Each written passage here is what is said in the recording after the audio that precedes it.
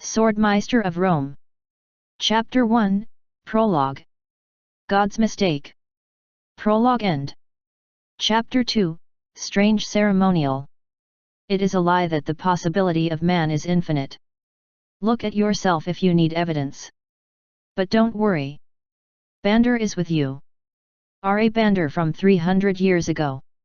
Excerpt from Liviath, Sword of the Sunday. The Roman family of the Tien Kingdom.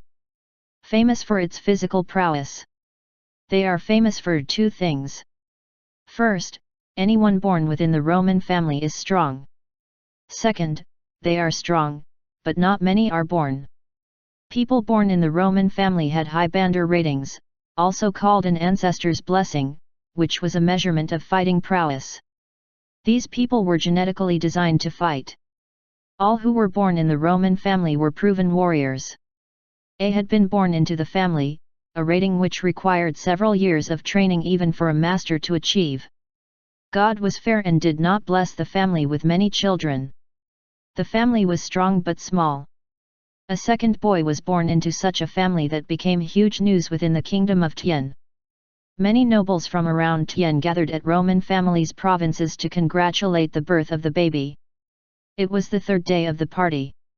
The lord of the Roman family, Count Cain von Roman, mumbled in his mind. Ugh, this is tiring. It's already been 3 days. Count Cain von Roman, 13th Lord of the Roman family and a Grand Bandar, was the dream of many warriors and knights in the world. Even the Tien Kingdom, which was one of 7 great kingdoms of the world, only had 3 active Grand Bandars at the moment. Grand Bandars had very high Bandar ratings. Some were born with it, while others needed years of mental and physical training to even qualify to try out for it. The average age of a Grand Bandar was 65, but Cain was only 54, much younger than the average. Yet he had his weaknesses. He was a great warrior, but he did not have extensive experience at making friends, and it was hard for him to enjoy a party like this. Who likes this party? Roman ranted in his mind as he faked a smile at the people that were passing by. He didn't smile as much normally, so him smiling was enough to give the impression that he was enjoying the party. I think it was better when I had the first. It really was a rare occurrence to see the Roman family have a second child. That gathered all sorts of nobles from around the kingdom to give their congratulations. Haha! Count, long time no see. The air of the capital is so refreshing. It's all thanks to you. I wouldn't be able to visit the capital if it wasn't for you. Oh, welcome, Count Selane. Thank you for coming. Ugh, how did he come all the way over here from Tehran? Count Selane was the lord of Selane province, which was seated right next to the Tehran kingdom. He used his geographic advantage to conduct trades with the Tehran kingdom, and his province flourished upon the profit. He was far from the capital, and he always claimed to be neutral over the factions between the king and the nobles. He was hated by both sides, and he never visited the capital unless there was something really important. The second birth in the Roman family was just that important. No, he wouldn't have come just for that. He probably came to see how the factions are changing these days. Cain realized what he was really up to. The Tien Kingdom was at war internally between the and they. Marquis Narisha led the newly formed noble faction. Swordmeister Kirain led the old royalist faction. Uncle to the king, Kirain was one of the strongest warriors in the kingdom. He was not interested in the politics, but his name was enough to bring the royalist group together. Marquis Narisha was also a warrior. Born in Narisha province, where it neighbored the militarized kingdom of Karen, Marquis Narisha had become a Grand Bandar at the age of 55. His charismatic power and rank were able to gather many noble families together into a new faction against the royalists. 2 factions were now almost equal in their influence. Count Selane visited Roa Tien, the capital city of Tien Kingdom, to see if he could take advantage of the situation for his own purposes. The birth of the second son of the Roman family was a good chance for him to visit, as there were many nobles gathered in one place. I guess a lot of these people have similar motives. Cain believed that Count Selane wasn't alone. But at least it'll be over by today. I hope Xian isn't having too much of a hard time. Cain was concerned about his second son. The party was now almost over and there was only one final ceremony remaining for the newly born Xian von Roman. It was a ceremony to check on the ancestors' blessing. This was held by all noble families who gave birth. In the past, it was only meant to pray for the baby's well-being, but after the exalted magical council created the great magical rune, it changed the ceremonial completely. The particle that allowed one to overcome their limits and train infinitely. The great magical rune allowed one to read the Bandar possibilities within the body. Cain was curious about his second-born's rating as he watched the preparations take place. Bandar ratings were impossible to achieve through training from scratch. Therefore, the rating declared during the ceremony indicated talent. The higher the rating, the better the chance for the baby to become powerful. Well, he's one of the Romans. I guess he'll get at least 50. The Sword of the Sun, the most famous warrior of all time, had a record of 85 Bandar rating. Cain himself had a 55 Bandar rating and his first son Ryan had 60, higher than his father's. Considering the fact that most Grand Bandars had a little bit over 50 Bandar rating and ordinary nobles only had about 25, it was an amazing feat. As Cain thought about different things, it was almost time. I should call my wife and the kid. The Count left the party grounds to call his wife and the son while the third-class magic priest sent out by the exalted magical council to prepare the rune began the ceremony. We will now start the ceremony for Xian von Roman, the second son of Count Cain von Roman, the guardian general of Tian Kingdom. Please give your congratulations from the bottom of your hearts. The message given by the senior priest was done quickly. It had been much longer in the past, but it had been shortened as it was boring and not significant to the actual ceremony. What was important was testing the rating. We will now activate the great magical rune. May the ancestors' blessing be with the newborn. People looked down to the rune on the ground and up to the baby on top of it. The baby was awakened from his sleep as Cain took him up from mother's arms onto the pedestal. He was round and chubby, but he looked like Cain. The magic priest finished his blessing and activated the rune. It began to glow, surrounding and covering the baby. Light particles began moving through the baby, flowing in and out of the baby, checking on all parts. The light then died out as if it had lost all the energy from within. It was almost over. When this was done, the number that showed the Bandar rating of the baby was supposed to pop up with a bright light in the sky. This feature was added by the Magical Council to make it more visually appealing to the people. But something strange happened. The result that should have popped up by now still wasn't there. What's going on? People were mumbling amongst themselves. The magic priest looked troubled as he came running to the rune and the baby. It was an unexpected emergency.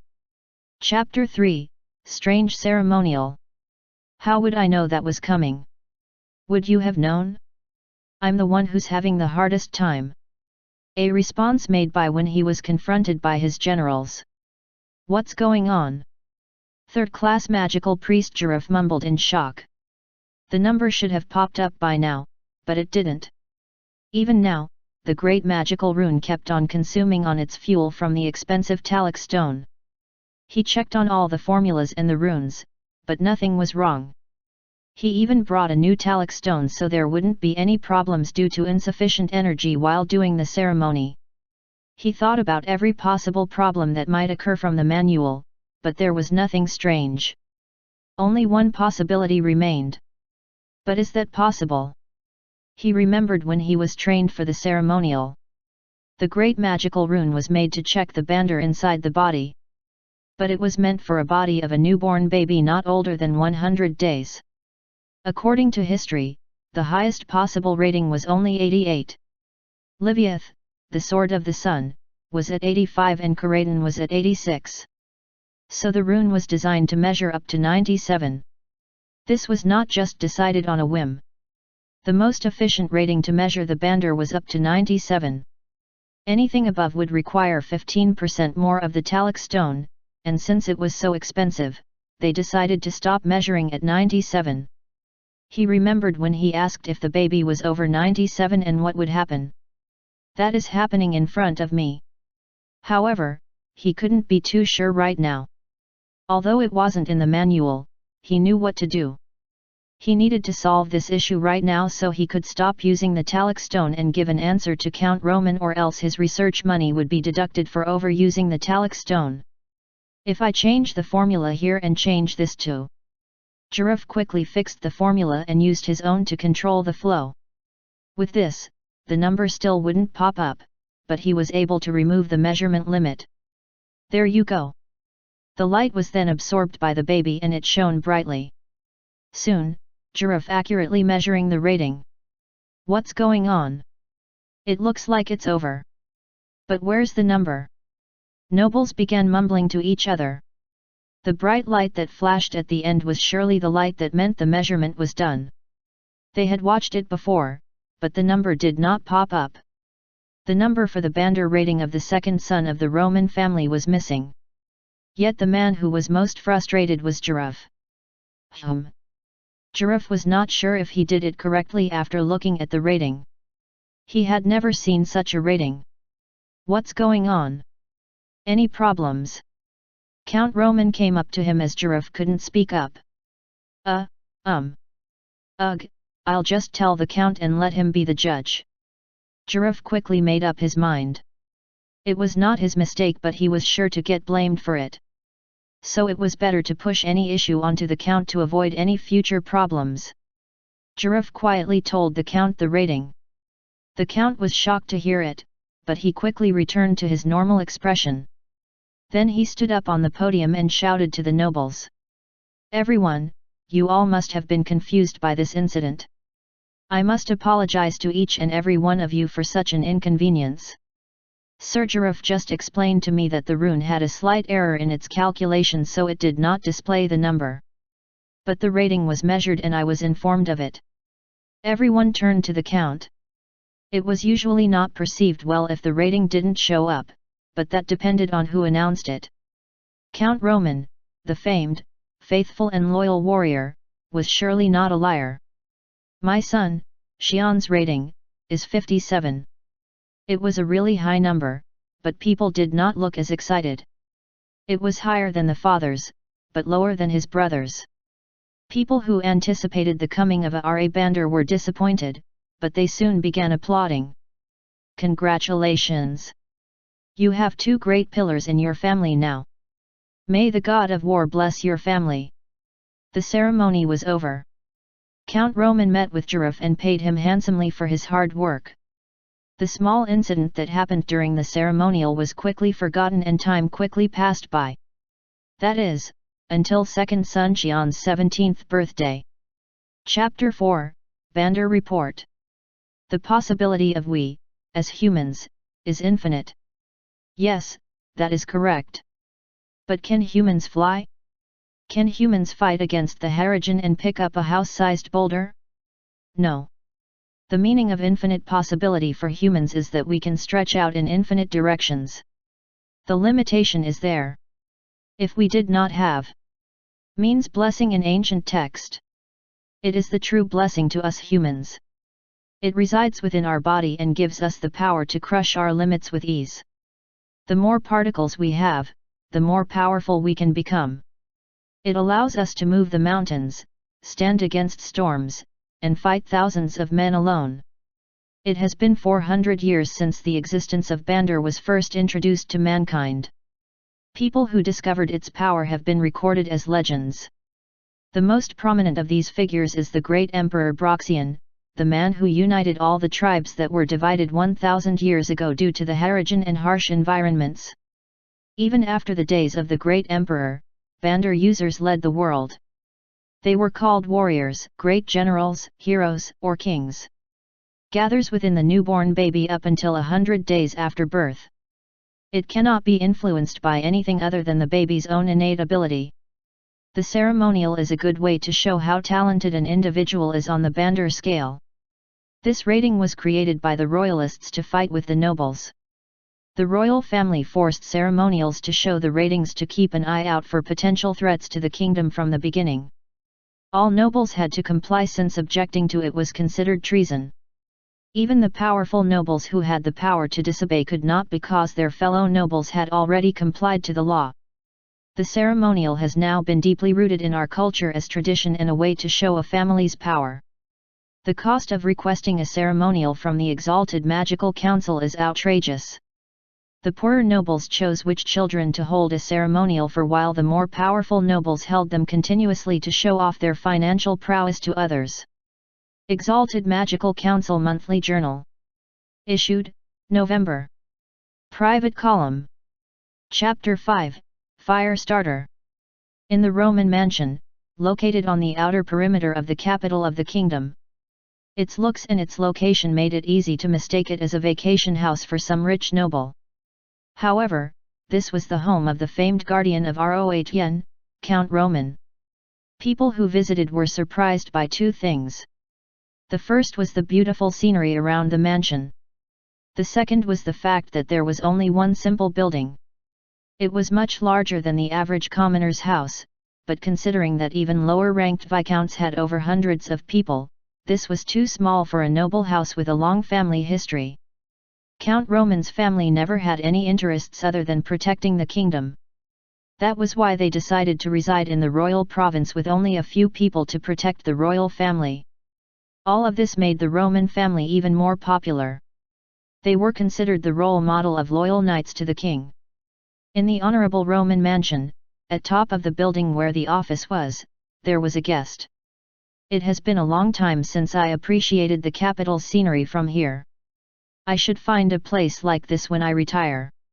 Count Kerbal laughed as he looked the capital city of Rohan through the office window. This view was famous to the people close to Count Roman.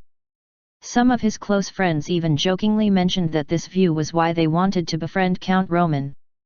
As I always say, this is one of my treasures. Anyway, how are things going?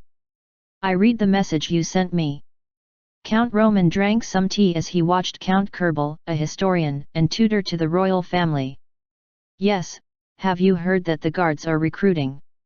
Of course. The guards of the Great North Wall. Has it already been 5 years? Count Roman smiled, thinking of the past.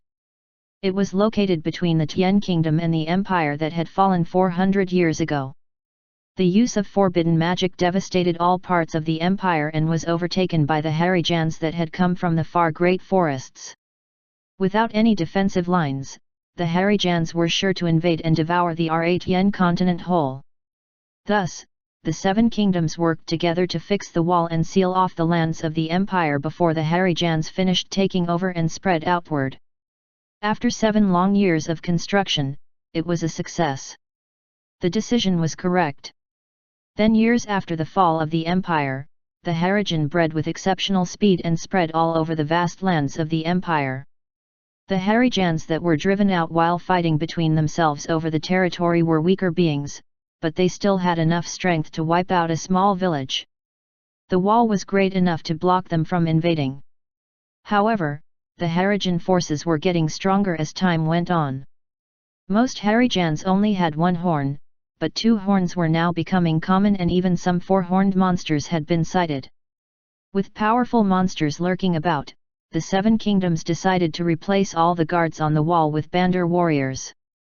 The only country that had contact with the wall was the Tian Kingdom, but if they were to fall, it was obvious that the other countries would be affected. It was a must for the 7 kingdoms to work together to create a unified force on the wall. There were 2 significant points that could describe the guards of the wall. Firstly, the job was dangerous. Secondly, they would earn more. Well, Marquis Narish's side sent 13 the last time and Royals sent 11. The number might be greater this year. Count Roman spoke as he remembered the departing ceremony of the guards. Serving in the guards was dangerous, but they gained unimaginable things. That was only the beginning of what they earned. Warriors that were sent had a death rate of over 50%, but the surviving warriors became more powerful as they were trained in harsh environments. Those warriors became huge assets to their families once they returned. The two factions tried to send their best warriors because of this reason, and the number of people selected showed the current power balance between them. 5 years ago, the Marquis sent 13, the Royals sent 11, and the neutral faction sent 6. It was vastly different from 30 years ago when Count Roman himself joined the Guards. Back then, it was 25 royals and 7 nobles. The balance was turned upside down after 25 years. It was speculated to be much worse. Yes. The warriors going in won't be much of an issue, but the ones coming back will change the tide.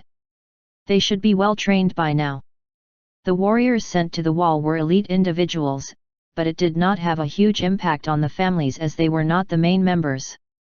When they returned, however, they would be fully trained, sharpened weapons that could be immediately used.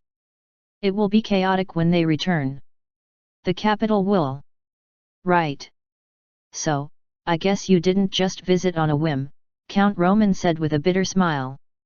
He was already speculating why this good friend of his was paying him a visit. So, Ryan is not enough to resolve the capital's situation. Yes. Sir Ryan is very talented. But he and his third knights will not be enough to oppress Marquis Narisha and their violent tactics. The first son of the Roman family, Ryan von Roman, was now 24 years old. He had already finished the second Bander expert level training and had started training for the third Bander master. He had proven himself in various wars in the Contien Mountains and had earned the nickname of Young Lion of the Romans. He was also appointed as captain of the third knights that kept order in the capital city. However, even he was not enough to handle the oncoming strife. Count Roman began organizing his thoughts. After a while, he spoke out. I see what you're worried about. It's the after their return. Yes. From what I can see, Marquis Narisha will not back down easily. He will start right after the guards return. My answer is, I refuse to be involved. I must stay neutral. Count Kerbal nodded in understanding. The royalist faction had reached out to him, and as he also wished for peace, he visited his friend. But as a knight captain, it was too much for Count Roman to be involved. The royal knights were not allowed to be involved in the. Count Roman continued, I understand how you feel. You wish for no bloodshed. Marquis Narisha is a hardliner and he will do whatever it takes. Count Roman knew what Count Kerbal was thinking. After all, they were longtime friends. Yes, if this unfolds, the capital will be in chaos. I will give you a solution. Take my boy, Xian, to the capital. Not the guards. He will be of good use to you. Your second son. Kerbal could not understand. Xian von Roman was only 17 years old. Count Roman looked at him and smiled. Count Kerbal did not know the second son, and that was why he couldn't understand the offer. To Count Roman, it was time to send his second son out into the world. He had been learning about the world through books, but he now needed real-life experience. If he could combine that with helping out old friends, that would be perfect. I'm a bit worried though. He's only that age, what if I'm wrong? It was worrisome, but it was time. Count Roman started unraveling the secret he had been keeping all these years and began planning ahead. Chapter 6, Short Report of Talak Stone and Harajan. The Harajan, meaning disaster in the ancient text, are pure disasters to humans. However, their dead bodies are a blessing. Their skin is stiff and durable, their blood can be used for potions, and their meat is so tasty that anyone who has tasted it is willing to pay thousands to taste it again. However, the most important aspect is not any of these. The hope within the disaster. It is the core of the Harajan. It is the source of energy that allows one to utilize the nature-twisting power of Exer can only be used by very select individuals. However, they have no control over it until the Talak stone is used. It allowed the empire to unite the entire continent within tens of years and continued to reign over the continent for hundreds of years. Although the empire met its fate with the war against Kargul, it was the Talak stone that led empire to rule over the continent for hundreds of years. Even if it is a famed stone, it is impossible to mine. It can only be found inside the body of a Harijan. All countries work hard to acquire the Talak stone, as it directly impacts the power of the country. From the Exalted Magical Council's lecture. Chapter 7, Concern. I have never tried hard. Isn't trying hard doing something that's difficult? Everything was easy for me. From the excerpt of the Swordmeister. There were 2 gardens inside the Roman mansion.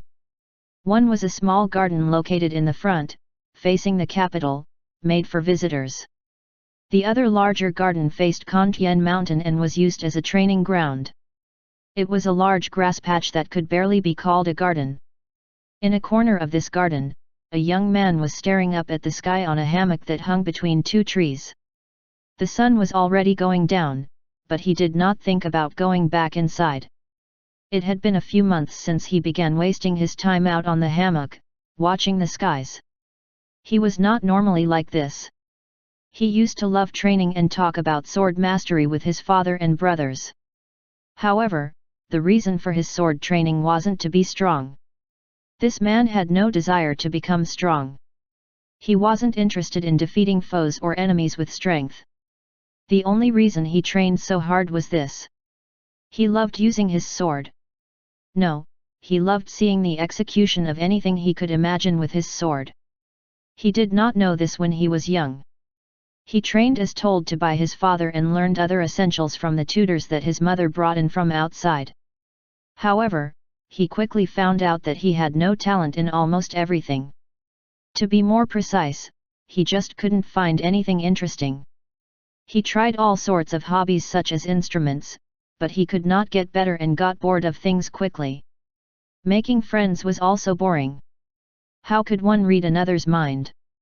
Why did one have to fit in? His mother or brother seemed like mind readers to him.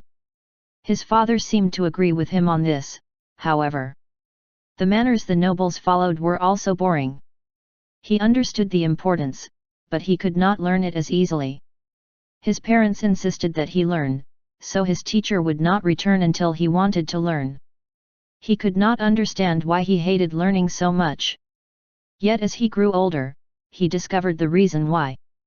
He hated learning anything other than the one specific thing he was good at. And that was the problem. The 3 things that he started learning since he was very young was to utilize his body, practice the sword, and controlling Bandar.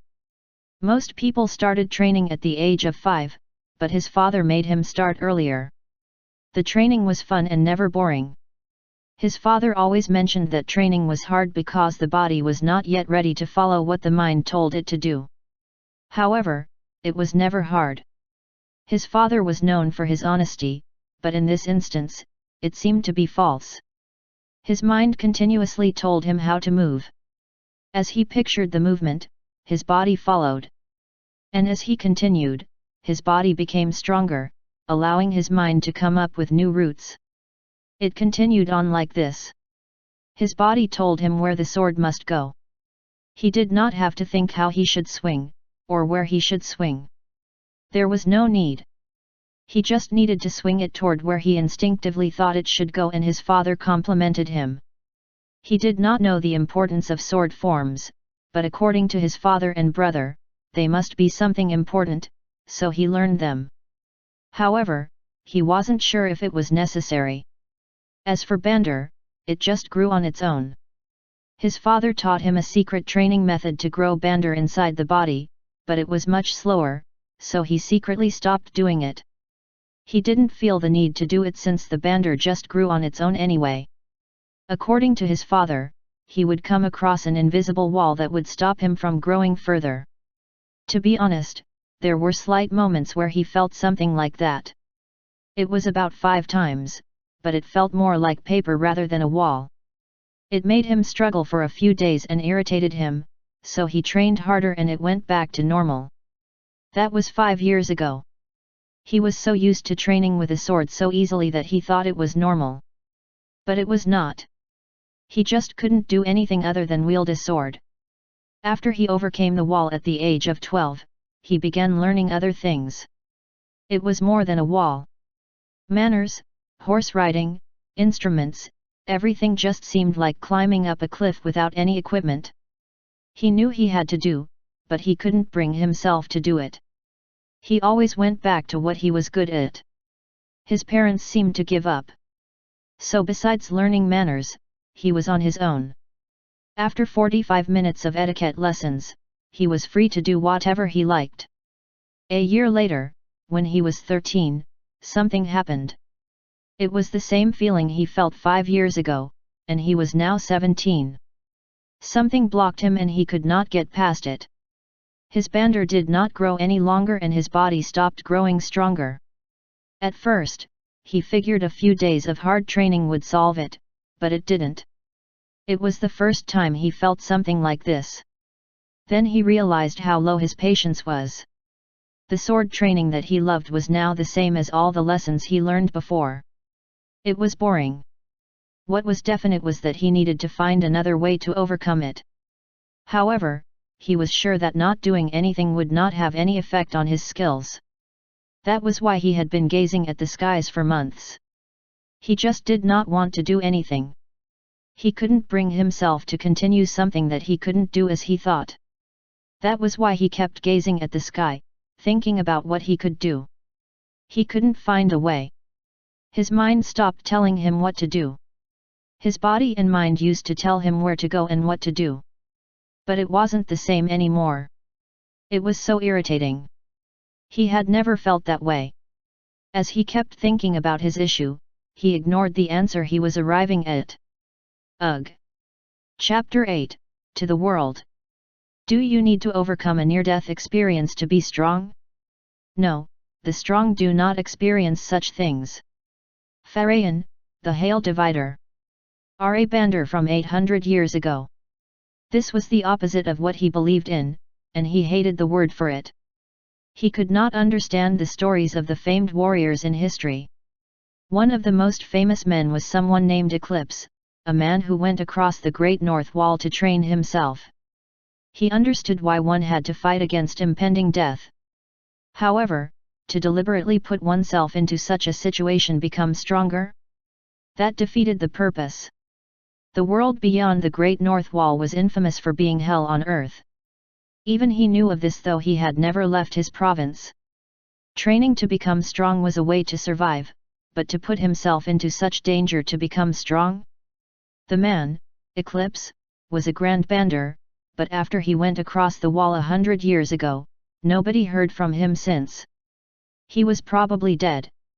However, many still regarded him very highly because of that. To Xian, what Eclipse did was not reasonable.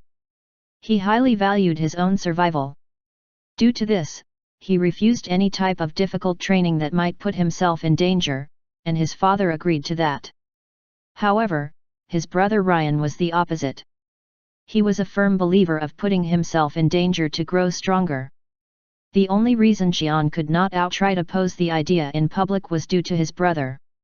And this was the reason why he was currently deep in thought. The only way to overcome his current concern seemed like the one he had always refused. It seemed like his consciousness was whispering to him that it was the only way. He would face death itself and then be guided out of it to crush the wall that was blocking him. Maybe he already knew this, but he wanted to ignore it. After coming around to that thought, it was easy to make up his mind. Let's give up. It was easy. It felt wrong to give up now, but he did not want to put himself in any danger. He saw no point in killing himself because of it. His father always told him to look after himself. His brother seemed like a bad son for not listening, but he was a good son. He planned on staying as such. Besides, he could not think a way to put himself into danger inside this safe capital of the kingdom. He felt good about his decision. He had delved into his thoughts in search for other routes, but there were none. As the only route was impossible, at least to himself, he felt it was easy to give up and choose a new path. Yeah, I'll go out and meet new people, learn instruments, try horse riding, and do what those other nobles do. Xian decided to talk this over with his parents the next day. Good. I should have done this earlier. He moved to his bedroom. He knew he was going to sleep well. Morning came and he smiled as he looked outside. After fixing up his clothes while deciding on what he should start with, he went downstairs. He once asked his father why they did not have maids to wash and clothe them, but after looking at his father's expression, he never asked again. When he went down, his parents were sitting at the table and the maids were serving the food. Count Kerbel's visit seemed to have lasted through the night and they looked tired. "Oh, Xian. Good morning. Have your breakfast." They greeted Xian and resumed eating. Xian also began eating his breakfast. They spoke of simple issues, but nothing important while eating. After breakfast, the maids brought out some tea and Xian noticed that something was different. His father seemed like he wanted to say something and his mother left, allowing them some privacy. Count Roman turned to Xian, breaking the silence. Xian, you must know that Count Kerbel visited yesterday." "Yes, father." "Yes, it's about the guards of the Great North Wall. Count Kerbel told me about the upcoming recruitment." He stopped there and looked at Xian. Xian also knew of this. It was a huge issue 5 years ago when his brother Ryan insisted on joining the guards. His mother, Celine, objected so strongly that he couldn't go. Xian remembered this. It was also then that he learned that the most powerful warriors were going to be stationed in the most dangerous places in the guards. After that, Xian began hiding his true power, even from his father. He never intended to join the guards, but there was no telling what might happen, so he decided to hide it.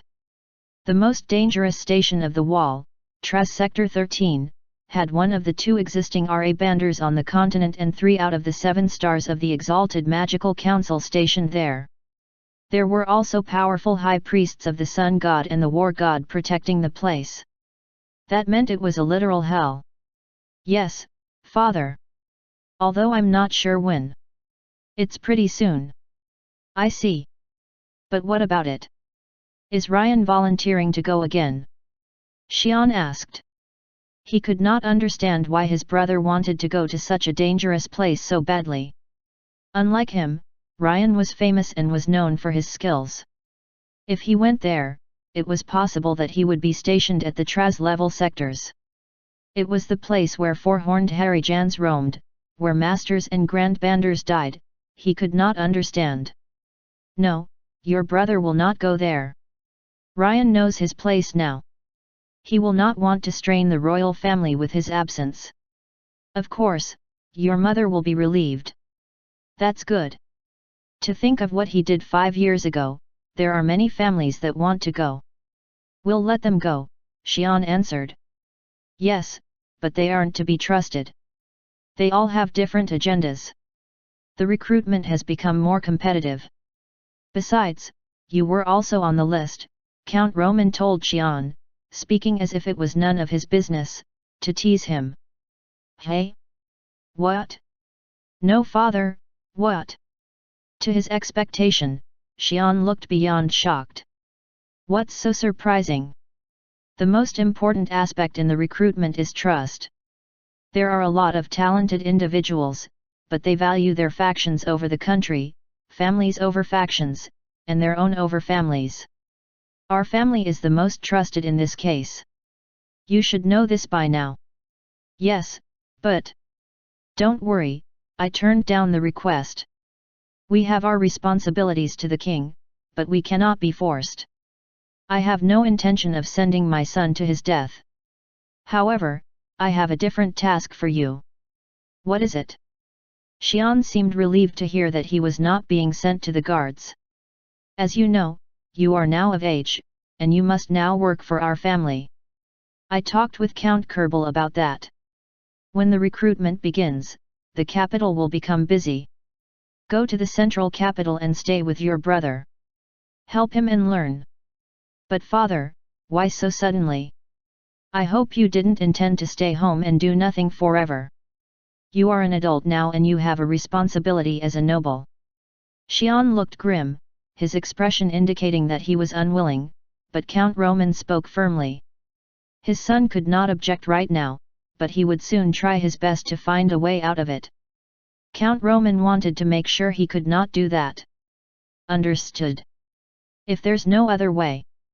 Count Roman was relieved to hear his son's acceptance. He did not listen well to his words lately, so he was expecting more of a commotion, but it looked like he understood his position. Is that so? Good. Then, Count Roman continued, explaining what he had planned with Count Kerbal the previous night. He believed that this would be the best for his second son who had no experience in the world. His only hope now was that Count Kerbal would lead him in the right direction. Chapter 9, Guarantia. It changed so much in just 10 days, Xian thought as he walked with his superiors through the crowded capital city. Count Kerbal will tell you what position you will be in. I will not ask you to acquire fame for the Roman family, but remember you are a noble and don't forget noblesse oblige. Don't create any trouble. His father reminded him again and again before he left. He wanted to object, but he couldn't promise, so he didn't. Count Kerbal's mansion was located a bit away from the palace, in Tobtien. It took him 3 hours on a carriage from his home. Count Kerbal greeted him quickly and told him what to do. After that day, he had been residing in Count Kerbal's home, doing what he was assigned to. Guard of the capital's public safety. Guarantia, the guards of the capital's public safety. They were assigned to keep the public safe in all parts of the capital, excluding the royal palace. Guarantia was not some simple group formed randomly. The capital was full of high-ranked nobles and powerful individuals, so there were a lot of problems that occurred as a result. Therefore, the Guarantia employed strong individuals to tackle and solve such issues. It required strong fighting skills from their guards, and they were also given special privileges to arrest high-ranked officials. The Guarantia had high requirements to join. It had many tests to go through and inspected all of its personnel on a regular basis, kicking them out if they fell short of the standard. However, the privileges, good pay, and a chance to get promoted to a royal knight were enticing rewards for those who managed to stay. Ryan had also started from this and went on to be a royal knight in just a year. Xian was fine with using his background to enter, so he didn't need to go through the test that Ryan had insisted on taking. He simply used the recommendation and joined easily. There were 3 types of people who kept an eye on him on his first day. The first were simply curious about the second son of the Roman family. The second were suspicious if a weak-looking man like him was really a son of the Roman family. The third were disgusted at the man who used his family name to join without taking the test. He could feel that those people distanced themselves from him. These people next to me are the same as them. New recruits would be trained by 2 superiors for a week. It was almost over, but these people did not teach him anything other than the simple basics. These 2, the son of a baron and the son of a merchant, did not like him. As they did not cause him any harm and taught him the basic essentials, Xian decided to just keep his distance. The job was very easy. He was nervous after hearing that there were a lot of happenings in the capital, but there had been none until today. The changed environment suited him nicely, and he loved it. He also loved talking with the Count's beautiful daughter, Charlotte, when he returned home. Calm and collected, Charlotte reminded him of his mother, Madame Celine. But Charlotte eyed him with a strange look on his weird lifestyle. As he was thinking about her, a noise was heard in the distance. The second son of the Laren merchants, Taran, did not like the new recruit next to him. Everyone was excited at hearing a second son of the Roman family coming to the guards. The previous one, Ryan, had replaced every record that Guarantia had and moved on to become the royal knight at the youngest age according to record. Everyone was anticipating that the new recruit would be the same or better. But a week after he met the man, his expectation now turned to disappointment. He had no signs of being of a warrior or a swordsman, and he looked weak. His lifestyle also wasn't that of a warrior. He was too lazy. The Guarantia needed to be strong, so most members spent their time training when they were not working. But this Xian was different. Not once did he come earlier than he needed to, and he ran off right after the work was done. Even when an incident occurred at the building right next to their post, he went home, saying his shift was over. That incident was with Count Narcissus, who was famous for his temper. Tayran had to work late into the night to resolve the issue. After that, he decided to have this Xian do the work when something popped up. He made a promise with Karen, who was standing next to him. They were both expecting something to pop up before their training was over. Then there it was. A sound of something crashing and getting destroyed was heard. They all began running toward the sound. Guarantia was made to patrol divided territories, but they had to quickly respond to any problem that occurred nearby. Tayran and Karen's place was peaceful compared to other places. It was an area where middle-class people resided, so it was much peaceful than those slums like Trajan Road. It was why the new recruit was assigned to their area. But after he joined, there were already 2 incidents in just 1 week. No, a second one is good. He still was mad at what happened a few days ago. He wished the incident will be hard for this new recruit so he could have hard time like he did. When they arrived, the area was already in a big mess. It looked like a fight was started in the middle of a road. Tayran sighed. Most fights like these were between mercenaries or commoners, easy for Guarantia to handle since they could not fight back against the city guard. He closed in, disappointed that it would not give the new recruit hard times, but things were a little different. Xian quickly followed his superiors, who quickly ran toward the commotion. He thought these men running in front of him were into their jobs. They loved to protect the citizens of the capital so much that they worked so hard like this. He was a bit sad to see these men sleeping at dormitory of the Guarantia, thinking they were poor. But he wished for their success after looking at their respectable deeds. As he approached the area, he narrowed his eyes at the mess that unfolded. People were already gone and there were men littered everywhere from being thrown out. It was not a fight between 2 groups. One was a group, but one was just one. It's like from a fairy tale. A group of ruffians cornering one female knight. Isn't it? Xian said amusingly. He was sure that he must have heard a tale or something like this from a book that his mother read to him. A scene where the son of a noble tried to harass a beautiful female knight and got beaten up. There was a similar story where another man passing by who was hiding his skills showed his true self, rescued the female knight, and began dating her. He remembered that he felt hiding the true skill was a thing now. Tayran, however, smiled. Unlike how he speculated, the fight was between nobles. It was obvious that female knight was a bander. Other group was a group of guards, guarding the young noble in the middle. This was a chance. Tayran fixed his expression and spoke to Xian. Hey, go there and control the situation. We can't be there all the time. You have enough time until your shift ends today, so you will be able to handle it. They were right. Xian was getting paid and he needed to do his part. He needed to have experience with the real job when the superior was watching over him. I have them with me. There won't be much. Xian thought to back away if something went bad and push it to his superiors and approached. Let's see, first is to identify myself, and ask for their identification. Xian could not still memorize the manual as he walked up. Chapter 10, Guarantia. Good morning, ma'am. I am Xian from Guarantia.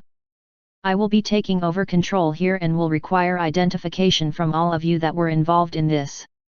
Celine felt her heart sink as she eyed the person from Guarantia approaching her casually. What went wrong? She felt great when she just walked out of the night's dormitory. She was excited to meet her friend who wanted catch up on life with her. She anticipated eating tasty desserts and even prepared a small gift to give to her friend. The mansion that her friend lived in was not far from the dormitory, so that was good. Everything seemed like it was perfect. Until some fool approached her. This was the downside of walking around with everyday clothing. When she was fully clothed in night guard armor, no fools approached her. When she was not, all sorts of men tried to court her. She did not even bring her status plaque as she did not expect any commotions. If she was not in the night guard, she would have been fine since she would have just beaten everyone up. However, she was with the night guard now. She was not free to do whatever she liked. She once beat up a man who kept trying to court her persistently and underwent special training under her grandfather that helped her make up her mind to never cause any trouble. She tried to finish this peacefully so her grandfather would not know. She assumed beating up a few of the guard would make him run. But this fool became furious and started yelling. And thus led to this.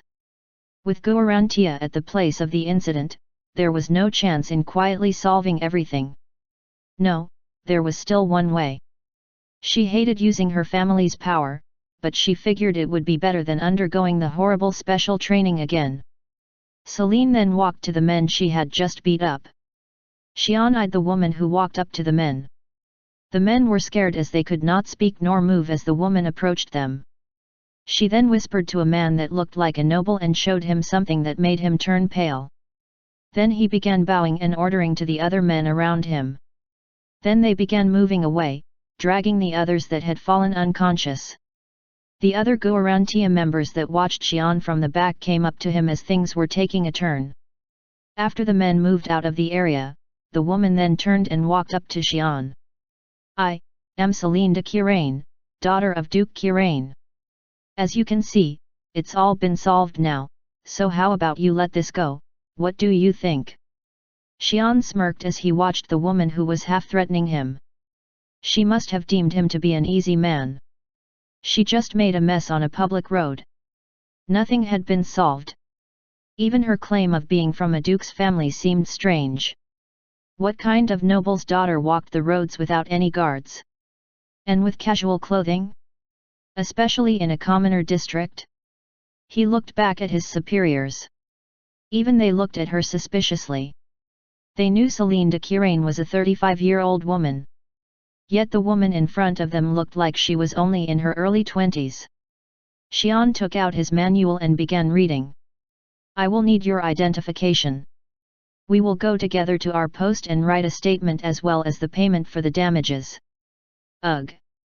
I don't have my identification on me right now, but I believe this will do.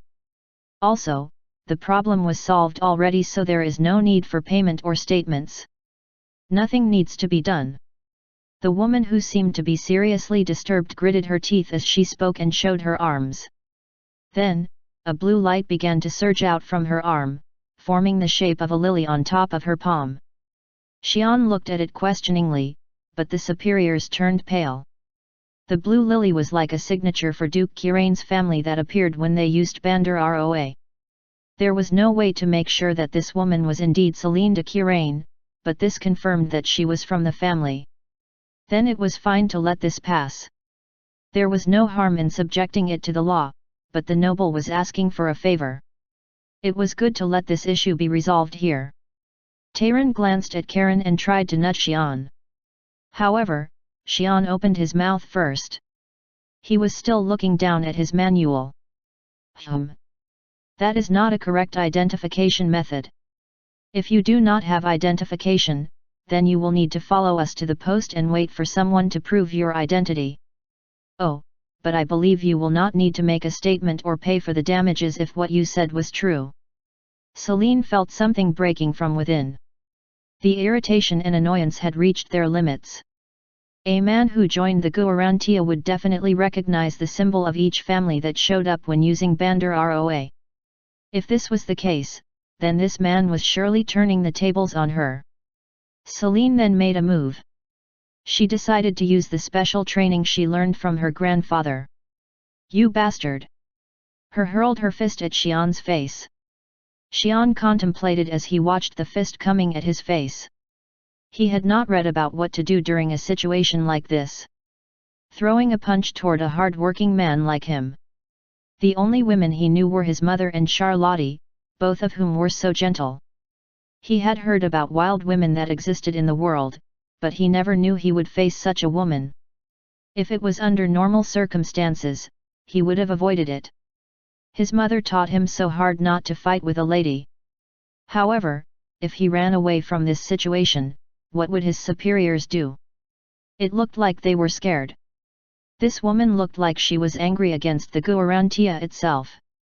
This woman would definitely unleash her fury on his superiors and beat them up. Xian decided to solve this issue by himself and by resorting to his manual as he watched the fist coming at him.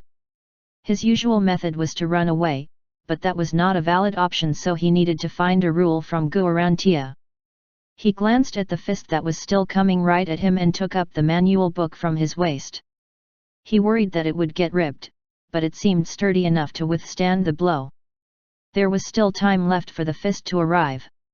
There was enough time for him to look through the book to see what he need to do. Celine was picturing what she would do next. I will punch his face, then the left rib, and then the right, and. She was determined to make this man stay at the Guarantia hospital for a month. Yet it did not go as planned. What? She was sure that her fist was thrown right at his face.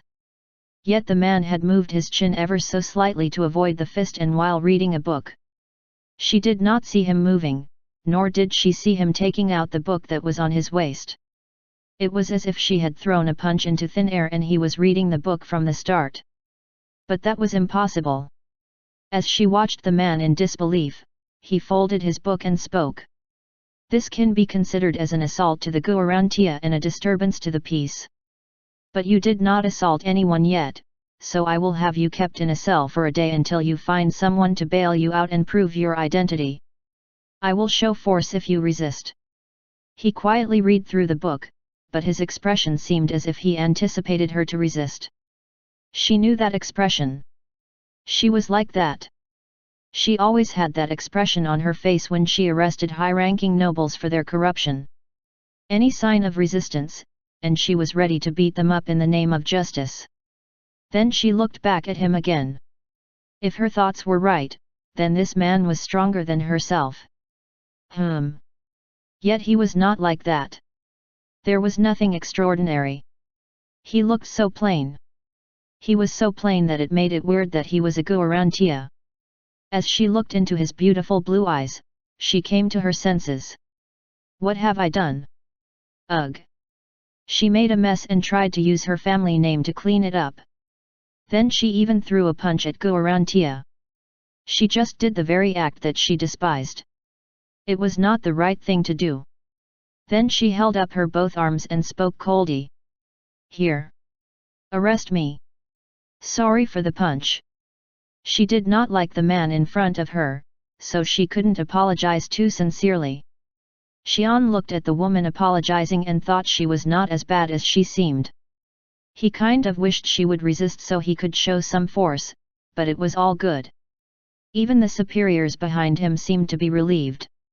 Then I will escort you to our base. Oh, and who will you call to prove your identity? I will call Ryan von Roman, the captain of the 3rd Cavalry of the Night Guard. Tell him. I am Lieutenant Captain Celine de Quirain of the 3rd Cavalry. Xian was surprised when he heard his brother's name pop up from her mouth. But it doesn't concern me.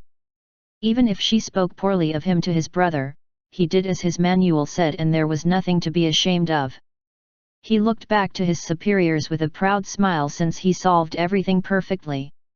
Karen and Taran sighed in relief that things did not grow much worse and sent the newcomer home to keep him from causing more trouble as they escorted Celine to the post themselves. Chapter 11, Count Kerbel's Concern.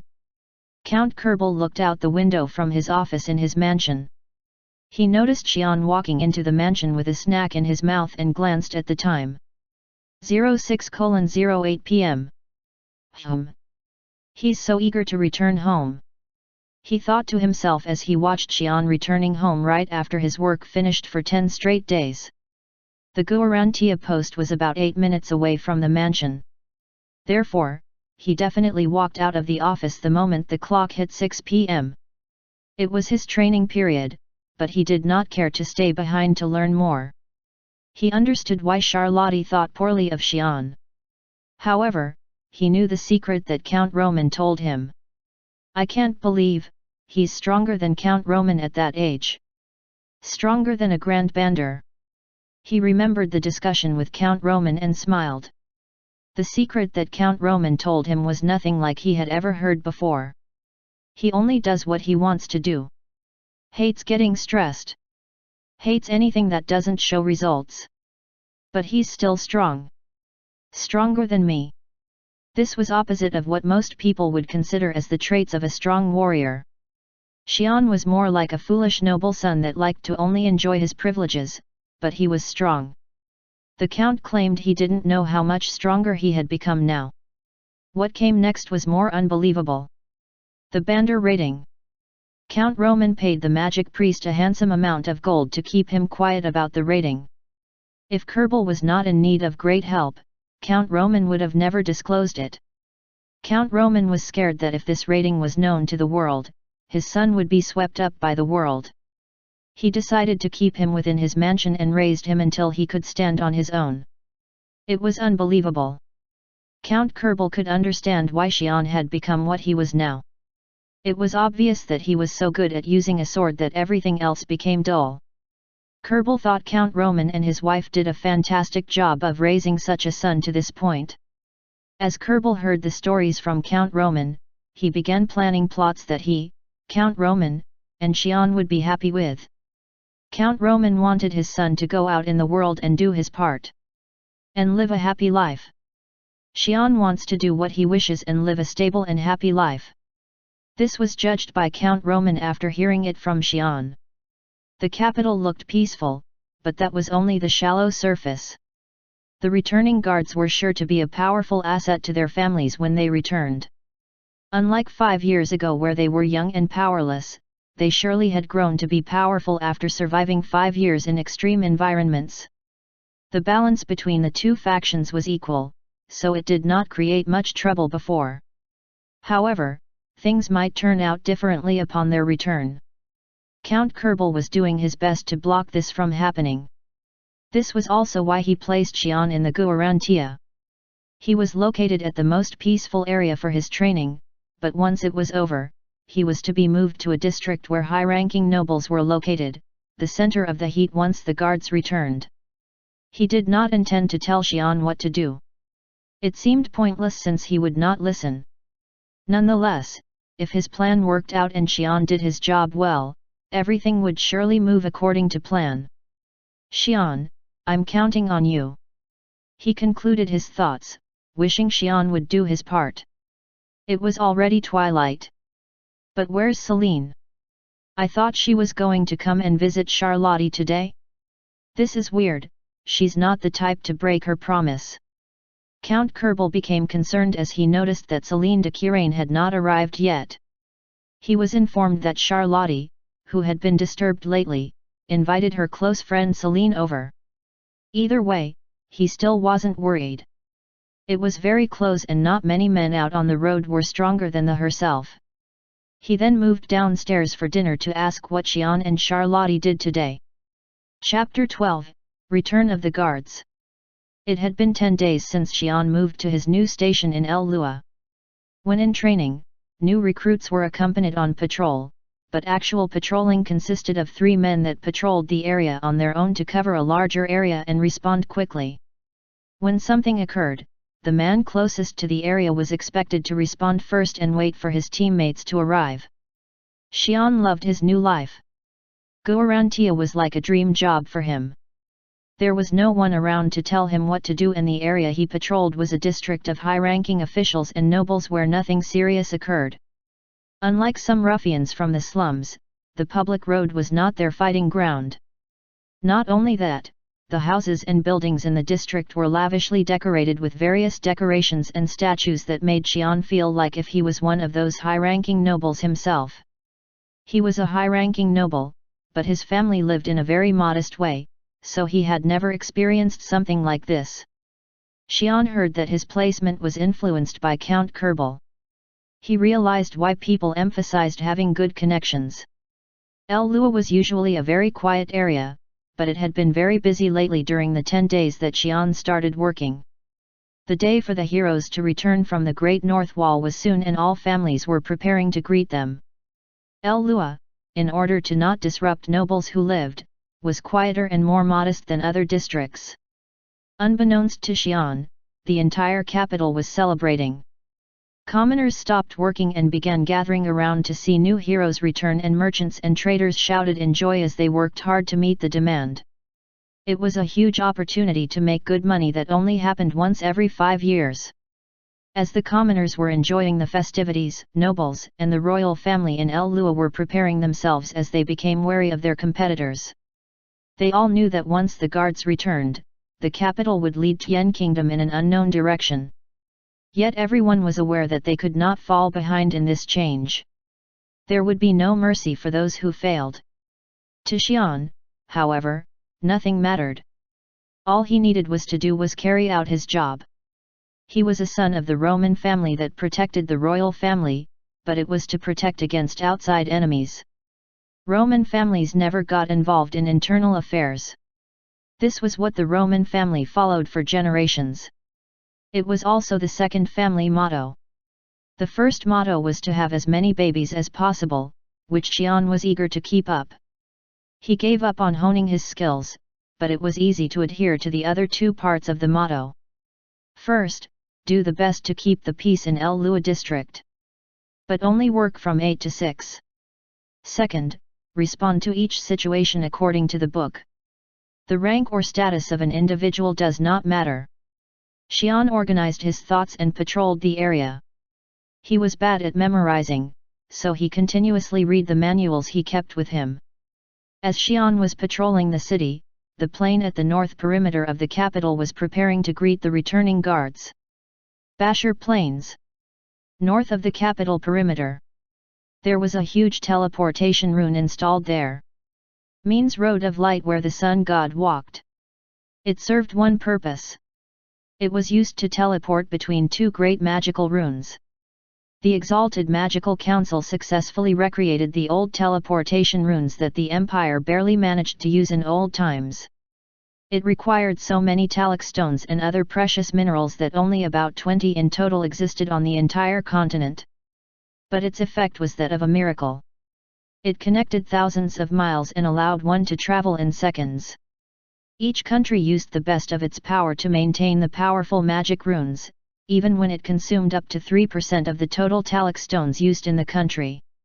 Each country used the rune to move people and supplies to and from the Great North Wall.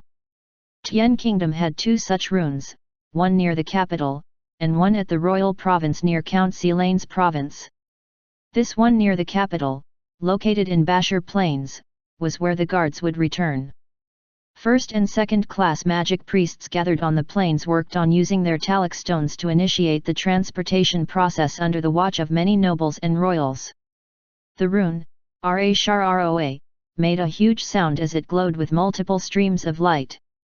Magic priests concentrated even harder and the light grew brighter. At that moment, a crashing sound was heard from the emptiness in the middle and the space broke into a crack. The cracking sound grew louder and the crack itself became wider. As it got bigger and bigger, it took the shape of a huge black ball in the air. It started to suck every light ray into it and exploded in its lights. The bright light blinded everyone looking at it and it made them close their eyes. When they opened them again, Ra-Shar-Roa was in full operation. There was no black void. The whole was now showing the guards of the Great North Wall, waiting on the other side with familiar, vicious looks on their faces. Finally, they are here, Viscount Talon mumbled as he watched. He was especially emotional as he handpicked most of the individuals that were sent back then. Working under Marquis Narisha, Viscount Talon picked out 13 promising young men with high potential and steel-like mentality. Out of hundreds of volunteers, there were only 13. The royalists believed that they had put up a close fight as they were given 11 spots, but it was not. The nobles only needed 13, no more. They even gained various mines in giving up the 11 spots, so it was very profitable in the end. However, the returnees were 6 from the royalists and 8 from the nobles. Viscount Talon was sad that a few of the men were sent out to die when they could have been a powerful asset if they stayed here. This was only Viscount Talon's train of thought, and he was not a warrior. All the other warriors tried their best to keep calm as they felt pure might and strength emanating from these returning guards. The recruits standing next to them was nowhere close to them. If these recruits turned out like that in 5 years, only 2 out of 15 would mean a huge success. Not only that, they were sure to bring Talak stones upon their return. It was a win-win situation no matter what. As everyone was busy with thoughts and their works, there were only 2 people who kept their calm.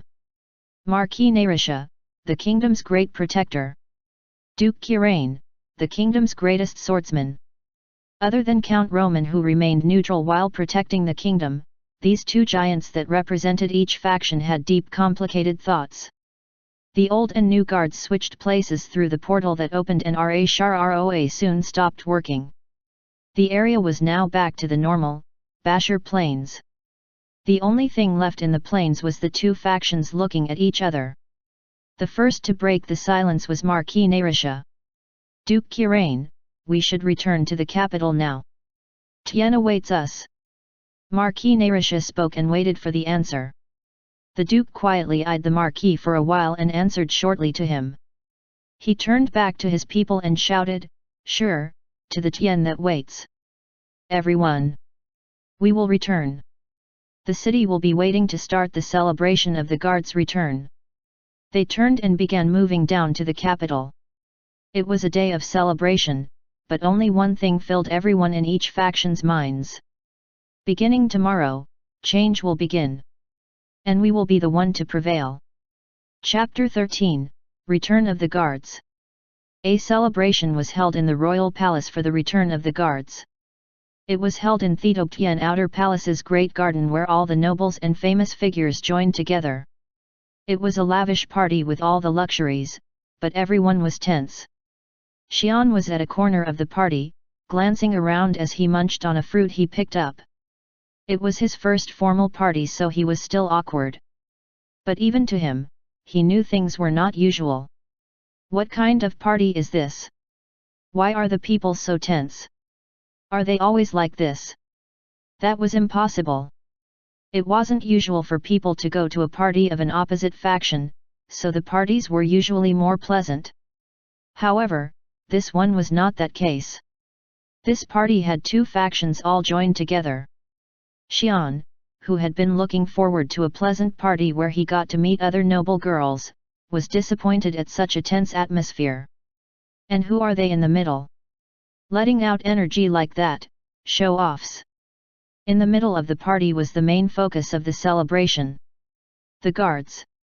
They were letting out powerful energy waves, making everyone around grow tense from the pressure. Non-warrior nobles had already retreated to the corners so they could avoid the energy radiating from those guards. There were only a few, like Viscount Talak or Count Kerbal, who had to stay for their positions. Their faces were pale. Charlotte was looking at her father with a concerned look as she stood from the outer area where the energy could not reach her. Charlotte was quiet around Xian as if she was embarrassed, but she was staying beside him to explain the noble society under strict orders from her father. At that moment, Xian heard the sound of a dress approaching. It must be a girl. He looked to where a person was approaching in delight, which soon turned to disappointment. "We meet again, Miss Celine de Kirain. I'm here to meet Charlotte, not you." Celine replied coldly before she turned to Charlotte and hugged her. Charlotte also seemed to be happy to meet her. "Hey! Charlotte, long time no see. I'm sorry I couldn't go that day. I even had a gift for you." "No. It's okay. I was sad you couldn't come though. I heard something happened." "Yet. Some wonderful person arrested me." Celine gritted her teeth as she glanced at Xian, who was looking away. After Celine was released after Captain Ryan came to prove her identity, she was summoned to her house immediately, in front of her grandfather. She hoped it would end with her grandfather scolding her, but it did not. She was forced to use all of her 10 vacation days to stay with her grandfather to undergo special training. She was just released from punishment today. Celine gritted her teeth again. She knew it wasn't Xian's fault for her punishment, but she couldn't help but dislike him. It was when she heard from Ryan that Xian was the second son of Count Roman. It made sense that he dodged her punch. The Roman family was famous for their fighting prowess. But he doesn't look strong at all. Celine then shook away her thought and turned back to Charlotte. Something's really weird. Maybe because the people are tense? I never felt something like this from a party. It's like something slimy. Oh, yes, of course. You are not a warrior. Give me your hand. Celine took Charlotte's hand and began transferring Bander into her. A blue fog glowed out from Charlotte's hand and moved onto her body, swirling around it. Then Charlotte realized her body had been lightened up instantly. Wow, what happened? I feel much better. Those guys in the middle are letting out energies to compete with each other. It's why the area is so tense. Warrior energy is not something that people with no Bander can withstand. Especially, when it is rough like that. Celine commented and looked to the guards. She became curious about what have experienced in the 5 years to become living monsters like that. She did hear that the Great North Wall was a treacherous place, but she could never imagine it. Those people in the middle were around her age. They all had 30 to 40 Bander ratings. They were all promising individuals that needed more time. 5 years ago at least. Now, they were completely different. They were around expert level or similar to Celine herself before they left. All master level. Experienced master level. They were now true warriors. It was easy to see that they had gone through life-threatening experiences.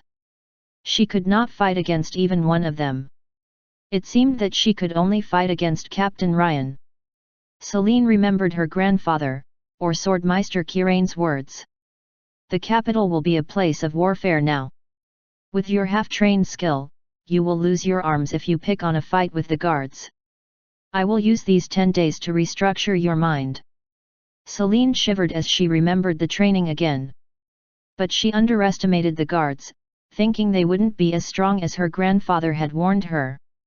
They fought the monsters, lived with the monsters, and became monsters. Charlotte began chattering with Celine and Xian was left alone, bored from not having any company. Oh, brother should be there too. Maybe I should pay him a visit. Xian didn't meet with his brother after Ryan left the mansion to work at the capital. Even when he was home, there was no time to meet him as he was busy training in the training room, but it became harder when he left. He was the captain of the night guard. He must be easy to find. Xian thought about this and glanced around. However, there were too many people to find him with his sense of sight. Xian figured Ryan would be in the gardens and not the palace, so he closed his eyes and concentrated. Something popped out from Xian and a wave surged out. It was very weak, not even a second-long wave that a commoner could feel. It spread out from Xian out to the palace and the garden. Xian felt 2 familiar readings. One was from the outer palace and the one was at his home. His father was surely at home, so it must be his brother's that was at the palace. His father hated parties with a political motive like this, so that he was sure about. Besides, the reading was too weak to be his father. He did it to find his brother in the garden, but he was actually in the middle of the party. The mess, at least how it felt like for Xian, was not a place he wanted to go in to find his brother. He decided to meet with him later on and moved to a quiet corner of the party. He then was visited by an unexpected figure. Marquis Narisha flinched as he felt a strange wave passing through him. He was just speaking with the guards for their experiences. He began looking around. Something wrong, sir? Jack, the son of Viscount Qual, who was also from the guards, asked the Viscount a question. What was that? Narisha thought to himself that maybe it was just a feeling and returned back to his discussion. No, it was nothing. So, how is it feel to return after all those years? I can't get used to this peaceful air. Atmosphere. I should get used to it. Yes, lots of things have been changed. But more change will come soon. Yes, Marquis. The Marquis then moved away to talk with high-ranking nobles. This place was not to discuss anything important. What was more important was waiting to hear from the inner palace later on. Jack glanced around to see if he could meet with the others. The people from Royalist faction were also busy talking with the returnees. However, the returnees were not in his interest. He had been living with them for the past 5 years and he would have to deal with them during his life back here. High-ranking aristocrats were also not in his interests. He was not so bright in politics in the first place, and after 5 years of harsh training and surviving, he had lost all political sense. But he did not care. That was for the others. He only needed to do his job. What he was curious about was the warriors from the royal faction. They were the future enemies. Among them, he was most interested in the first son of the Roman family. The guards were not entirely cut off from outside world news. They were able to hear about the news coming from the capital from time to time. The name they mostly heard about was Ryan von Roman. Young lion of the Roman family. Bander rating of 60. Youngest master. Youngest top-ranking official of Guarantia. Youngest Night Guard. Youngest Night Guard captain. He had replaced all the records that Marquis Narisha and Count Roman set upon when they were young. He was only 24 years old while he himself was 41. It was unbelievable. He gritted his teeth every time he heard news of Ryan von Roman. It took him 10 years in training when he was trying to be a master. He volunteered to go to the Great North Wall for this reason. He hoped to become a master if he survived. It was just 2 years ago when he finally reached the dreamed stage of becoming a master. Yet, this Ryan became a master by using his family's Bander Roa and his Bander talents so easily. He thought he would crush this young man when he returned to the capital. Some of his fellow warriors also felt the same way. Miran was an exception, however. She seemed determined to flirt with Ryan, who was rumored to be handsome. She was out of her mind. Even though she looked young by using her Bander, she was still 39. Jack then found a man who looked just like Count Roman. He had no intentions to cause trouble, but he still wanted to say hi in case he broke the man down the next time he met him. It would have been hard if he was standing with the other royalist factions, but he was sitting alone in a corner of the party. It was the chance given to him by the gods. Chapter 14, Return of the Guards. It was his unlucky day. Xian was anticipating to meet beautiful noble girls, beautiful female knights, beautiful female magic priests or beautiful priests. At least that was how he believed the party to be. He heard from his brother that he had a hard time at the party because of all the women that gathered around him. Xian did not know that only applied to his brother who was handsome. The people he got to meet today was the short-tempered female knight, nicknamed Chariot, Chariot for a woman's nickname. It was how she behaved, and this smelly man, who seemed to be eager to pick on him. Xian sighed deeply and hoped that this returnee wasn't coming at him, but the war god was not with Xian. The man who came up to him began introducing himself. Hey, famous! I am Jack from Viscount Qual. I am a returnee. I heard about the Roman family. Nice to meet you. Xian figured out what was going on. It had been only a month since he was assigned to the capital. There was no way he could have become famous as this man mentioned. This man, Jack, had mistaken him for Ryan. Count Roman was famous and he had definitely mistaken him to be Ryan since he looked just like his father. His brother looked more like his mother, with soft lines that gave him a handsome look. Xian thought of 2 ways to go about the situation. Continue to let him talk with his misunderstanding. Correct him and send him to Ryan. Under normal circumstances, the answer would have been 2, but he was too lazy. However, this man was ready to pick a fight and this man was stronger than Ryan. It was possible that if he sent this man to Ryan, his brother would be in trouble for handling him. This man was eager to cause such trouble for his brother. As a loving brother, Xian thought about handling this with his own hands. Luckily, this man did not ask directly if he was Ryan, so there seemed to be no problem even if he found out if he was Xian and not Ryan. It was best not to cause any trouble, but if he did, he would just punch him a few times. "Oh, good day Sir Jack. Congratulations on your return." "Yes, good to see you too. I heard so much about you from the wall and was curious. So, how are the things going with protecting the peaceful capital? I was expecting a fatter person since life here would be so good. But you look so scrawny." He chose his words carefully to taunt him, but Xian agreed to everything he said. He was, after all, protecting the peaceful capital. He was, after all, living so peacefully. He loved life here. Yes, the capital is so peaceful. It's very comfortable. I see that you lived a harsh life. Your face bears it. You should enjoy the peaceful life here from now on. Jack immediately knew he had made the correct judgment. Just as he thought, this Ryan was a jerk. He was sure that even Miran would not object this now. Jack hated how he looked so old. Everyone, even his closest friend at the wall, told him that he looked old.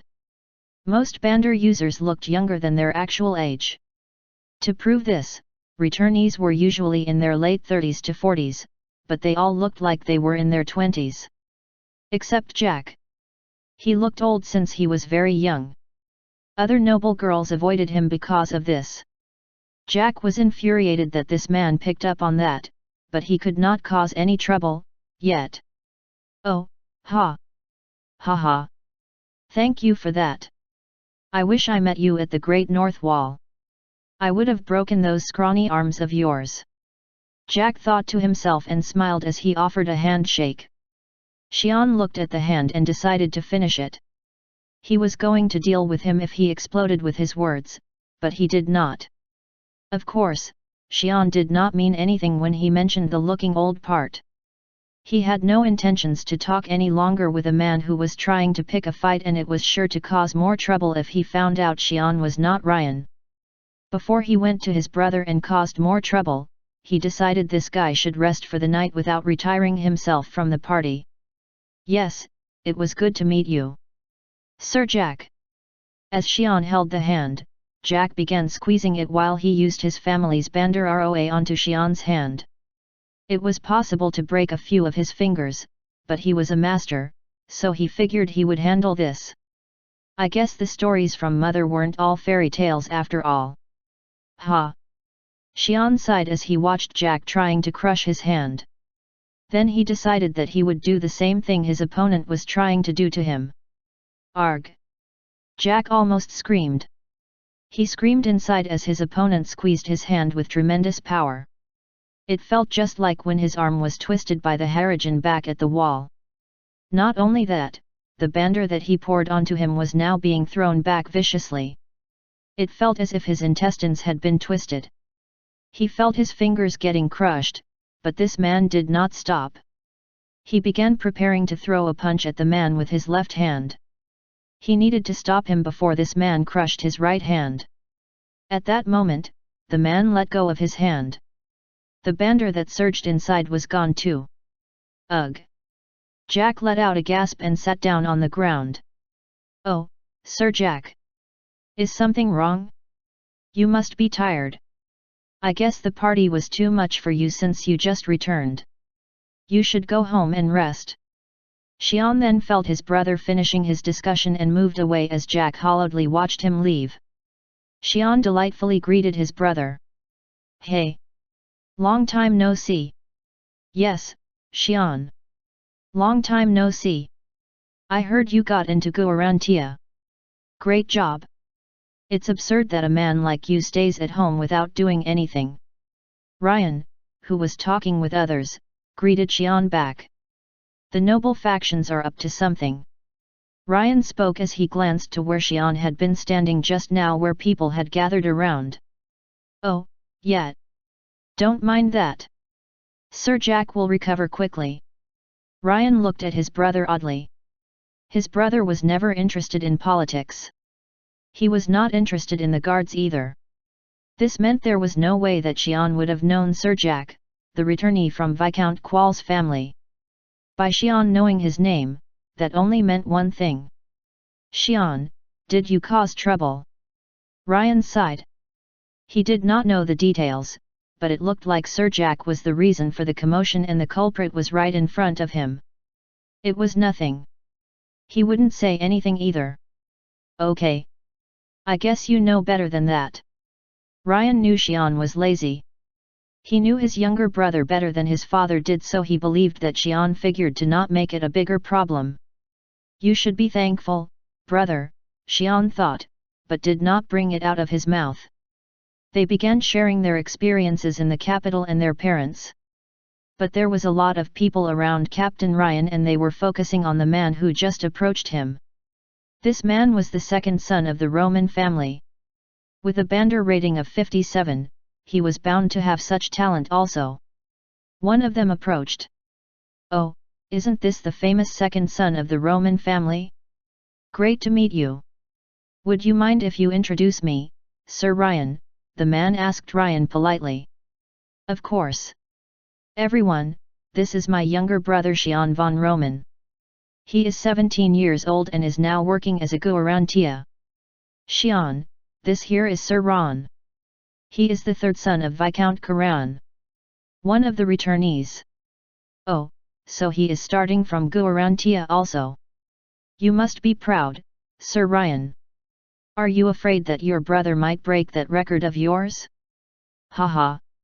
Nice to meet you, Sir Ron, Xian answered. He was the returnee from the royal faction. The Roman families always kept neutral on politics, but Ryan was so loyal to the kingdom and the king that he had made friends with the royal factions already. As more people from the royal faction began introducing themselves, Xian felt more uncomfortable. Ugh, this wasn't what I expected. He did not want to side with one faction. He was set on staying neutral, but this wasn't helping. It was even more so because he just had a small skirmish with a returnee from a noble faction. Xian noticed that something was going wrong. He even felt a group of people from the noble faction approaching. Ugh, so you told what happened? Xian felt the energy of the approaching people. It was the guards from the noble factions. They must have heard about what happened from Sir Jack. Captain Ryan. Where are you? You will not hide after everything you did to our man. Ryan stepped out, looking confused. He stayed in the middle of the party entire time and did not speak with anyone from the noble faction. What's going on? I'm Ryan von Roman. I am Lenin, the firstborn of Marquis Narisha. Is the captain of the Night Guard allowed to crush a man's hand? What are you talking about? I have been standing here the entire time. Ha, so you lie. Sir Jack told me the son of the Roman family crushed his hand. I didn't know the Night Guard was against us when they claimed to stay neutral. He just returned from the wall to protect the land. Ryan immediately knew what had happened and sighed. Brother, so you thought breaking his fingers would make him keep quiet? Xian, however, decided he should quell the situation by correcting the misunderstanding and stepped out before his brother could do anything. Hello, sirs. I am Xian von Roman. I am the involved, not my brother. You should talk with me. Lenin turned to Xian. It was his first time he seeing the second son of the Roman family, but he looked just like Count Roman himself. But Lenin also knew his age. He was only 17. It was impossible for a boy to do something to Sir Jack. Even the famous Sword of the Sun became a master at the age of 20. Lenin coughed. He speculated that Ryan had talked with his brother to avoid the blame. Sir Ryan, I am disappointed. How can you hide behind your little brother? I heard he is only 17 years old. So you're saying Sir Jack, the warrior who returned from the wall, had his hands crushed by a 17-year-old? People began murmuring among themselves. Ryan was a master-level warrior, but it seemed impossible for a 17-year-old boy to do something like that. No, why would he do that? You should ask Sir Jack right now. He can tell you. Besides, a hand grip doesn't represent fighting skill. I just made a handshake but his hand was too soft. Don't get too worked up. Xian spoke the truth, he was upset that his brother was being talked down upon, but Lenin was not convinced. In fact, Lenin was here to pressure Ryan anyway. However, Xian's response made it hard for him to do that, and it would make it seem as if Sir Jack had his hands crushed by a 17-year-old. That would be a bad reputation for them. Lenin gritted his teeth as he speculated Ryan to be smarter than he thought. He always believed Ryan to be a just powerful warrior, but not much else. Not only was Ryan smarter, but he was also cold. He even put his younger brother in a dangerous situation for his own sake. Good. I guess there was a misunderstanding then. I can't cause trouble for a handshake, all right. I will see this through for now. As for Xian, we will meet again. Lenin and the others backed up and went away. Ugh. Xian didn't expect that the man in his 40s would tell everyone what happened like a baby. He figured out that his peaceful life had just been ruined and he grimaced. Chapter 15, Elan de Kirayan. Viscount Kirayan Mansion, located in the 11th district on El Lua Road. The Kirayan family had bases in the capital of Roa Tien and they traded grains and ores with the Karen, Tien, and Khan kingdoms to build their wealth. They were low-ranking nobles, but their wealth made them a powerful figure within the royal faction. There was a famous saying within the family. You should do what you do best. Don't try to do different things to make money. Money is power. It was somewhat true as it had its limitations. There was no way to stop a powerful man going against a contract or making a mess with brute force. As such, it was a long-time family goal for the Kirayan family to have a powerful warrior group within the family. However, not everyone was gifted like the Roman family. The Viscount held the ceremony every time they had a baby, hoping for high Bander rating to occur. Then at last, a baby was born to finally give the family what they had longed for long. The third daughter, out of 2 sons and 5 daughters, had been rated 40 in the ceremonial. Viscount Kirayan did everything he could to support Elan and to train her to be the best. He also started building up a group of warriors for Elan to lead when she grew up. Elan did not betray her father's expectations. She slowly grew up, falling just short of the master level. She was only 30 when she reached the top of the expert level, but she still wasn't satisfied. That was when she volunteered to go to the wall. If she returned, the Talak stones and her power would help her family go beyond what they had been dreaming for. And after 5 years, she returned. Master-level warrior, with a handful of Talak stones. The Kirayan family was thrilled. But they were also tense from the looming storm within the capital. Elan looked down from the window out to the streets from the mansion, smiling as she seemed to be interested in something. He's doing that again. Elan was looking at a Guarantia walking about El Lua. He was far away, but master-level warriors had improved vision to overcome such distances with ease. Xian von Roman. The famous second son of the Roman family. A man born with an unimaginable power from birth that she herself could never dream of. The ruckus that happened at the party was interesting. She hated Jack. Lenin, from the opposite faction, thought that it was Ryan who did it while others thought Marquis Narisha family was trying to frame Ryan for something that had not happened. But she saw Xian shaking hands with Jack, who fell to his knees as Xian held his hand. Even though Jack was the weakest out of the 14 returnees, he was still a master. Masters used Bander around themselves to crush their enemies with ease. It was a mystery, but Xian managed to crush the hand of a master. He was no ordinary man. It would have been weirder if the son of the Roman family was a nobody in the first place. She was sure that there were more that saw what happened since they weren't hidden. Yet there was nothing to be gained to say it out loud at the party, and people must have been investigating. That was what she did also.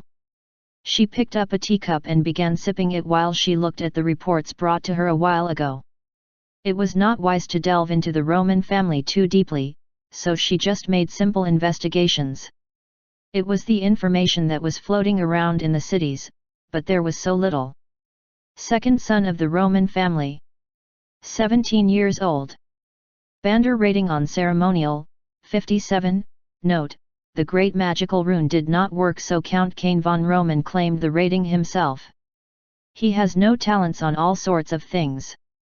According to the tutors who worked for the family, he was very slow in learning the following: instruments, horse riding, reading, history, geography, astronomy, political science, warfare, social studies, and others.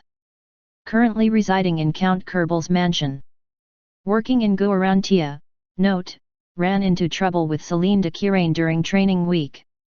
Patrols El Lua RD, 3rd to 14th District. Note, Count Kerbel personally asked for the area. Reputation among fellow Guarantias is bad. No confirmed fighting prowess.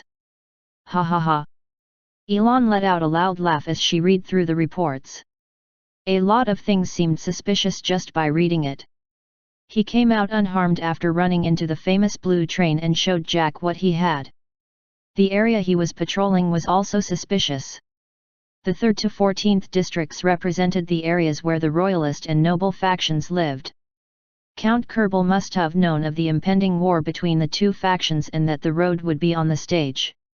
It was not possible for Count Kerbel to simply put his best friend's second son in the place where war would break out without knowing it. There was something at hand. She wasn't sure, but she figured it would benefit her if she found out. But there was too little information. If he was an officer of the army or a night guard, he must have been done a regular Bandar rating evaluation, but he was only a Guarantia. A Bandar rating evaluation was too expensive to be done for Guarantias. There was only one way left. I should take matters into my own hands. There was nothing to be had in other ways. All the important information regarding warriors were usually gathered that way. Information on the paper was dead information. Elon began plotting up a plan. She was not made to do the merchant side of work. She had to prepare for the upcoming war. She needed more information. Why can't they leave me alone? Was that house on the 11th district the house of the Kirayan family? Xian thought as he felt like he was no longer being watched. The Kirayan family was one of the families from the royalist faction that had a returnee. The person who was looking at him must have been one of them. Elon, was it? This is why I should have stayed quiet. After that party, he felt people watching him every time he patrolled El Lua Road. People must have thought they went unnoticed, but they had their bandar wrapped around their eyes as they watched, so it was easy to notice. All of them were either returnees or warriors from the party. The bandar users had specific auras coming out of them that made it hard to forget. Once Xian saw them using it, he was able to tell when it was being used anywhere within the capital. However, they definitely did not know that Xian had noticed. The only person who could do this was Xian himself. It only had been 5 years since he could do something like this. He did not like being watched, but they weren't doing anything, so he decided to stay. Whatever it was, he just needed to do his job and return home to Count Kerbel's mansion. He then noticed that his shift was almost over and he began moving to 14th district. That was the place where he traded shifts, so he needed to go there if he was to get off work right away. Xian regretted not being so careful. He never thought someone would follow him to his home. He looked at Elon de Kirayan and realized he underestimated her. Good day, Zion. We've met, right? I'm Elon from the Kirayan family.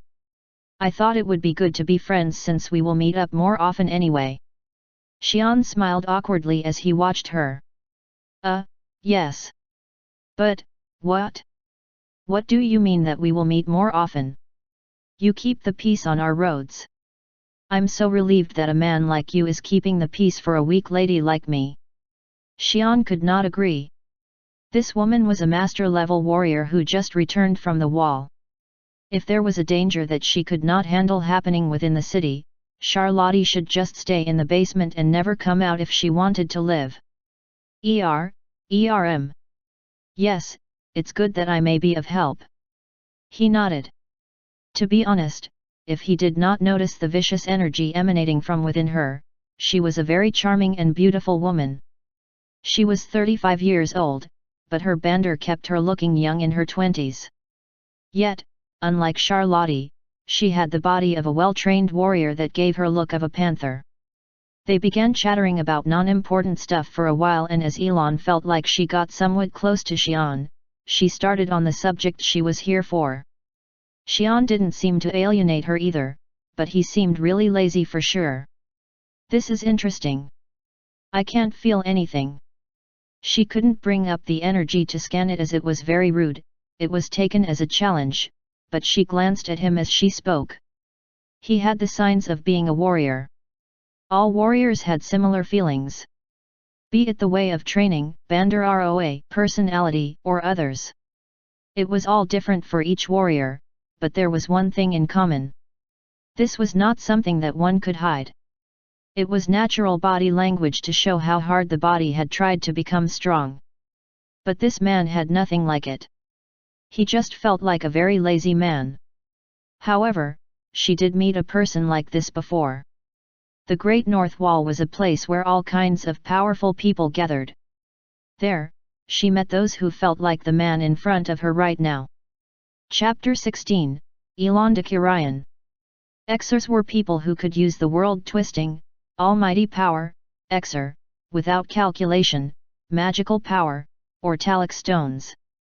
Their skills and power were unknown and required natural-born talent to wield. No Exer was the same as another in using Exer.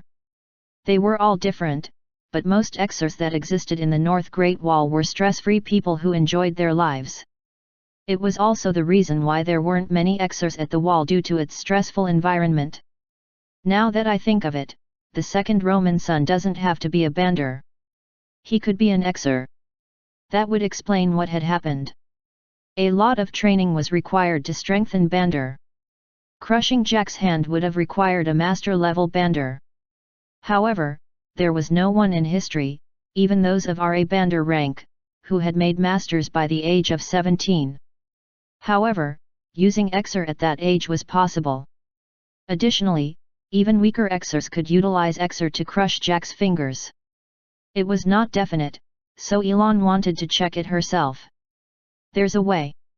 Exers could sense each other. The mechanics were unknown, as it wasn't like how bandars could sense each other's presence or how magic priests could sense the Exer swirling in a body. Exers explained that they could feel it. Elon thought of the Exer who resided in the Kirayan family. She was getting paid a hefty amount so she could have another place to stay at with the Kirayan family. Thank you for inviting me. Hey? I've never. I wanted to invite you over too. My place is close to where you work, so how about you stop by after you finish? Come, join us for dinner. My family oversees the trade from the Khan Kingdom through the Karen Kingdom. We will have great food made from various ingredients, and you won't regret it.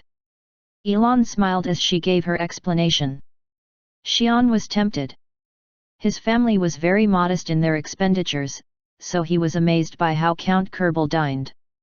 To taste cuisine made from ingredients from around the world. Elon, who noticed Xian faltering, smiled and continued, "Our chef is one of the finest and he worked at the royal palace for a long time.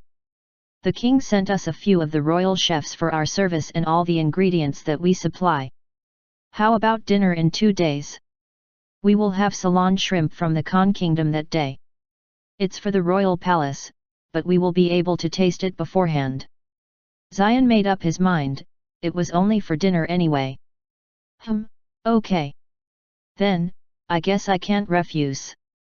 I will go to your place in 2 days. Good. I'll see you then. It was a pleasure talking to you today. Elon stood up and walked out with Xian escorting her. Xian walked into the Kirayan family residence. He looked around to check on the beautifully decorated gardens and buildings as he was escorted to a garden at the back of the mansion where the dinner was being prepared.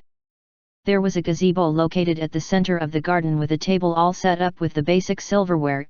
Elon was sitting there together with another person. "Good evening, Miss Elon." Thank you for inviting me over. No, no. It's just to return your invitation from the other day. This is Shuville. She's an exer who works for our family. She just came back to the capital, so I thought it would be good to introduce her to you. Good evening, Sir Xian. Oh, I see. It's great to meet you, Miss Shuville. It's amazing to meet an exer. Dinner soon began, and it was pleasant with the casual talk. It's interesting.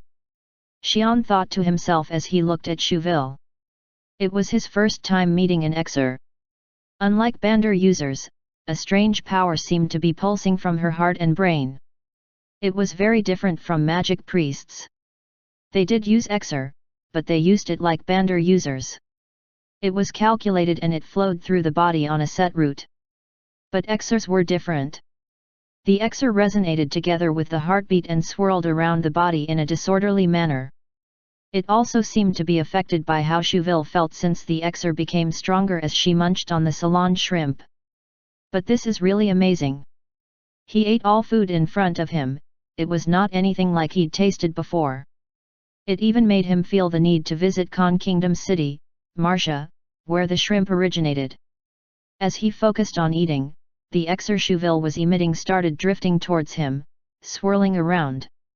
He looked up towards Shuville, who was still concentrating on the food. It seemed natural that it happened, and Xian felt like he could use the energy by himself. He then imagined pulling on the exer that was swirling around him. At that moment, the exer reacted violently and was instantly pulled into him. Xian quickly cut off the flow, surprised by what just happened. As the exer was cut off from being pulled, it returned to Shuville at once, like a spring that recoiled. Ugh! Hey? Is anything wrong? Elon asked as Shuville suddenly gasped and grabbed her chest. And no. It's nothing. Shuville replied with a reddened face. Whew, that's a relief. She seems to be okay. The dinner continued as though nothing happened. When Xian returned home, Elon asked Shuville, So, Shuville, what do you think? Is he an exer? I'm not sure. He may or may not be an exer. I've never felt something like this. What do you mean? There's this feeling when I meet an exer. Something that connects, it's just a feeling. That's how you know when you meet an exer. It doesn't matter if the person is strong or not. I didn't feel that from him though. So he's not an exer then. But there was something that pulled me strongly. I never felt anything like it before, so I'm not sure. I'm sorry I wasn't much help. No, not at all. Thank you for your effort. Shuville left the mansion, and Elon was left alone to think about what had happened. Nothing's for sure, why so much secrecy? She thought about asking Ryan, but it seemed to be too much. She decided she would take the time to look into it slowly, she would find out for sure. At least the dinner was a success, so it would be easier to befriend him from now on. Elon shook away her thoughts and turned to the report that came to her today. Xian was a personal interest, but her work was not.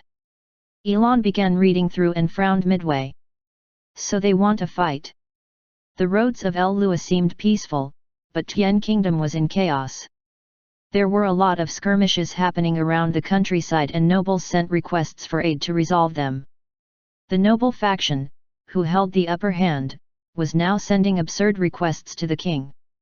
Elon read through the reports and moved to the training room in the basement, trying to shake off the stress that came from all the problems. Chapter 17, Clash.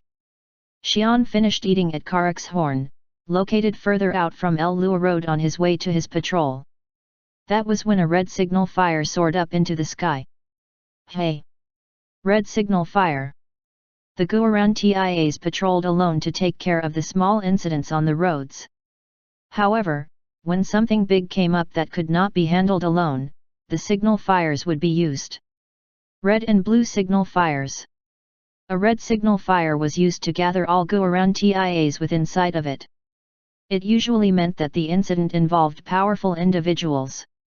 A blue signal was to request help from the night guards. Unlike the first and second, the third night guards were able to leave the palace to help with city peacekeeping. The red signal fire meant the incident was an emergency and immediate assistance was needed at the scene. Xian swallowed down the dessert he was snacking on and started running. Bastard! Come at me, you Narsha dog! It was a mess. Men from the two factions got into a fight while eating at the same restaurant. One of the building walls was crushed, and the fight had now leaked out onto the street. It looked like Xian was the first one to arrive as there was only one Guarantia escorting citizens away from the fight. Xian sighed. The fools didn't seem to realize that fights did not have to be so vulgar. As he felt from Celine's case, these people seemed eager to destroy and plunder. It was a rule for the Guarantias to wait for backup to arrive in the case of a red signal fire. However, any more damage would be severely problematic to the restaurant owner, who was already looking pale at the side. Xian decided to handle the issue on his own and took out his sword without unsheathing it. Hey! Wait! The Guarantia called out to him, but Xian ignored him as he began swinging his sword toward the back of each person's head that was fighting. They began to fall unconscious, one by one. A few tried to fight back as they started to realize what was happening, but it was too late. It's clear now. I'm going back to my patrol in El Lua. Oh, good work, Xian. The Guarantia answered in awe as he searched for a yellow signal fire to indicate that everything had been taken care of. He looked up to the sky and stopped. What is going on? Xian turned toward the sky at the question and frowned. The sky was filled with blue signal fires from all over. This is crazy. Is it over now? Yes, Madame Celine. Celine thought that it was the worst day of her duties. 6 blue and 39 red signal fires. That was the number of Guarantia signals in just one day. Celine even suspected an uprising had happened when she looked at the sky. It was the first time she had seen such a large number of signal fires. The damage report she received showed that it was much worse. 28 buildings damaged, 7 arsons, 132 wounded civilians, 3 dead, 35 Guarantia wounded, 4 night guards wounded.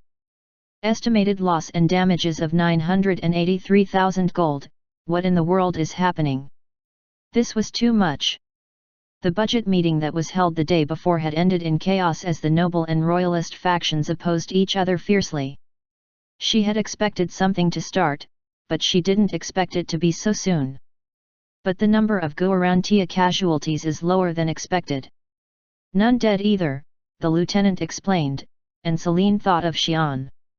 She remembered Ryan's reminder when she was lost as to what to tackle first. Don't worry about the red ones and go for the blues. The reds will be taken care of, was it? She couldn't remember much of what Ryan had said as she was concentrating on the matters at hand. However, as she thought about it now, it seemed that it wasn't just to let her concentrate on her own work. Captain Ryan must have known that the red signal fires would be solved easily, and he also knew his brother would be the one to do it. I can't be sure, but he sure is a strong warrior. Celine did not think he was strong because of his looks, but the circumstances proved otherwise. It was her job to place the right individual in the right place for better distribution of workloads. She had the right to command the Guarantia in states of emergency to keep the peace, and this was one of those times. Celine grinned as it was a good chance to repay her debt from before. Charlotte had informed her that he was very lazy, so it would be a good present. Hee hee. I look forward to working with you. What's this? Xian asked the operating officer of the Guarantia as he looked at the notice that was delivered to him. It's a help request to you from the 3rd Night Guards. Xian turned to the notice and began reading it. Was this request sent to the others as well? No, just to you. We did think it was weird. The officer shook his head and answered that he did not know the details. Xian asked himself if it might be his brother that requested this. However, it seemed unlikely. He thought about it, but he could not see the reason and dismissed it from his mind. He decided to accept since he loved this job and didn't want to lose it. Refusing this request seemed like a bad idea. Besides, he thought the incidents like yesterday was an abnormality and would not happen again. He was not tempted for additional payments for the job. He signed the paper, agreeing to help when needed. Damn it! Damn it!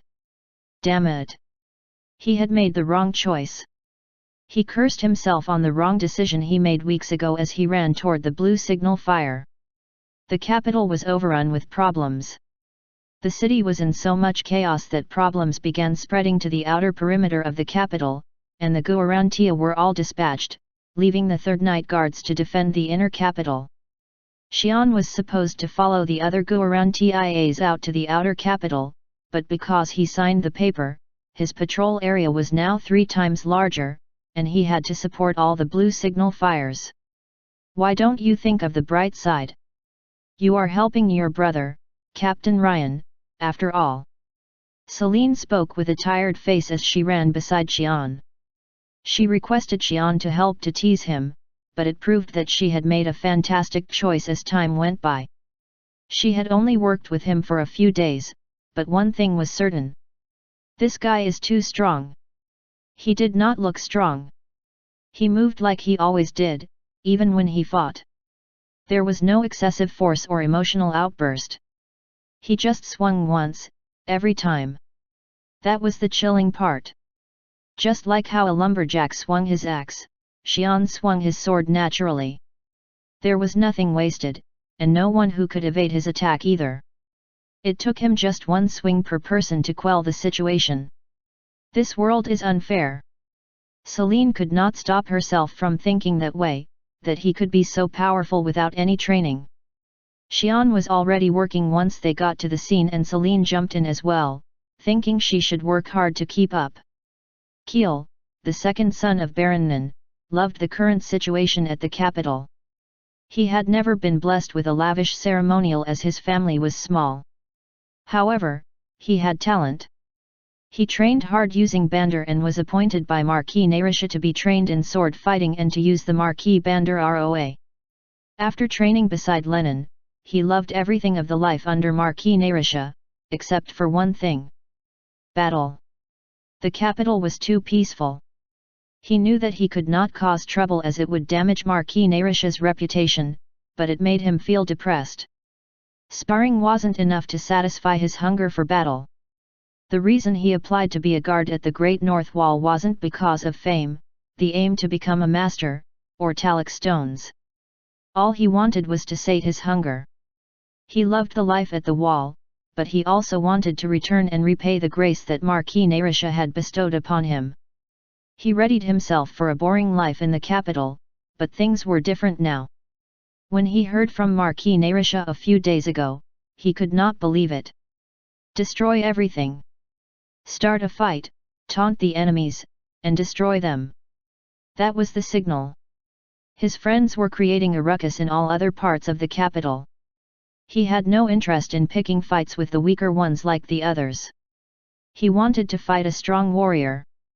That's why he came to fight Karen from Count Cravel. The other 5 stronger individuals had a chance to ignore his taunts, but this man was sure to react. And he did. You bastard! How dare a Narisha dog like you belittle me? I've hated you since the wall. I'll kill you! And the fight started. Buildings were destroyed, and everything was thrown upside down. A master rank Bandar's sword was unstoppable. A Guarantia lit a blue signal fire, but he did not think there was anyone powerful enough to stop them. It seemed he could fight until that captain from the Third Night Guard arrived. Kiel was excited at the thought. He dodged Karen's sword and jumped at him. Thud. That's when a cracking sound was heard, and Karen fell. Kiel stopped, confused from the sound and the fact that Karen that had fallen. Then, he also felt a sharp jolt at the back of his head as he lost his vision. What? He fought hard to keep his conscious when he heard a voice, oh my, these misters destroyed so much.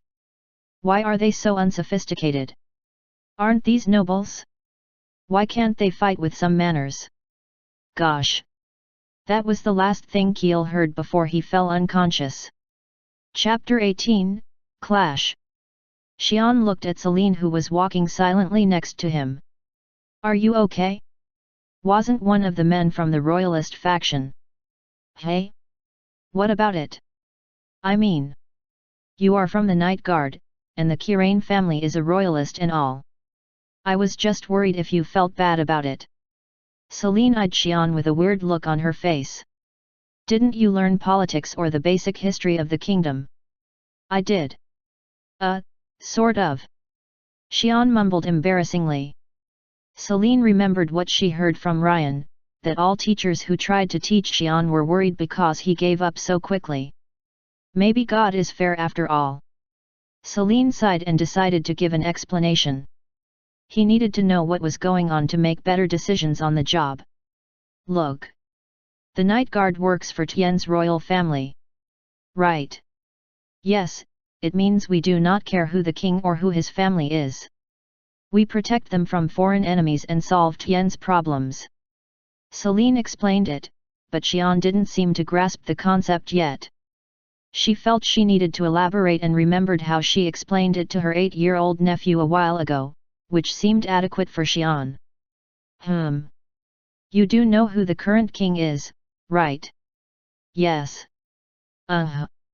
Creighton Kun Tian, the third. Celine looked at Xian as if he had made a grave mistake while speaking to the public and continued, second. Anyway, don't you find it interesting? That Tian has 400 years of history, but the king is only part of the second generation. Oh, that's right. Why is that? It's because anyone who can take over the throne can become a king in this country. The current king is very good, considering the fact that it continued into the second generation. I see. So he rebelled to become a king. Be careful. You might get arrested for saying that out loud. He did not rebel. It was a transfer. Celine stopped for a moment, drank some water, and continued, have you heard the phrase, the king must prove himself? The throne is a position that is highly sought after. But it comes with heavy responsibility. We have the Terran kingdom from the west and the Karen kingdom from the east. We also have to keep the diplomatic relationship with the Khan kingdom across the Karadan Canyon. Celine explained further, no ordinary man can do this easily. You have the military, diplomatic issues arising from all sides outside the country, and inner conflicts. The king is given the authority to rule, but he needs power to fulfill his responsibility. If not, the kingdom will not survive. We will be torn apart by the 3 kingdoms I mentioned. Oh, then. Yeah, the family that proved themselves worthy for the task is chosen to be on the throne. If they can't prove themselves or if there's another family that can prove to do it, then they will have to relinquish the throne and transfer the seat over. That's what is happening right now. The succession war. The current royalist needs to prove itself worthy as it did before to take the previous royalist's place. It had continued for years and helped the Tian kingdom survive. The faction that was overthrown accepted it quietly since they could always try to reclaim the throne later. But there were always those who hated to give up on what they had and were executed. These were the same concerns that Count Kerbal had also. But I don't quite understand it yet. Isn't the Night Guard there to protect the royal family? Yes, but we do not care who it is. We only make a move when the kingdom is in crisis. We cannot interfere with internal conflicts. Besides, the stronger faction taking over the throne is good for the kingdom. So the 3 warrior families, the 7 military groups, Tian Kingdom's Magical Priest Council, and the Night Guards do not interfere with the factions. We only intervene when the problem gets out of hand. Xian finally understood why his father joined the Night Guard even though he insisted on staying neutral. This was, in fact, the most efficient way to stay neutral. Celine looked at Xian who finally had a look of understanding and thought she should educate him well. He was too strong and it was dangerous for him to act without proper knowledge. I can't grasp how strong he is. Has he overcome the wall? She wasn't sure, but part of her had already made up her mind. It was highly probably that Xian was the Blessed Great One, Grand Bander. If it wasn't true, then it was impossible to make Keel and Karen fall unconscious in one hit. It was a fight between masters, and even a master at the same level probably would not be able to stop the fight. Most people who came back from the wall became masters. The total number of masters within the Tian Kingdom was 97.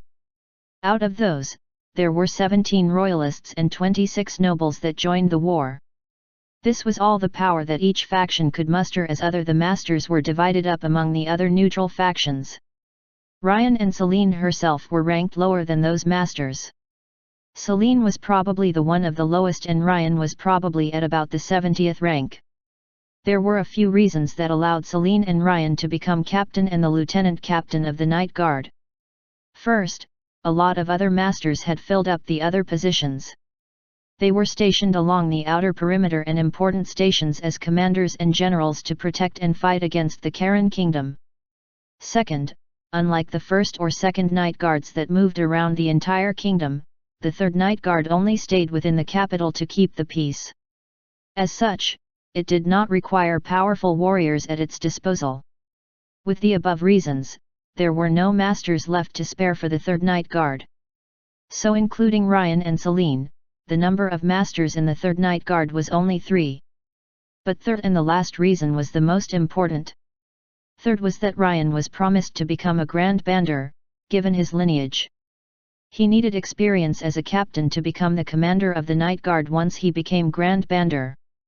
Many loved Ryan and respected him, but there were some who despised him. There were a lot of people who barely became masters at age of 40. The Bander users grew in power as they got older, but it wasn't enough for them to become Grand Banders.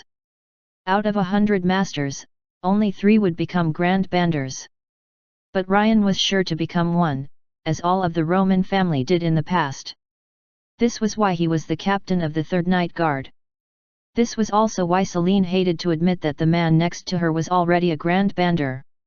Chapter 19, Clash. The Saladar family that reigned before the current Kraton kingdom had ruled the kingdom for over 100 years. It was, after all, one of the 3 warrior families of the kingdom. The Flower of Lightning was an exceptional Bander Roa that was created by the first Saladar that helped create many masters within the family. It helped them keep the monopoly on trade, the iron ores, and reign over many noble families. After proving themselves worthy, the Saladar family ruled the kingdom for close to 100 years without any competitors. The reason for their downfall was simple. After 7th generation of the Saladar family, there was no Grand Bander. Marquis Kraton, however, had acquired a Grand Bander from the subsidiary Kirain family. This was Swordmeister Kirain of the present day. This turned the tides against the Saladars. One Grand Bander wasn't enough to fight against the entire Saladar family, but they also could not fight against a Grand Bander, an asset to the kingdom. It helped the Kraton family build its power and build the noble faction to challenge the Saladar family. After they were dethroned, the Saladar family returned to being one of the 3 warrior families of the kingdom. The Swordmeister Kirain would have been able to put up a fight as the center, but he realized he wasn't talented in running the kingdom and helped the Lord of the Kratons to rise to the throne. If the Kratons seized the throne with the power of a Grand Bander, why can't I? A Grand Bander can't do the same thing. Such was a thought of Marquis Narishes after he became a Grand Bander. He was an ambitious man from the start. It had been going well. He was surrounded by talented and powerful individuals and everything surpassed the royal family now. It just needed to be proven. The incidents that occurred at the capital represented a simple tactic to start with, but it did not go as planned. He did not worry about being stopped as the fighting warriors were too strong to be stopped. I can't believe this. So, Keel was locked up until now and you brought him back? Yes, my lord. He just woke up from being unconscious from the blow to his head. He is being treated by one of our exiles. Marquis Narisha sighed after listening to the report. There was more. People from the other areas succeeded in creating a ruckus and moved out, but everyone who was at ALLA Road was arrested. Keel was one of them. Did the 3rd Night Guard deploy all their forces to the streets? There was a possibility. ALLA was the most wealth-concentrated road of the kingdom after all. No, my lord. Captain Ryan ordered Lieutenant Celine and one of Guarantia's to patrol the area and dispersed all the other men to different districts. That's why we couldn't drag on in the other districts as the night guards arrived sooner than expected. The Marquis began to think about what had happened. He suspected an attack from the Royalists, but that wasn't likely. It was reported that even the Royalists were arrested at the scene. This won't do. I should talk to Keel myself. Let's go. So, you were fighting and fell unconscious? Yes, my lord. I am sorry I let you down. I am not sure what happened. Marquis frowned as he examined Keel's wound. No, you don't need to be sorry. Yes. Go and have some rest. The Marquis came back to his office and dived into deep thought. What happened? He understood the moment he saw the wound. He already suspected that Keel, a master-level warrior, had been subdued in an instant. There is a new Grand Bander. The wound indicated a very powerful individual's presence. The Marquis knew this as he too was a Grand Bander. There would be a similar wound if he were to subdue Keel also. It was beyond his control, so there was no need for him to be apologetic. It couldn't have been Swordmeister Kirain or Count Roman. They were talking with other higher-ranking nobles within the palace with the Marquis himself.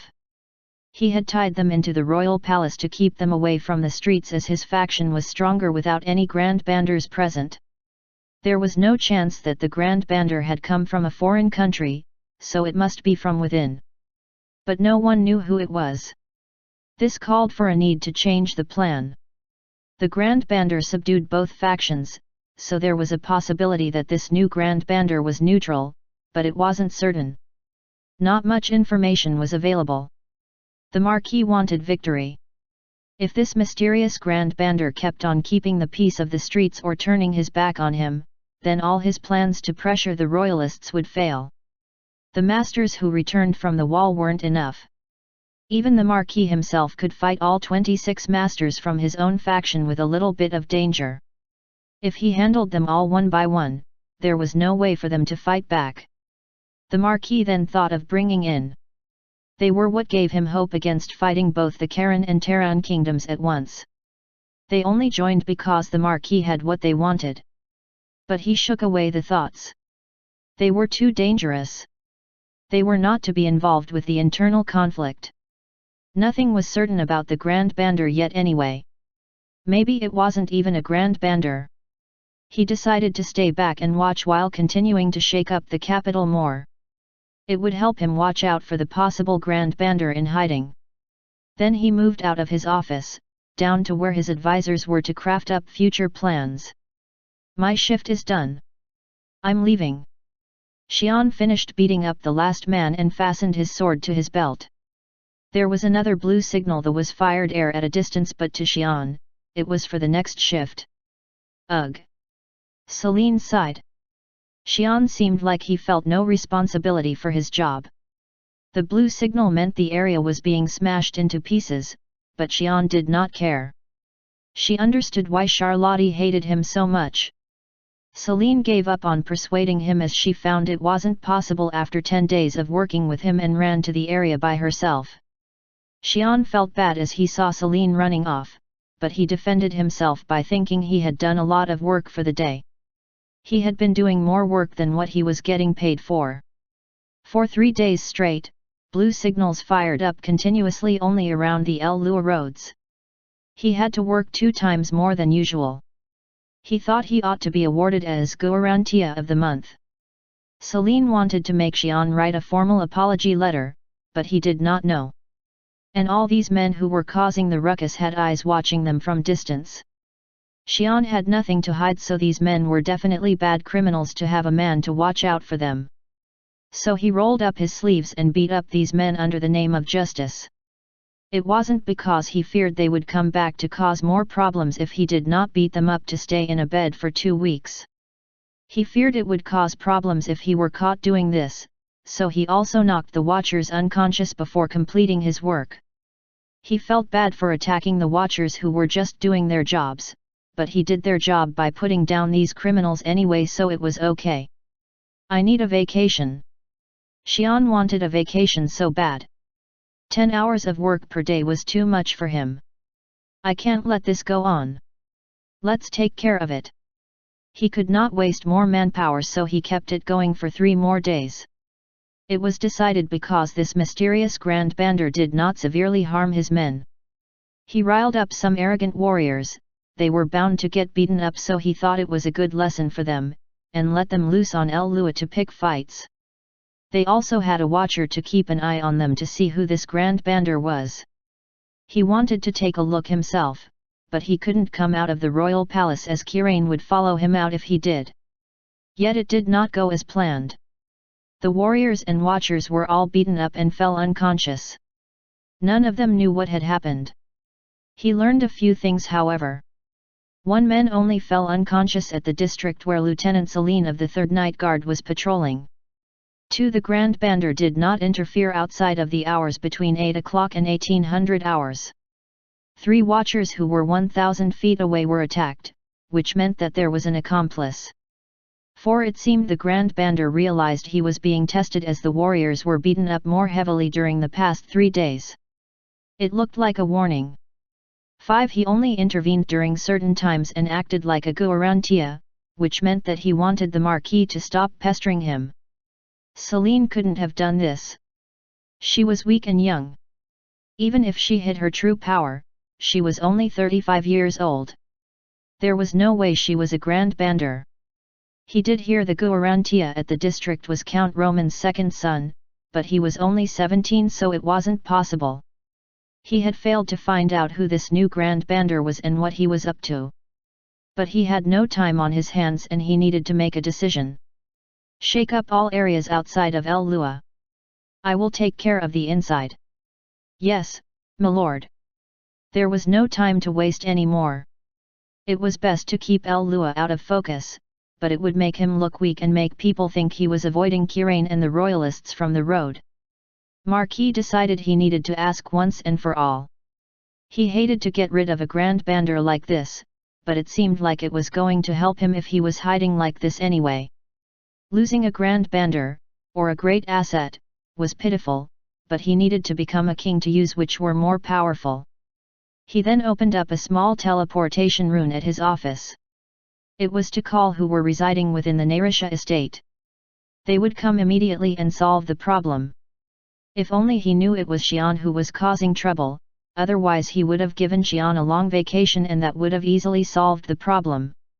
It was unfortunate for both Xian and Marquis Narisha. Chapter 20, Kal Kirat.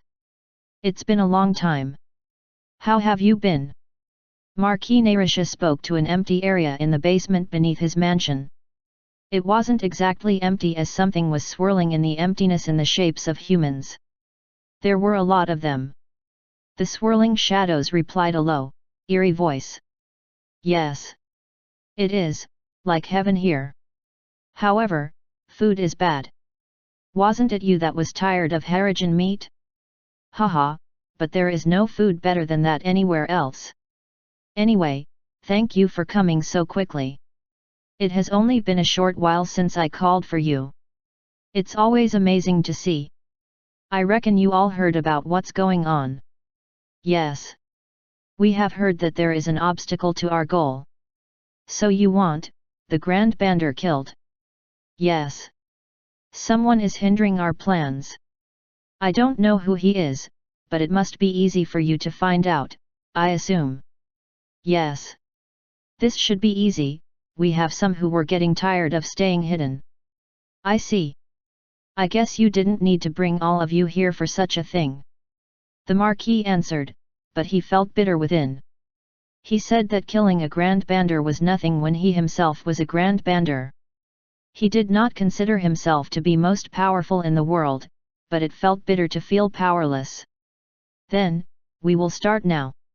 It's better to solve things quickly. We assume this man will be similar to your power. Yes, here's the report for basic information. Make sure you do not kill the 2 men in the report, that will ruin the plan. We just need to remove the Grand Bander who is standing in our way. The Marquis handed over the report and the drawings of Count Roman and Swordmeister Kirain. These 2 were from opposite factions, but they were also pillars of the kingdom. They were important figures of the kingdom. If they were harmed, it would result in problems. Understood. We will take care of our work. Kirat, go out and find. We will stay at the place the Marquis provided. We will move once Kirat finds out.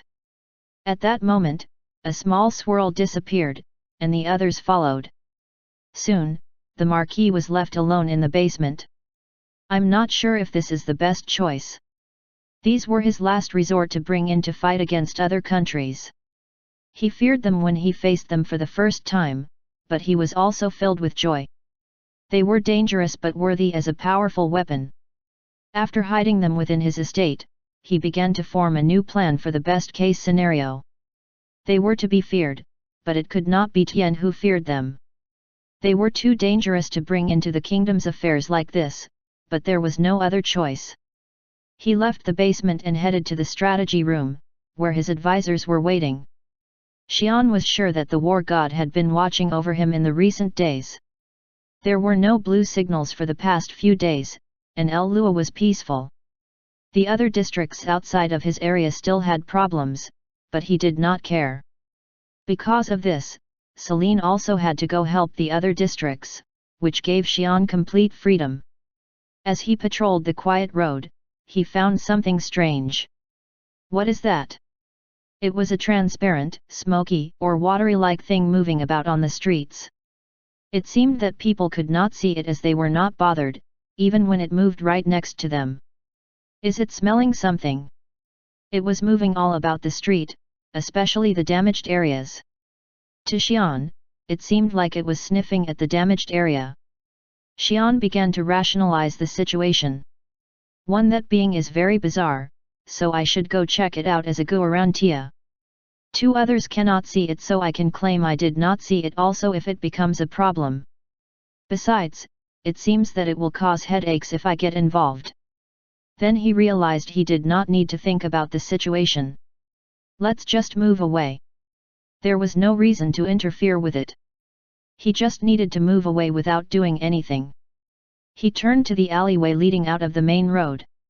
At that moment, the thing seemed to notice him and began heading directly at him at a fast pace.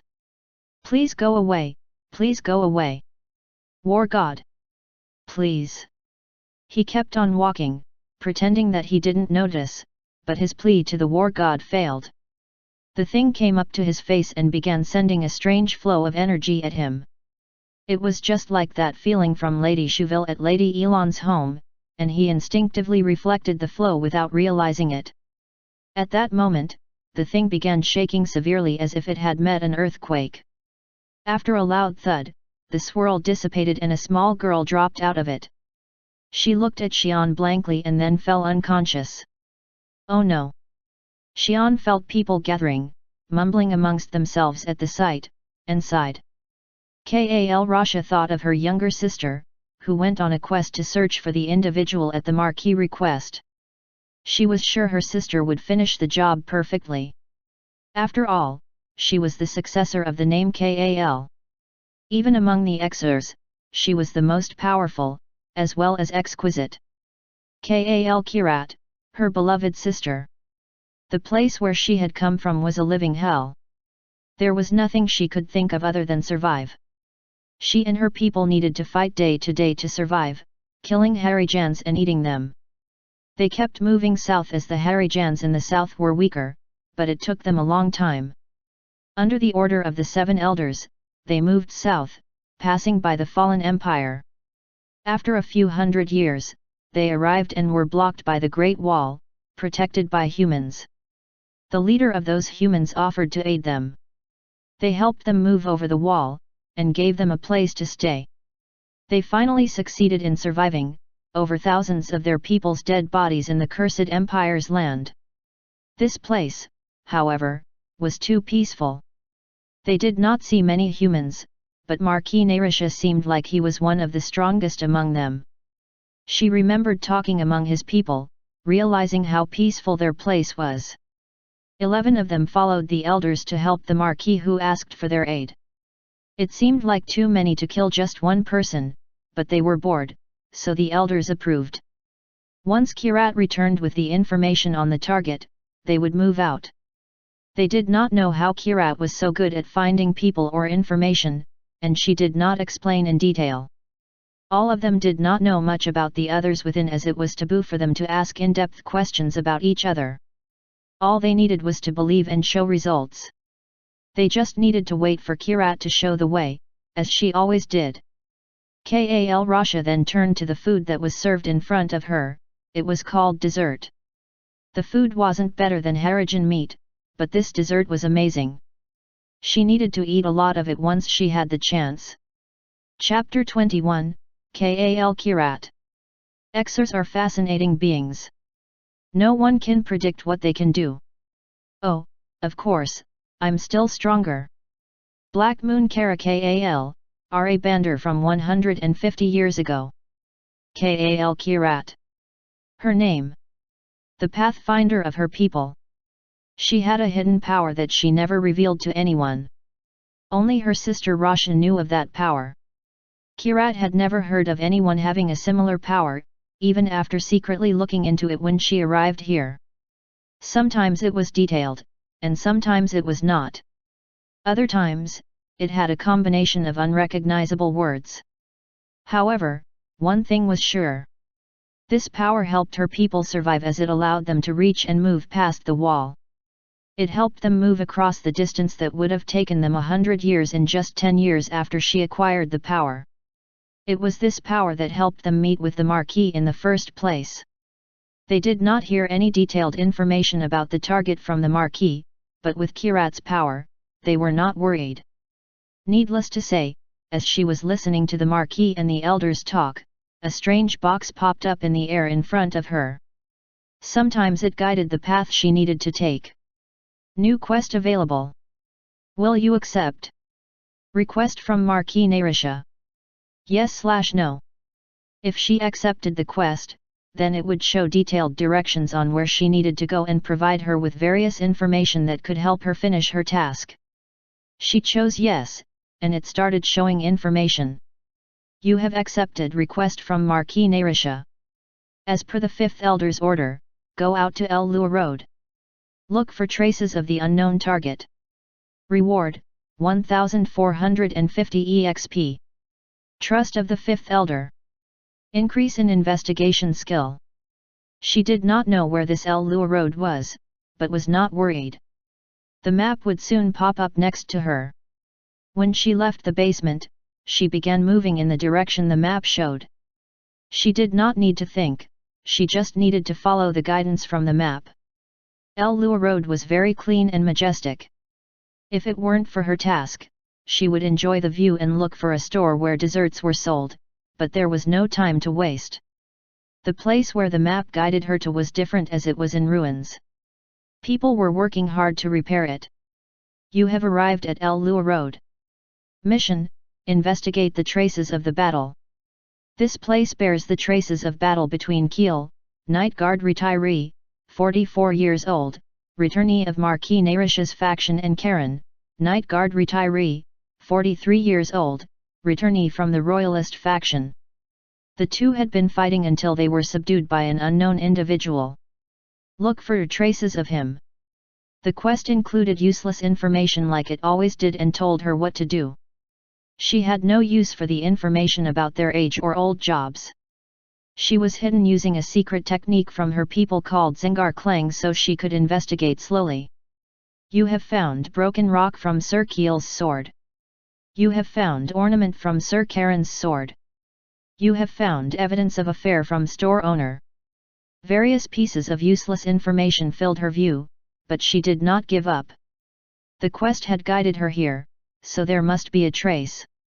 Finally, she found the trace she was looking for. You have found button from unknown man. Mission: look for the scent. You have found a button that the unknown man dropped. He dropped it as he swung his sword around. The button still holds its owner's scent. Trace the scent and locate the man. This will be easy. Kirat used the skill that she learned when she went on missions. It helped her people get out of dangerous situations multiple times. Activated skill. Your smell ability has increased by a large margin. You have memorized a specific scent. You will need to be within a 30-yard radius to locate the owner of this scent. The Marquis report claimed the individual was living nearby. It would mean she would just need to walk around carefully, which she did. Not long after, she heard an alarm and some information popped up. Success. Scent has been tracked.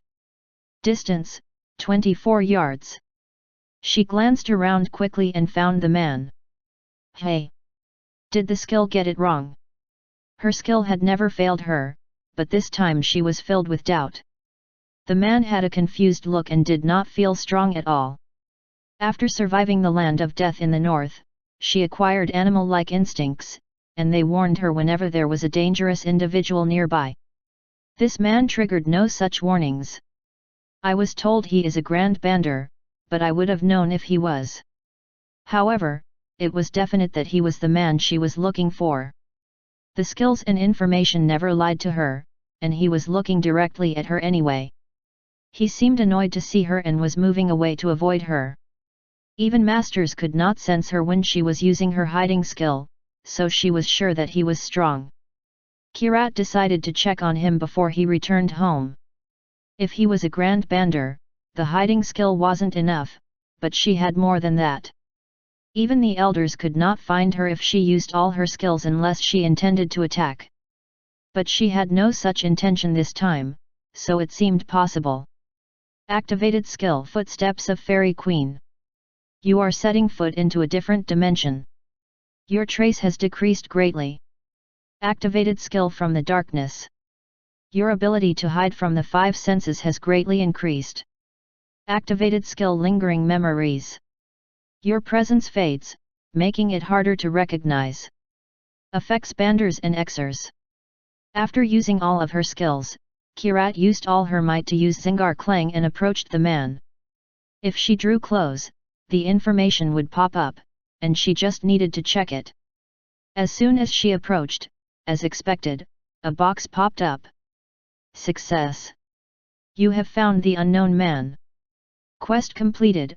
Acquired 1450 EXP, maintained the trust of the Fifth Elder, increased investigation skill. Go back to the Fifth Elder and report for the next order. The mission completion proved that he was the target. It felt strange that she couldn't feel anything, so she used another skill. Activating skill. Begin analyzing the target. This skill allowed her to investigate the target's details and even their weaknesses. It was one of her best skills. It had even helped her people fight 2 six-horned Harijans. It had cost them 3 elders and many others, but it still helped them significantly reduce the number of casualties. It was at that moment. Success. Target, Xian von Roman. Analyzing, failed. You cannot examine a target that is much higher leveled than you. Skill has been detected. Skill has been cancelled. What? At that moment, Kirat felt as if she had been struck with a hammer from within. The energy from her skill being cancelled rebounded at her. Her inner flow was disrupted, and she could not activate her skills. She felt dizzy as all her skills were cancelled, including Zingar Clang. Her sight went dark, and she fell unconscious. Chapter 22, Kal Kirat. So you abandoned your duty and came to rest. I haven't abandoned my duty, don't say that. She came up to me and fell. It was an emergency, so I had to return to the post. It was an emergency, you see. Okay, I was joking. But I can't trace her identity, there's nothing on her to prove it. We should ask her when she wakes up. Kirat opened her eyes as she heard the noise around her. She could not understand what had happened, she was on a bed. Why am I here? All she could remember, was a man's face looking down at her. Then, she realized what happened and rose up quickly, glancing around. Oh? You're awake. Hello. Kirat found the man talking to her as the man she saw before she fell unconscious and became wary. Hey, what did you do to her? Why is she on guard like that? I didn't do anything, Lady Celine. That's a false accusation. Kirat watched the man and woman in front of her talk to each other for a while, before asking, where am I? That's an unfamiliar accent. You must not be from here.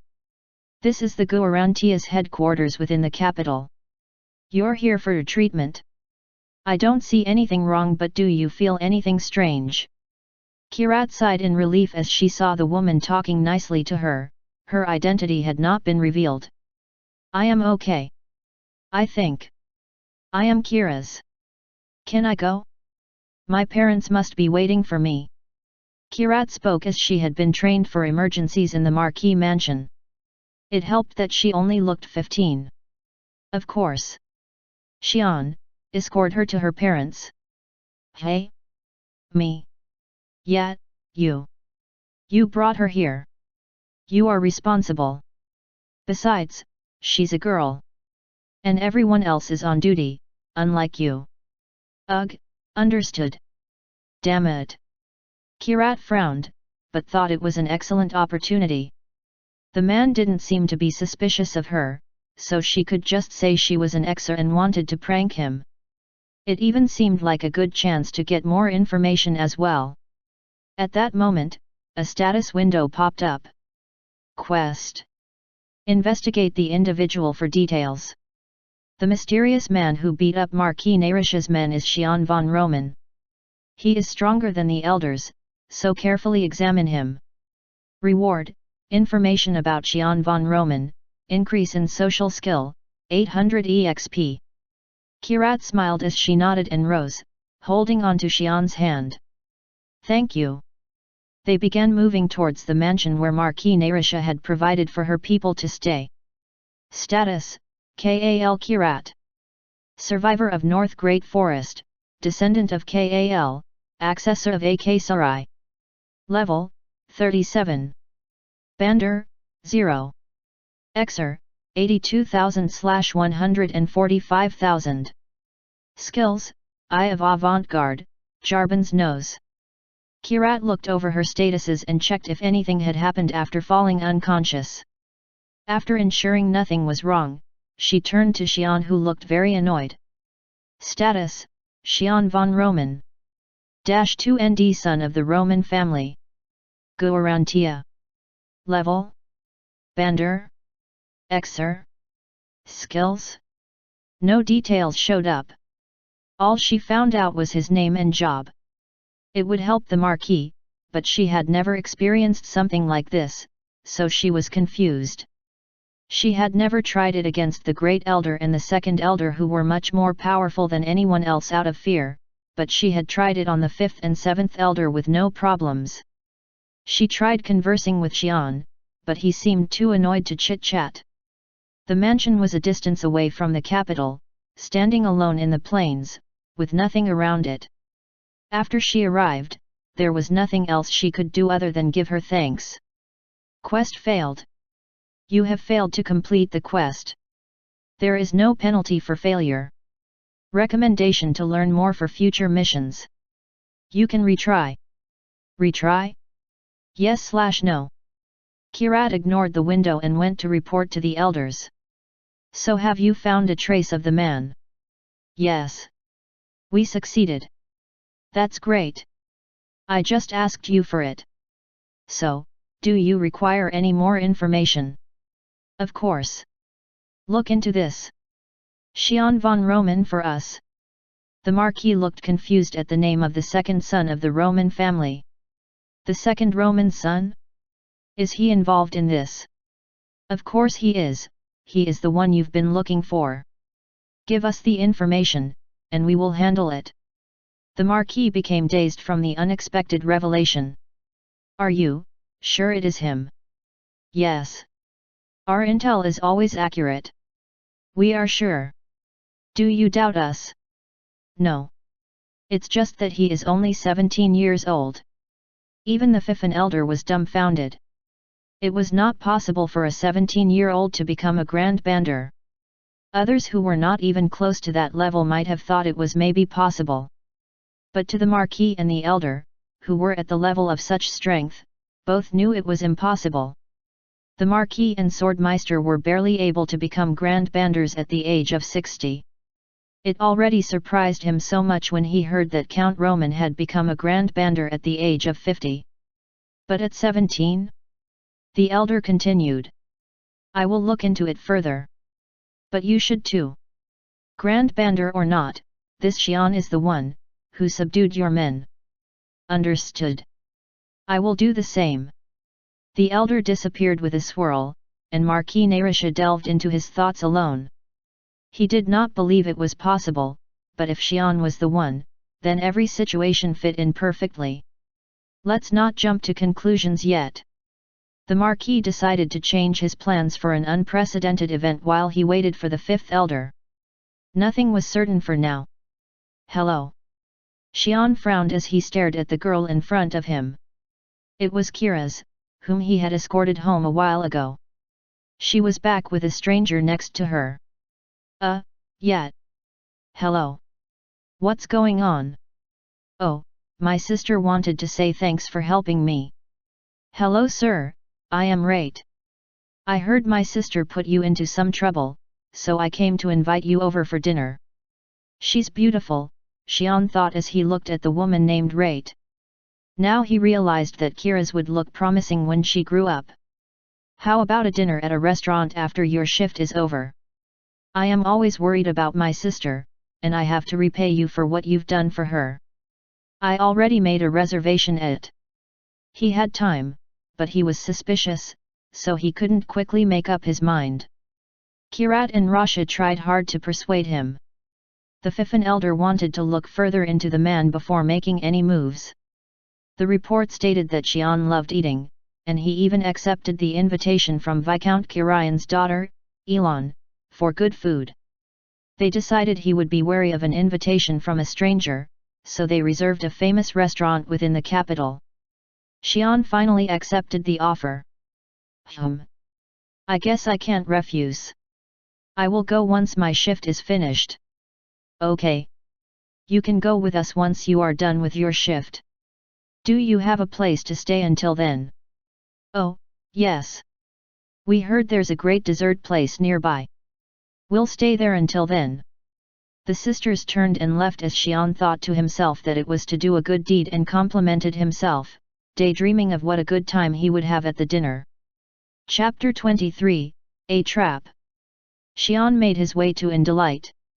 The sisters looked a little suspicious, but there was no way that they were of any danger to him and the place was in the middle of the capital, so he was relieved. As he enjoyed the food, Rasha and Kirat focused on examining Xian. He seemed to be relaxed with the good food and he actively joined their discussion. So, your parents are merchants that trade with the Khan Kingdom? Yes. They are away right now, so my sister and I are the only ones at the mansion along with some workers.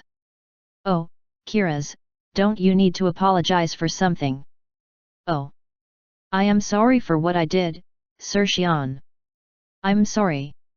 She loves to prank people, but she's a lonely girl. They apologized according to their plan.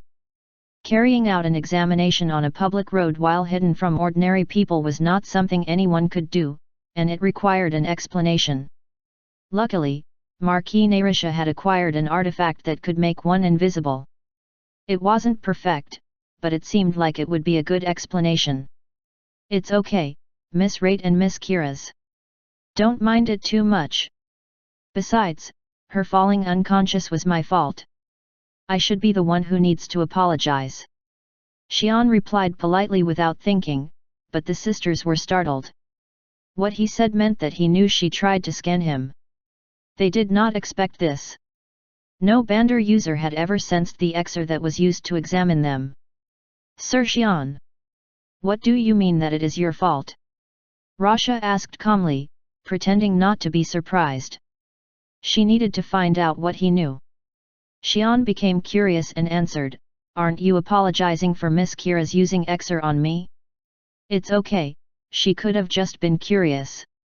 Xian had already experienced it once from Shuville, so he thought Kira's was an Xer. Xer abilities varied a lot, so he was not sure what she was trying to do, but a young girl like her didn't seem to have bad intentions. Rasha and Kirat were relieved that Xian did not know what they were trying to do.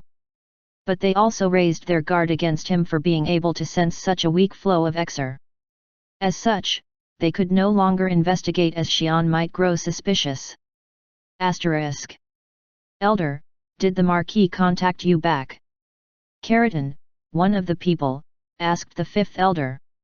No one in their group doubted that they could kill the man.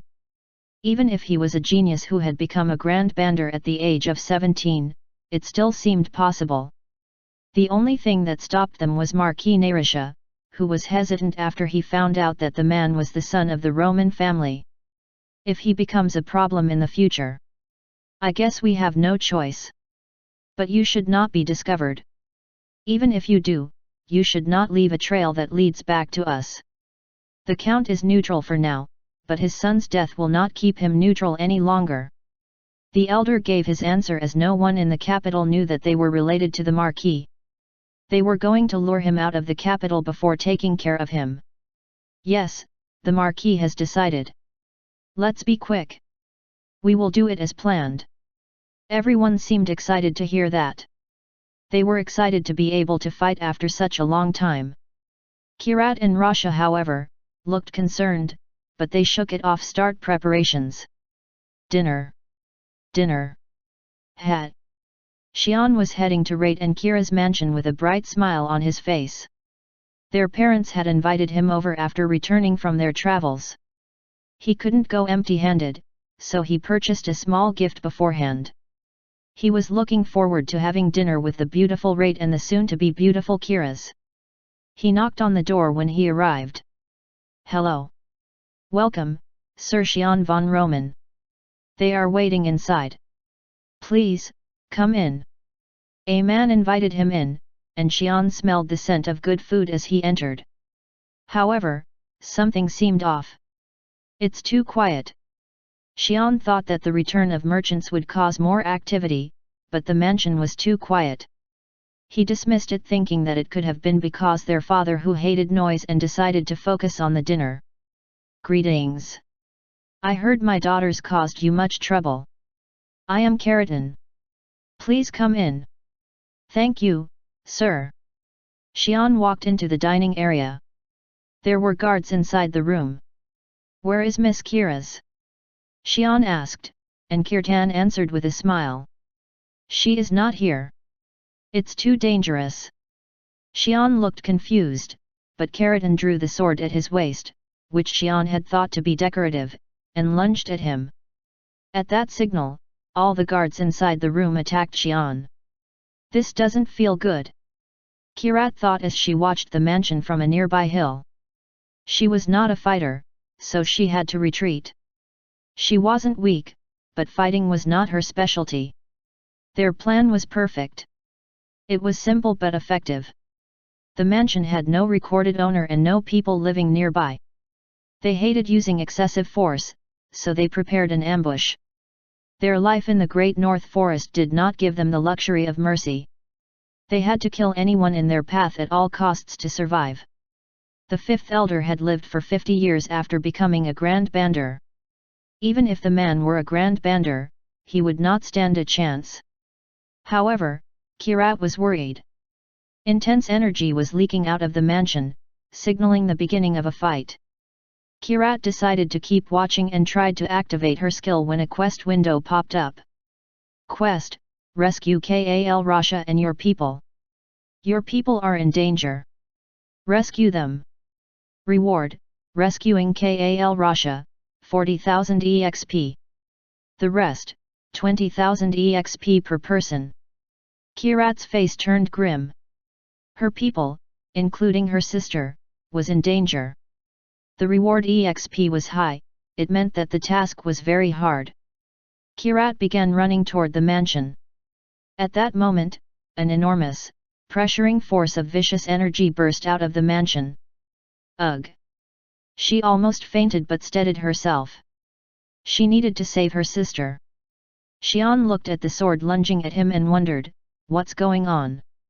He was expecting a good meal, but the man claiming to be the father of Miss Rate was trying to impale him with a sword. All the guards surrounding him also didn't seem like regular guards. All of them were stronger than his brother. What was weirder was that Miss Rate was among those guards. Did Miss Kira's die from her injuries or something? It seemed absurd, but he could think of no other explanation. As he was pondering, he saw that Keratin's sharp sword had almost reached his nose. Okay, let's beat them up and ask. There had to be a reason for them to attack, as even Miss Rate, who was so kind, was among the attackers. He had been doing good deeds until now, and it wouldn't be right to kill them without knowing the reason. Thinking this way, he complimented himself for being merciful and drew his sword from his belt. After dodging the sword that almost reached his eyes, he tried to strike the guard next to him, but he was stopped. He felt his body being frozen by a strong, dark elixir clinging onto him. He looked over and found a woman disguised as a maid looking at him, swirling elixir over him. He tried to shrug it off, but it wasn't easy. Adding to that, a strong force approached him from behind. This is about fathers? No, a bit stronger. His father's force felt more dignified, while this force behind him felt more vicious and angry. He couldn't avoid it while thinking of other things like he did before. He quickly moved his sword to block the attack from the back. After parrying the attacks from all sides, he moved to a corner of the room. Can we solve this with a talk? I haven't killed anyone yet, so I wish to resolve this peacefully. Keratin and the others smirked. They liked that he was honest, but he had to be killed. They all attacked. Why can't they listen? Xian sighed. They were trying their best, putting their lives on the line, but he was just annoyed. It would have been great if he could finish all of them with a smack to their heads. However, these people were strong, and a man who looked especially strong on the other side didn't seem to want to let him do that so easily. He decided to use his power just for a bit. Ugh! I hate this, but you started it, so... Xian unleashed something that he had locked up 5 years ago. Chapter 24, Paharajan. When Xian broke the wall that blocked him from advancing, he felt a strange feeling reeling within him. He did not hate the feeling. He had no interest in other things than using the sword. He was busy trying different things with his swords after breaking the wall, so it did not bother him much. Yet, other than training, everything else became pointless.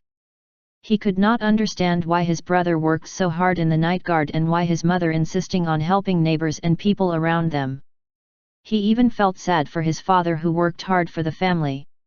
All the rules, traditions, and lifestyles made by humans did not seem to fit him. He didn't want to follow anything. The only thing that held him back was the families who could be sad if he somehow ended up different from their perceptions. That made him lock up the new strength which filled him with strange thoughts. It brought him back to normal and he decided to not use the power if possible. As long as his family lived, he wanted to stay human. That's when he began trying to fit in with the people. He tried to learn and stay within the human laws and learned the mannerisms and ways of the people. He was still considered lazy, but that was his best. Locking up the power did not stop him from gaining more power and learning new things, so there was no problem. After the incident, he also was now able to hide his true power from anyone, including his father. It was the best state he could ever wish for and he wished it could have continued on as is. He wished he would never have to use the power again and avoided any possible conflicts. Ha! Xian shivered at the refreshing feeling that he hadn't felt in a long time. Just 5 seconds ago, he was going to clear this place up and lock the power back in again. But why? Why do I need to do that? It was so refreshing. He could feel everything around him. The senses that already made him superhuman was now godlike and the power that could crush mountains lingered in his palms. Humanity? That's for humans. He felt like a fool for trying to stay within the boundary of people. Do all RA banders feel this way? He wasn't sure. But one thing was certain. Everything feels so worthless. There must be something worth challenging. That's probably why they all left human society. The RA bander that fought against six-horned Harijans or Karadans who destroyed the mountain range probably felt the same. What should I try? Xian realized there was one thing he had to take care of before. What should I do with these? He looked at the 11 people who froze in fear of the energy blast that occurred as he unlocked the power. He smiled and made his decision. Let's kill them all. There was no specific reason. This was also to respect himself from 10 seconds ago. The Xian from 10 seconds ago wanted him to take care of the situation, so he decided to do it. At once, a space on his palm began to distort itself. It was the first time he was using the power, so he couldn't control it properly, wasting most it. But it did not matter. He was strong. Stronger than anyone. Xian decided to practice using his power on the surrounding people and began walking up to them. The fifth elder could not pull himself together at the evil energy that blasted out from the man. The only thing that stopped them from fainting was the similar experience they had from before. It was the vicious energy that radiated from the monsters, trying to tear them into pieces which made them feel dizzy. If it wasn't for the Great Elder, the Second Elder and Kirat, they would have all died. But this was much worse. The man walking toward them was smiling, and he was definitely going to kill them all. The elder did not take off his gaze off the man and spoke to his people in their language. We need to run, now. I will hold him, spread out. Rasha, go take Kirat, run to Great Elder. Everyone nodded as they bit their lips. Kirat was the most important among them all. Each one of them represented one of the many warriors, including the fifth elder, but Kirat and her special Exer power that enabled her to guide their people made her unique and valuable. They needed to buy time for Rasha to successfully flee with Kirat into safety. The fifth elder then took out his weapon from within. He needed to attack when his enemy unexpected it the most. The elder shouted and blocked Xian. The other 10 people began running out. The fifth elder took out a weapon crafted by the second elder. They moved south and fought many Harijans. All the leftovers from killing those monsters were theirs. They ate the meat, gathered blood to make medicines, and they used talc stones to craft arms. They had to grow stronger to survive. Most of the Harijans they fought were 4-horned, but sometimes there were 5-horned ones. The second elder then collected many talc stones from those 5-horned Harijans and created powerful artifacts. They had to use talc stones to survive through the battles, so the number of artifacts crafted were small and they were given to the other elders and elite warriors. The power went unmatched and even proved powerful enough to cut down the arms of a 6-horned Harijan. It was the name of the weapon. It was so strong that the fifth elder restrained from using the weapon as it would make him rely too much on the weapon. He was certain that there were very little people in the world that he could not defeat with the weapon. The elder spoke, gritting his teeth.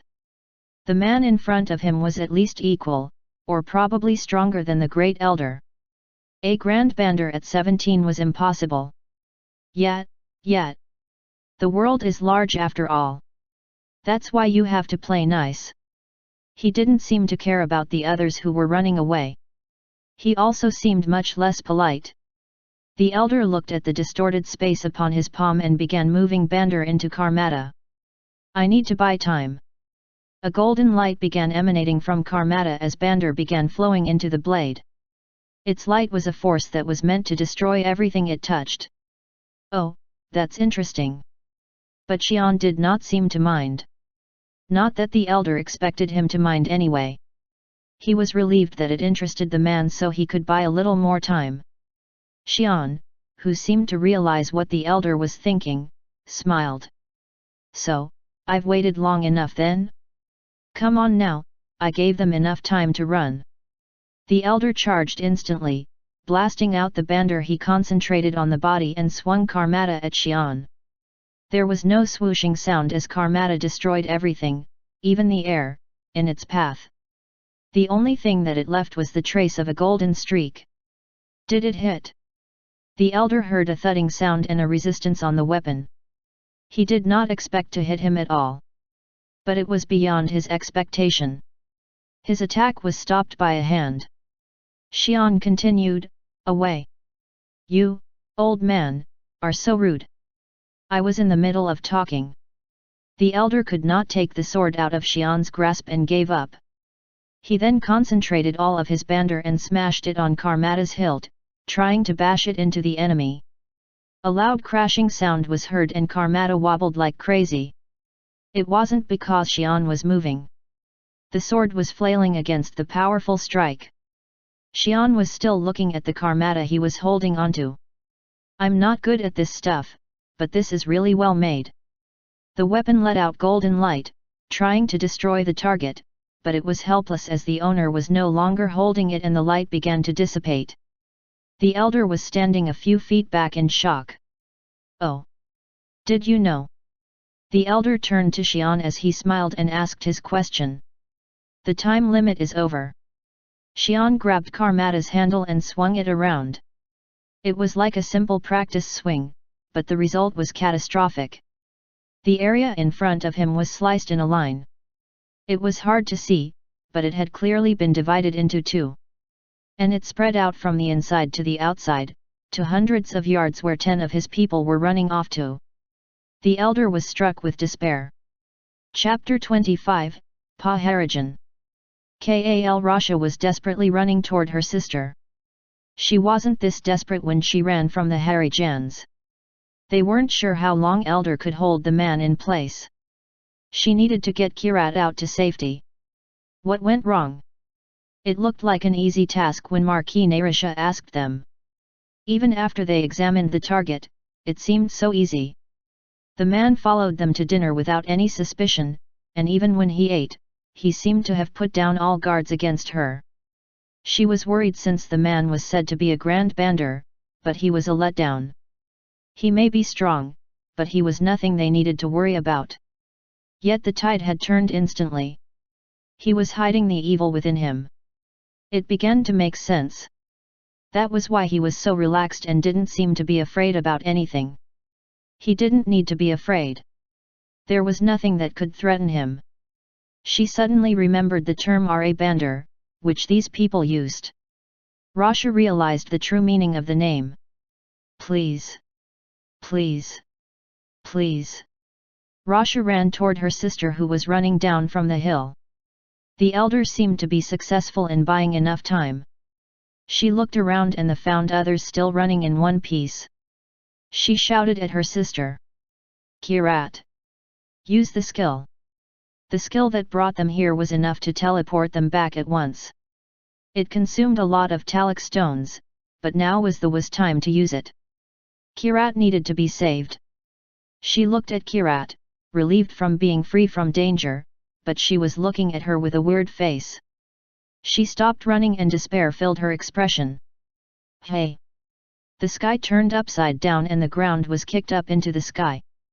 With the upside down view, she saw the others being cut in half from the waist and falling down to the ground. Oh, it wasn't the sky that turned upside down. Rasha looked at Kirat who was screaming in terror as she ran to her. She felt her sight going dark and closed her eyes. Quest failed, rescue Rasha and the people. All targets have been killed. -2000 EXP has been subtracted as a penalty. The user has been exposed to danger. So by default, the user will be recalled immediately. No. Kirat screamed as she looked at the status window. For the first time in her life, she wished that the window was wrong. Her sister was running toward her and the enemy was still fighting the elder. But she was proved that her window never lied, and she saw her sister and others getting cut in half by an unknown force. No, ah! She ran to her sister's upper body and cried in despair. That was when she felt she was being teleported back. No. There was nothing she could do here, but she couldn't just return like that. It felt better to die with all of them here. but the setting that kept her safe from danger worked correctly as intended. It had saved her many times from life-threatening situations, but this was the one time she despised it. If that's the case... Kirat glared at Xian, who inside the faraway mansion that had been sliced in half, and activated her skill. Activating skill. You will take damage due to the difference in levels. Using multiple skills at the same time usually caused her to faint, but she was using only one skill. She endured the pain coming from the skill, but she examined Xian. Analyzed part of the target. A lot has omitted due to the level differences. She was able to get more information than before. She would return and find out more. Revenge was next. Just wait. Kirat glared at Xian as she disappeared with a blue light. It's really interesting. I was attacked first, but then I become a target of revenge. Did I just need to die?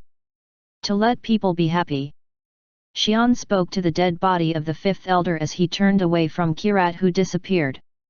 He could feel her use the skill as she glared at him until she disappeared. He could have cancelled the skill, but the elder charged at him with all his might that distracted him, and Kirat was gone. Did I do too much? Xian flinched. It wasn't too much. They were trying to kill him. He was smiling as he watched the dead man in front of him, then suddenly flipped. He was now looking around sadly. What did I say? I asked you to talk it out, didn't I? There was no good in killing people. Xian locked up the power and looked around grimly before he walked back to the capital. So, they gave up on exacting revenge. The people who were at the Narisha estate told Kirat what she had expected. It was their way of life. The strong ones survive while the weaker ones perish. We do not carry weak. This way, the dead were just weak. There was no sin in being strong. After hearing it from Kirat, the great elder determined that Xian could be stronger than himself. To carry out revenge against such a man only meant the doom to the people. They decided to ask to pay the marquis instead of fighting against the killer. Kirat understood the logic behind it and would have made the same choice. She could not bear to accept the reality of her sister's death. Even in her dream, she saw her sister being cut in half to die. Yes, they did attack him first. But she was her sister. She needed to be focused on revenge to keep her sane. Yet the status that she saw from using the skill kept telling her to give up. Haha. There wasn't much. Only one line was added. His level. Status, Xian von Roman. -2 ND son of Roman, Guarantia. Level, 399. Bander? Exer? Skills? She could not believe what she saw. The fifth elder's level was 183 and Keratin was 97. The six-horned Harijans were 217 and 331. She did not measure the great elder or the second elder, but they fought against the six-horned Harijans, so it was estimated to be about 320. While the two of them fought the male, the weaker female took half of the warriors with her. Kirat herself was at level 37 after 25 years of surviving through the Great North Forest. It was impossible to reach. He was 17 years old. If she lived to become strong as he was right now, he would be strong enough to bring down the continent in one swing. She wanted revenge, but the enemy was too strong. She began to ponder about what she could do and made a decision.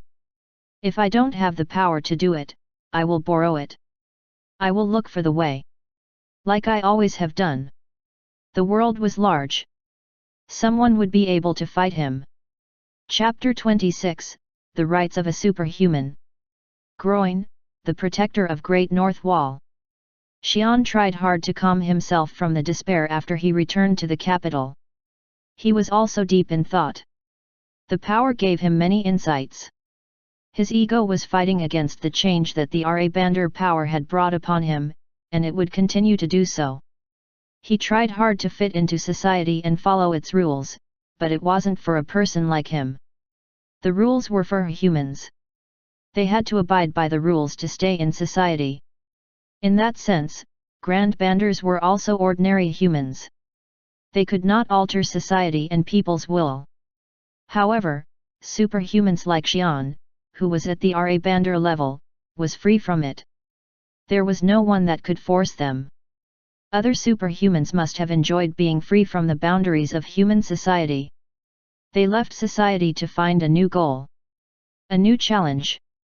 Yet Xian did not want to give up being human, and he didn't want to leave his family.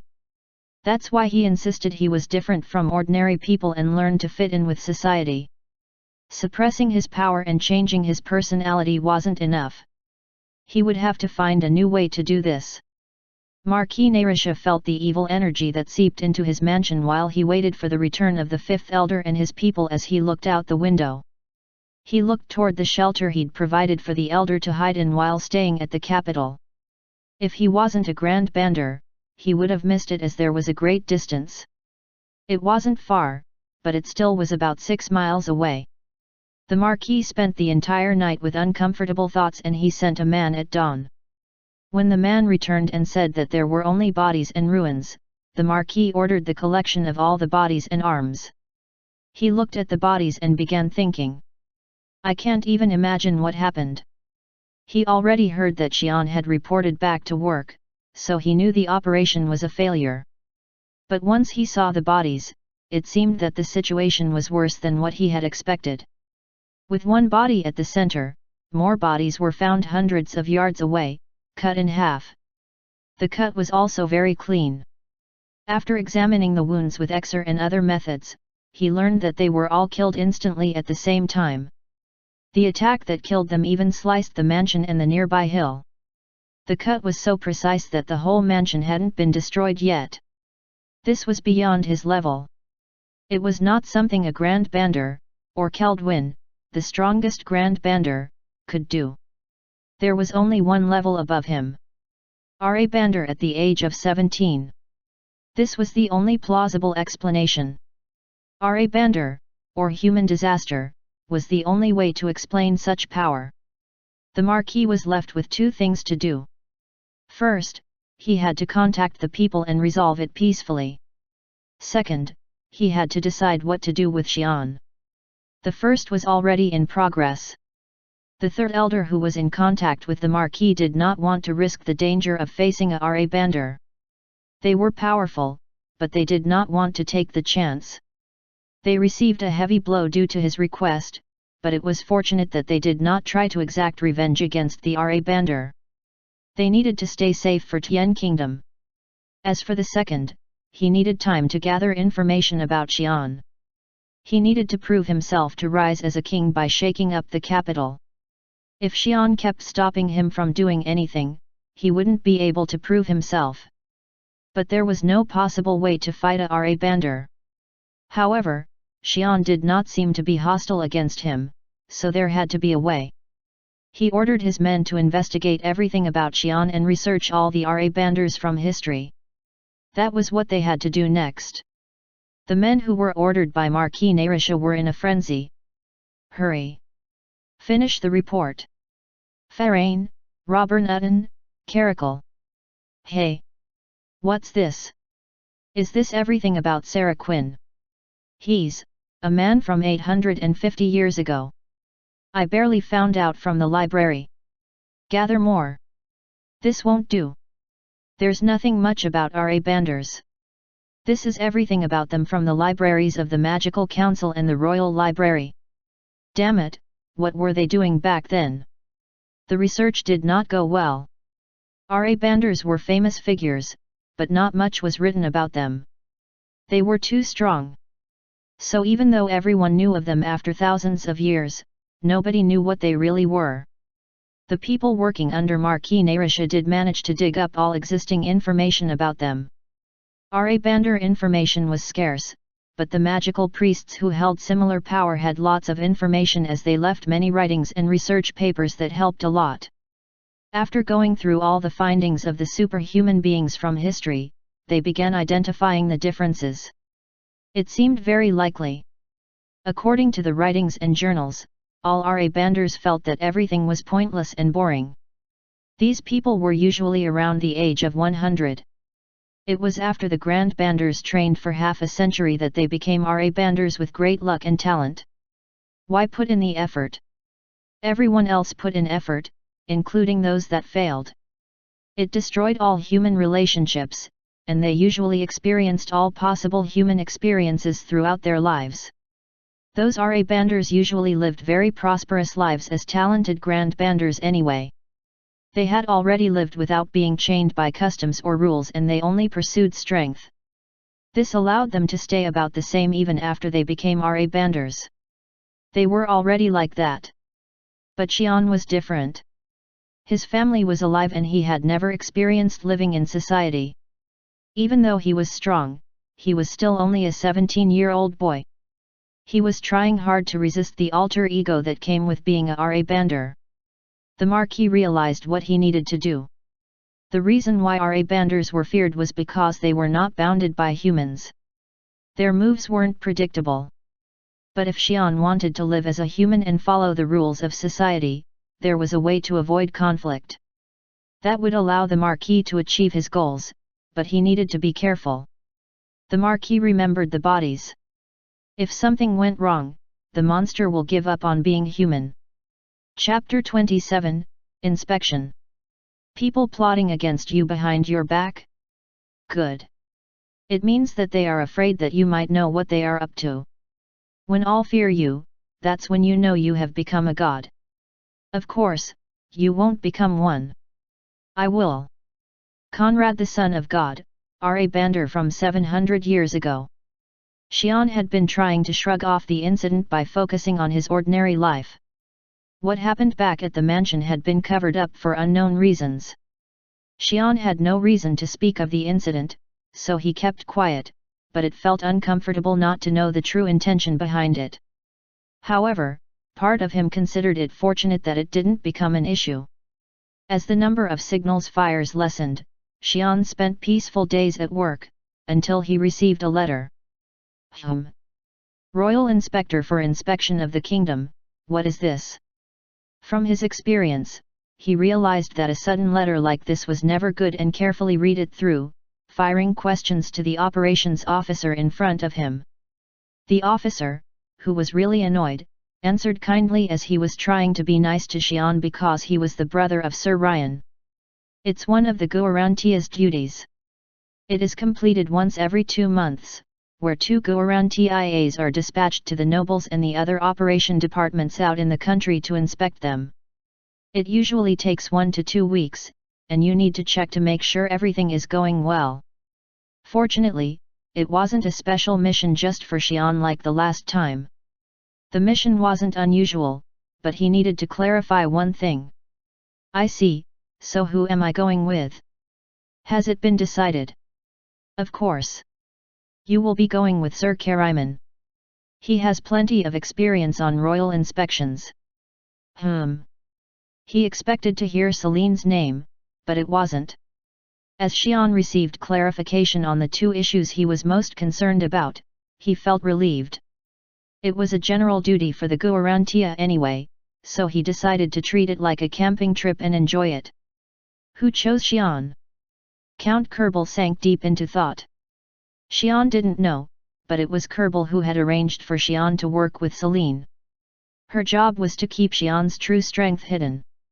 If it were revealed that Xian was the one responsible for stopping all the problems in El Lua, Marquis Narisha would have cast Xian out to the countryside at once. Count Kerbal had no power to prevent that, so he had to hide that fact. Celine was neutral when it came to politics, but she was worried the Marquis' extreme actions would cause problems on the streets and accepted Count Kerbal's request to help Xian. She did a great job in hiding Xian from the public eye. Count Kerbal knew this and believed Xian had not been exposed. Even now, most of the Guarantia believed Xian to be a lazy fool. He knew that the royalists and nobles were keeping an eye on him, but he was only 17 and not considered dangerous. If it weren't for Kirat, the Marquis might have still been wondering about the mystery man. But to be chosen as a royal inspector? Under normal circumstances, only Guarantias with over a year's worth of experience were chosen.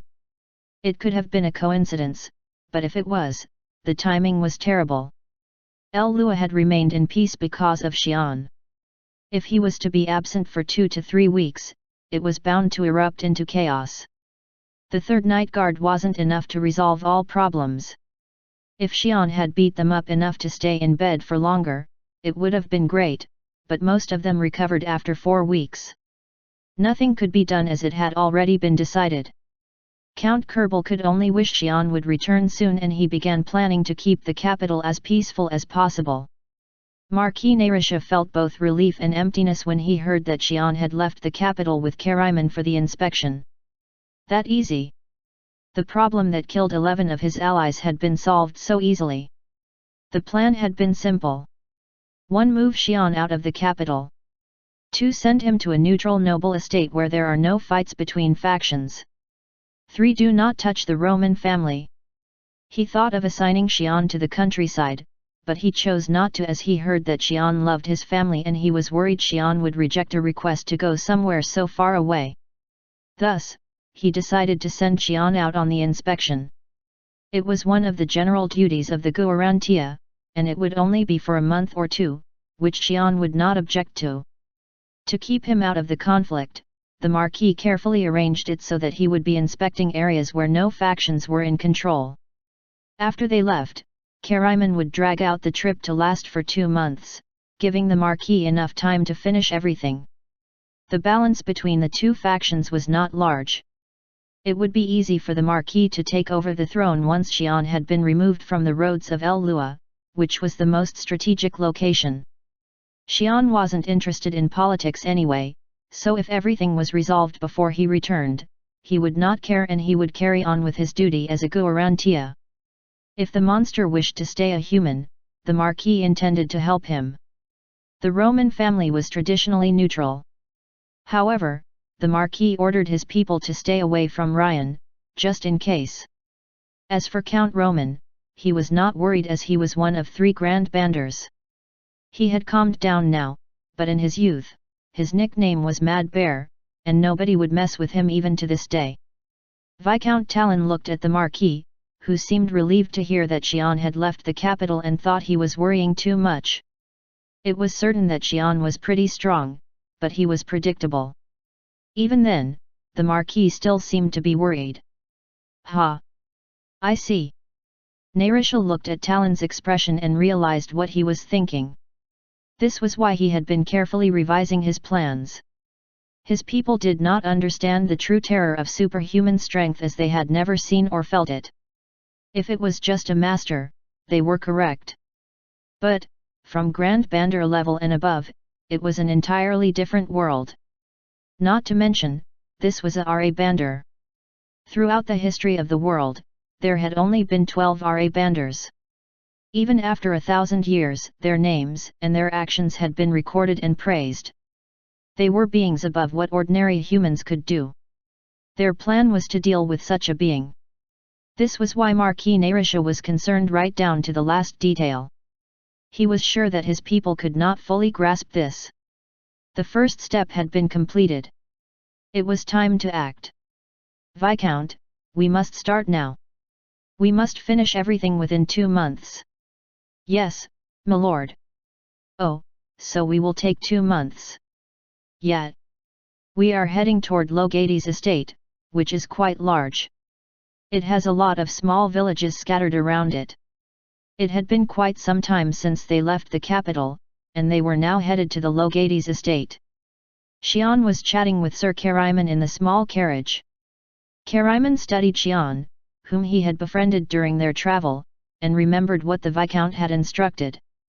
Never, never, let him think about returning to the capital. You have to keep him out of the capital for 2 months. There had been other precautions, but those 2 were the most important. It wasn't very detailed, but it was apparent that he considered Xian some kind of plague or disaster, and that made Kariman curious. It seemed weird to remove a 17-year-old Guarantia with such precautions. But he lacked the information to make anything out of it and shrugged off his thoughts. Kariman started explaining their duties to Xian. The countryside is not the same as the capital. I believe you have only lived in the capital. Yes. Tian Kingdom is a peaceful place, but we still lack sufficient manpower. So, as we go further out towards the countryside, we face more problems with bandits and corruption. Oh. The Logades estate is more peaceful than most other places, but I haven't been there in a long time, so it might have changed by now. It might feel like a different country, so be prepared. Haha. Kariman laughed teasingly, but he was actually worried. He had been on inspection duty countless times and had a lot of instances where new recruits accompanied him. They all had different reactions, but the most annoying ones consisted of the following types. 1 recruit expects to be treated like a king. 2 recruit forgets about their inspection duty and jumps in to solve bandit or village problems. 3 recruit starts causing a ruckus to bring down the corruption by themselves. These things happened because new recruits suddenly thought they had become a noble or hero of justice. Their job was to inspect and report to the upper division where they would resolve the issue. It was important to remember that their job was to inspect and inspect only. There was no need to do any more or any less, but new recruits always seemed to lose sight of that. Let's hope nothing serious pops up along the way. Kariman was concerned about what he would have to do if Xian became uncontrollable like the other new recruits, as he had been warned by Viscount Talon to be careful. He had these concerns because he did not know Xian well enough. At that moment, the sound of swords clashing was heard. It was a distance away from the road. Chapter 28, Inspection. One who helps the weaker in the fight becomes a hero? Then what happens to the stronger that was doing his best to win the fight? From unknown excerpt. Damn it, is it a fight? It was common for people on the road, such as merchants who would get ambushed by bandits. It was also common for bandits to fight with each other. If people were caught while stealing, they would receive the death sentence, but most bandits were criminals with death sentences anyway. It wasn't an inspector's job to interfere in such fights. Those jobs were for the peacekeepers, and more people would be called in for peacekeeping issues than just 2. It was best to avoid any problems as it could be very dangerous. The Guarantia were not weak, but bandits were the same. Furthermore, they fought to the death because being arrested meant death anyway. However, out of all new recruits that Kariman had been assigned, 85% of them ran out with a sword in their hand. Concerned, Kariman turned toward Xian as he expected Xian to be eager to join the fight to uphold the honor of his family name. Yet Xian had no such intention. He gazed back at Kariman, puzzled as to why he was being scrutinized. Did he not hear the sounds? That seemed unlikely. The sounds were getting louder and louder as they were moving along the road. What's going on? Xian asked as Kariman replied with a question.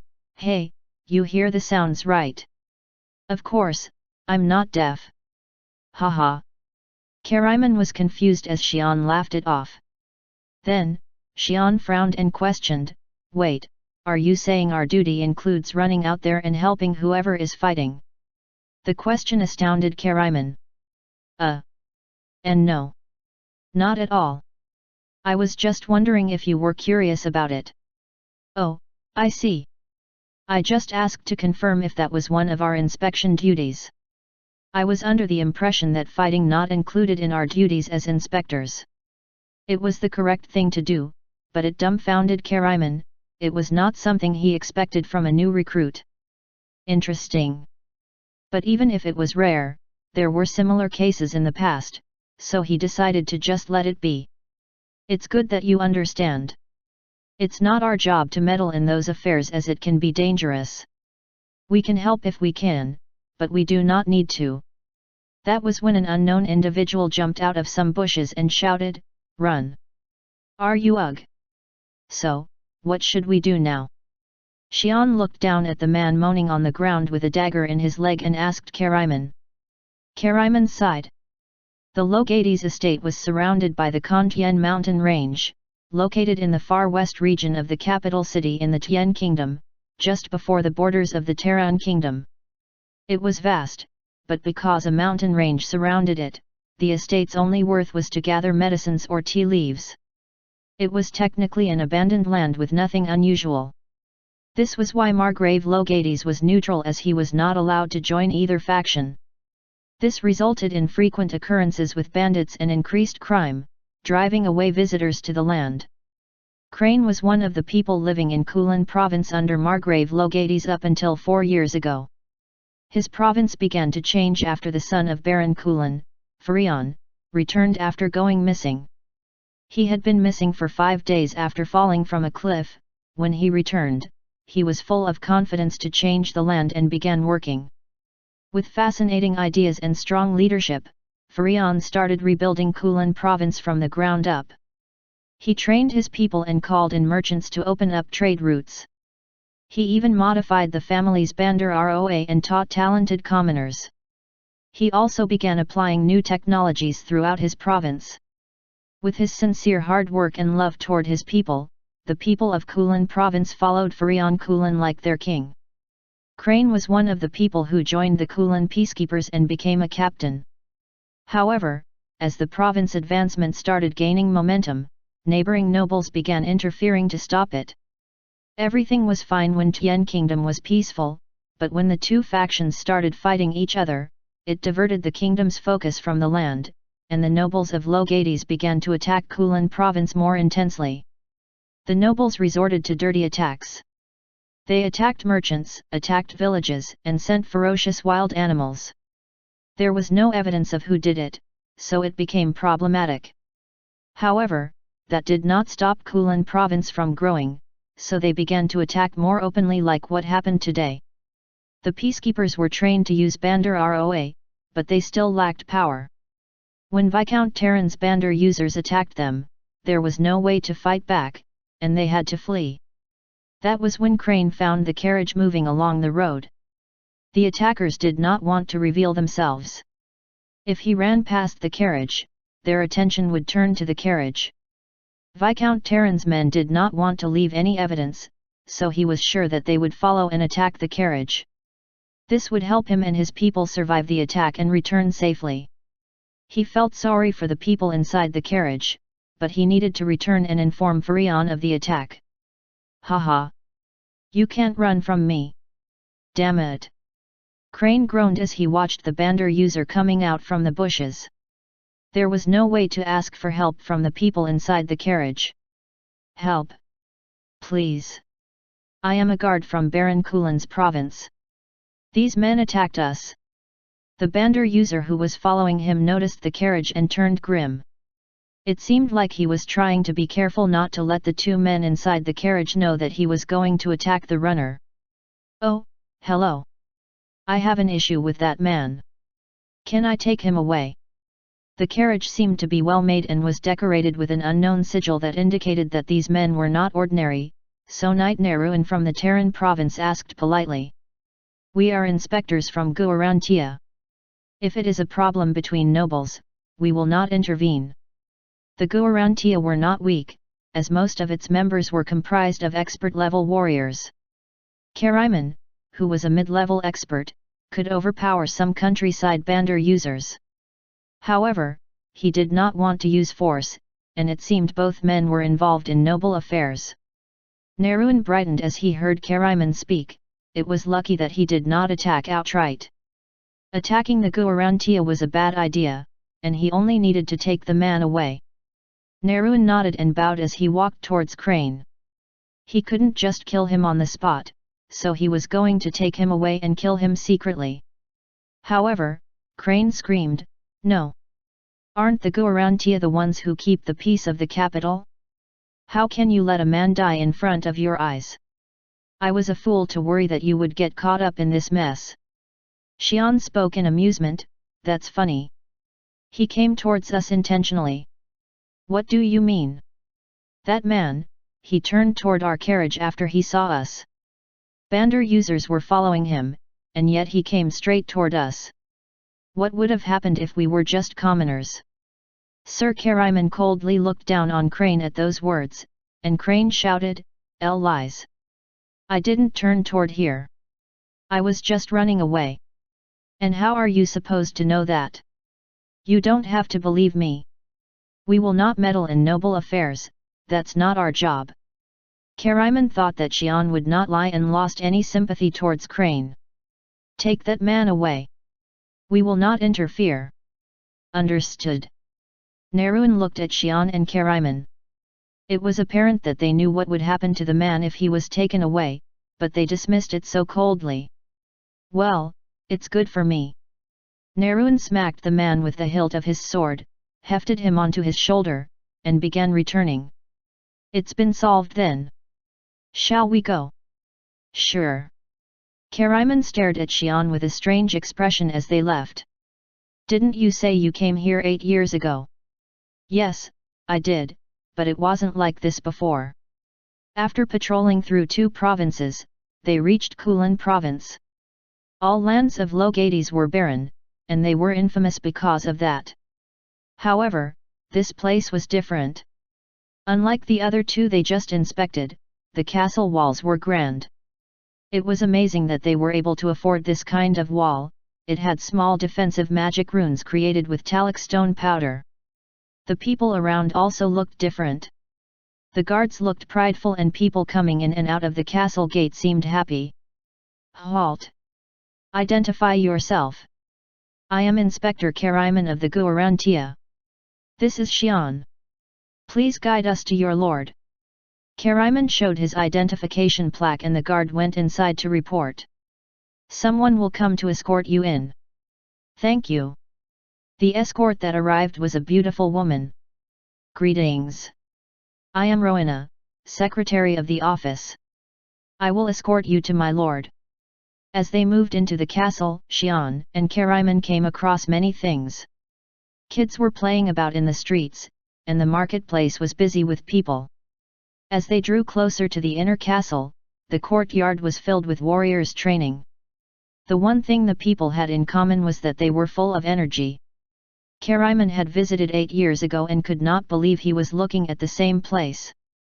The Kulan province back then was worse than the other 2 provinces they had just visited.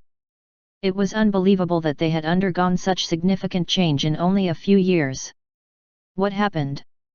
The question would be solved once they met the lord who was the successor. Chapter 29, Weird Province. Greetings. I am Lord Furion Kulan. Good day, my lord. I am Kariman of the Guarantia. I am Xian. The young man who was working on some papers inside the office came out to greet them. Kariman felt a strong impression from the man. He was full of confidence and very charismatic. Xian was also staring at the man in amazement. Wow, he has a lot of fascinating stuff. After he inspected the 5th Elder's weapon, Karmata, Xian remembered the unique flow that it contained. It was very complicated, but he recognized the feeling it gave off. The man in front of him had the same feeling emitting from the various items he carried. I have much work to be done, so I am sorry, but I can't personally escort you. I have informed my people to cooperate with whatever you need. Rowena will escort you, Furion smiled and explained. Kariman and Xian exited the room to start on their duties. With Rowena escorting them, they began their work by first observing all parts of the province. After looking through the finance department and then the city planning department, Kariman was astounded. He was surprised by how quickly they had grown. In just 4 years, they had achieved incredible growth according to the financial reports. The city planning and operations were also amazing. They had found many talented individuals in their jobs or placements. Interestingly, most of them were beautiful women. These are the training grounds. Sir Rihanna is in charge here. Good day, I am Rihanna. If you have any questions, feel free to ask. It was very interesting as the Lord didn't seem to place beautiful women in the leading positions just because he loved women.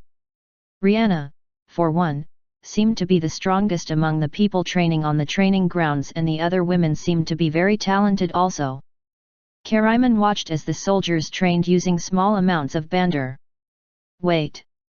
Bandar. It was a very common thing in the capital, but he never saw such a sight out in the countryside. The nobles in the countryside never taught bandar roa to their soldiers, they usually were afraid that it would cause revolts. The soldiers are training with Bandar Roa? That's amazing. Yes, the Lord modified the Bandar Roa 3 years ago and then taught us. Our lands have grown stronger ever since, Rihanna explained proudly. What happened 4 years ago? It's so different from the last time I was here. Kariman decided to look into it later and moved to next destination with Rowena. They were now at the armory. The armory was usually located in the inner castle, close to the training grounds. This was to help ease the process of withdrawing arms for the soldiers. Kariman was surprised yet again when he entered the armory. A Deccan. He was genuinely surprised to see a Deccan here. It was very rare to see a Deccan. All of the non-human races had special abilities that humans did not. It was because all the other races without any special abilities had gone extinct after 1,000 years under the Empire's domination of the world. All the races who had special abilities were deemed worthy to live with humans and were respected highly. The Deccans were one of them. These people had great skill in creating magic-related items. The ultimate weapon, Artigan, which was used at the Great North Wall, was created by Deccans. There were only a few Deccans deep within the capital or in magical councils. It was unbelievable to see them in a noble's land out in the countryside. Everyone who sees me is surprised. I am Arakadam, son of the 13th tribe. I am in charge of the armory. It's surprising to see a Deccan out here. Greetings. Yet, I have an issue with the Lord here. Xian looked at the Deccan with fascination. So the kid next to you won't introduce himself? Oh, I am busy. Ask him if you have any questions. I only make weapons. Rowena, come with me. What is he up to? Sir Kariman, this here is Crone. He takes care of the paperwork in the armory. Crone, can you assist him? I will be back soon. Hello, I am Crone. Come this way please. Arakadam, who was about to scold Xian, looked at him for a second, then suddenly moved back into the armory. Rowena followed with a weird look on her face. Arakadam quickly asked Rowena, Hey. What are you guys up to? Why did you bring that evil thing here? Rowena asked in reply, Hey? What do you mean? Are you talking about Sir Kariman? No, not that squid. The younger one behind him. Oh, you mean Sir Xian? I only heard that he's from the Guarantia. What about him? She did not hear any details other than they were from the Guarantia, so she could not understand what the problem was. Ugh, never mind. Humans are blind. So, they are not here to cause trouble. No, not at all. They just came for inspection and will return shortly. Okay. Just be careful. Don't touch that Xian kid. Give him everything he wants and get him out of here as soon as possible. Rowena became concerned as Arakadam warned her solemnly. Deccans were non-humans, which meant they were able to sense things that humans could not. Is anything up with him? Never mind. I can't explain it well, and you won't believe me anyway. Warn that boy lord to be careful too. Arakadam left immediately after, and Rowena returned to the inspectors, thinking to finish the escort first. Kariman, this place is fascinating. Right, I have never seen such growth. There are so many talented and beautiful women. It's like heaven here. Kariman and Xian were discussing their work in the room they were provided with to rest. Kariman was more concerned about Xian because Xian had proved to be useless throughout the day. If he looked extraordinary, he would have understood Talon's orders, but with Xian's foolishness, Kariman couldn't shrug the feeling that there he was hiding something. Is he doing this on purpose? So he can try to do something after relaxing my guard. He replayed the day's events word for word in his mind, but it seemed like Xian was genuine in everything he said. As Kariman was mulling over Xian, Xian was thinking about what he had seen today. This place is like a treasure island. Rowena acted as if she had shown everything, but she only displayed safe or necessary places. Kariman was busy inspecting what was shown, but Xian was busy focusing on all the hidden stuff. He was interested in the beautiful women, but he was more interested in all the secret rooms under the basement, in the forest, under the lake, and everywhere else. It was impossible to see with one's eyesight, but Xian had been using other senses to feel the world for a long time that made him realize the existence of hidden rooms. He felt the Xer moving in and out of those hidden rooms, but he couldn't make out exactly what they were doing inside. He thought of the two choices he had. 1. Tell Kariman about the hidden rooms and start inspecting them. 2. Since Kariman didn't seem to notice them, let it slide. If he were to fulfill his duty, option 1 was the correct choice. There must be a reason why they hid the rooms. But, if revealing this secret would make them turn against him and try to kill them, it would be troublesome. The ones hidden under the lake or in the forest didn't seem to be a problem. However, the one hidden under a cliff far away from the city was. Chapter 30, Weird Province. Good to have, passion and talent. Must have, luck and money. The necessities of success by the legendary merchant. Xian sensed something annoying from the cliff. It was pretty far, and something hindered his senses, making it hard to see what it actually was. However, if he were to handle the people there, he would need to unlock his power. If Baron Furion Kulan attacked him to keep his secret and Xian unlocked his power, it meant the land would be decimated. After pondering over what the Baron would do, Xian came to a conclusion. The Baron was trying to do things with his own land, and Xian had no right to interfere. It didn't seem like he had stolen it, and he could hide it as long as he liked. He was only here to inspect and leave. It was bad to massacre people just for an inspection. After making up his mind, Xian felt comfortable being freed from his concerns and drifted to sleep. Did you finish the escort? Yes, my lord. They are resting in their room. But... Rowena stopped mid-speech with a concerned look, so Furion asked, what's going on? Arakadam warned me never to touch that Xian boy and have him leave the province as soon as possible. Arakadam said that. Furion's expression turned grim. Decans knew what humans didn't. They were able to see things that humans couldn't. It was Arakadam who recognized the true power harnessed within that Furion was about to sell off to the black market, and helped utilize that power of the to help make his people's lives better. If he had given such a warning, it was not to be taken lightly. The inspection will not last long. Let's show them what they need to see and then send them off. He had no intention to let them stay long anyway, it would be disastrous if they realized he was hiding something. He did not have enough power to protect the Yet as he had only used a portion of it, and his land had grown exponentially. He needed more time in order to grow stronger to protect what he had. The best thing about Logades was that nobody in the capital or the kingdom paid any attention to it. That gave Furion time to build up the land. 1 year. That was all the time he needed. He would be able to unite all the nearby lands and unlock the next stage of the Viscount Terran. Why have you called us here? Viscount Raiden, who was in charge of one of the 13 provinces of Logades, asked.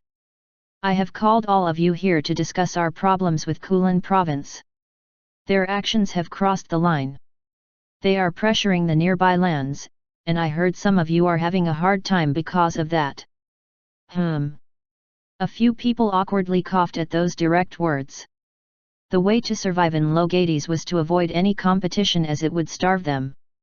All 13 nobles kept their boundaries and tried to keep the balance between themselves to survive.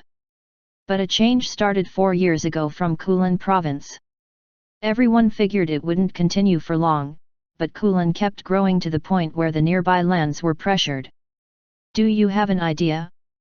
I guess you do since you summoned all of us. Not much, other than not having any more choices left. Viscount Terran tortured the man named Crane that Neruin had captured the other day, and so he explained to the people that had gathered. So they have expanded that much already? Yes, they have sped up in the past year. Their soldiers are heavily armed. The reason why they did not conduct a full-scale war was because of one reason. It would inflict too much damage. Kulan province was becoming too powerful, and it would be hard to crush them without any sacrifices. They still had the upper hand as it was not possible to create Bandar users in a day, but the balance was slowly tilting. They had no other choice. They had no choice. If over 10 nobles joined forces, it was possible to crush Kulan province with ease. The first step is done. Viscount Terran smiled as he watched the people in front of him. The convoy was ambushed. What about survivors? What happened to Captain Crane? No survivors, my lord. We sent out scouts to check because they had not returned and. Did you find out who was behind it? All we have are speculations, but no evidence. Farion gritted his teeth at Rihanna's report. This was a time where he needed to focus, but they kept bothering him. As Farion wondered what he should do, Rowena ran into the office. My lord. We have a problem. Hey? What's the problem this time? The other nobles have declared war against us. It had gotten worse. I see. Who? It's the other 11 nobles, except Rotfell. Farion flinched at the report. He had expected the nobles to unite against him, however, it was too early. He thought he had a few more months. He wondered what had caused them to act so rashly, but soon realized he did not have the time for that. It was time for war. Farion was not afraid. He wished to delay the fight because he wanted to build up more internally, but he was ready. He decided to use this chance to make his forces even stronger. Hey? War. Yes. The nobles from our neighboring provinces have declared war against us. I am sorry. Such an unfortunate turn of events have happened while you are within our lands. I suggest you leave before the war begins. Farion ordered Rowena to inform Kariman to leave. Along with Arakadam's warnings, it wasn't a good idea to show their forces to the Guarantia anyway. Kariman was troubled by the unexpected turn of events.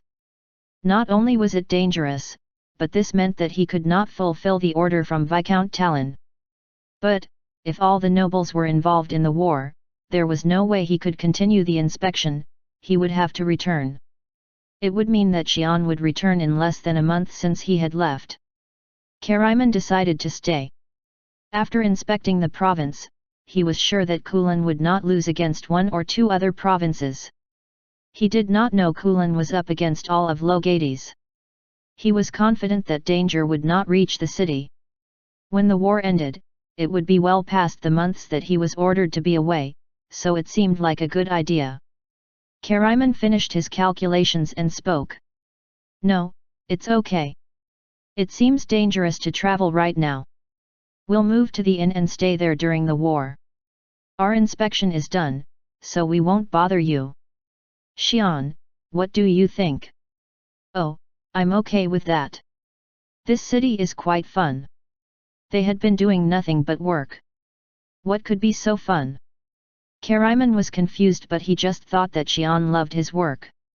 Rowena frowned on the inside, but she had no reasonable excuse to refuse, so she nodded and returned to Farion to report. Chapter 31, Noble War. War between nobles in Tian was simple. Fight until a negotiation is reached. The strong takes all. If it becomes severe, the kingdom will intervene. A severe war was when one massacred other nobles or ruled its people with tyranny that would negatively affect the kingdom. Just like the succession, Tian did not intervene in a nobles' war. The kingdom encouraged it. All nobles of Tian must strive hard to become strong. Become stronger and lead the kingdom. This applied to all the nobles of Tian, including the royal families. It's so lively, Xian commented as he looked at people running around from the window of the inn. The inn was located close to the lord's castle, high up on the hill, where the entire land was visible. The women were working hard to make supplies and armor, while children were being trained to escape by following the roads in an emergency. All the men were gathered outside the castle to train. What was interesting was that these men were all volunteers. They all had the same experience before and after Farion's rule, so they knew exactly what was going to happen if they lost. It's not a common sight to see in the countryside, but all important areas within the kingdom do this. However, this is pretty intense. Kariman spoke as he watched. Even then, he thought that Xian was hiding something. He was too calm. They were staying in a land which was going to war, but Xian didn't seem to be bothered. Even Kariman himself was concerned. This was after he heard that Kulan would be fighting against Logades. If Kulan lost, the land would be swept by the war, and there was no telling what would happen to them. Kariman asked, Xian, aren't you afraid? This place might be swept up by the war if Kulan loses. However, Xian just smiled instead. Haha, they won't lose. Don't worry. Is he just foolish? No war was guaranteed. Both sides believed they could win the war, which was why a war started. Kariman thought Xian was foolish, but Xian was thinking of something else. The one from the underground, the forest, or the lake, any one of them will allow them to win. They won't lose. He didn't know what it was that Furion had on his body, but after taking a closer look while at the castle, he realized it was similar to the energy that came from those hidden places. Some of them were stronger than the others. He wasn't sure what it was, but if it was a weapon and it was given to Sir Rihanna for example, she would crush any knight easily.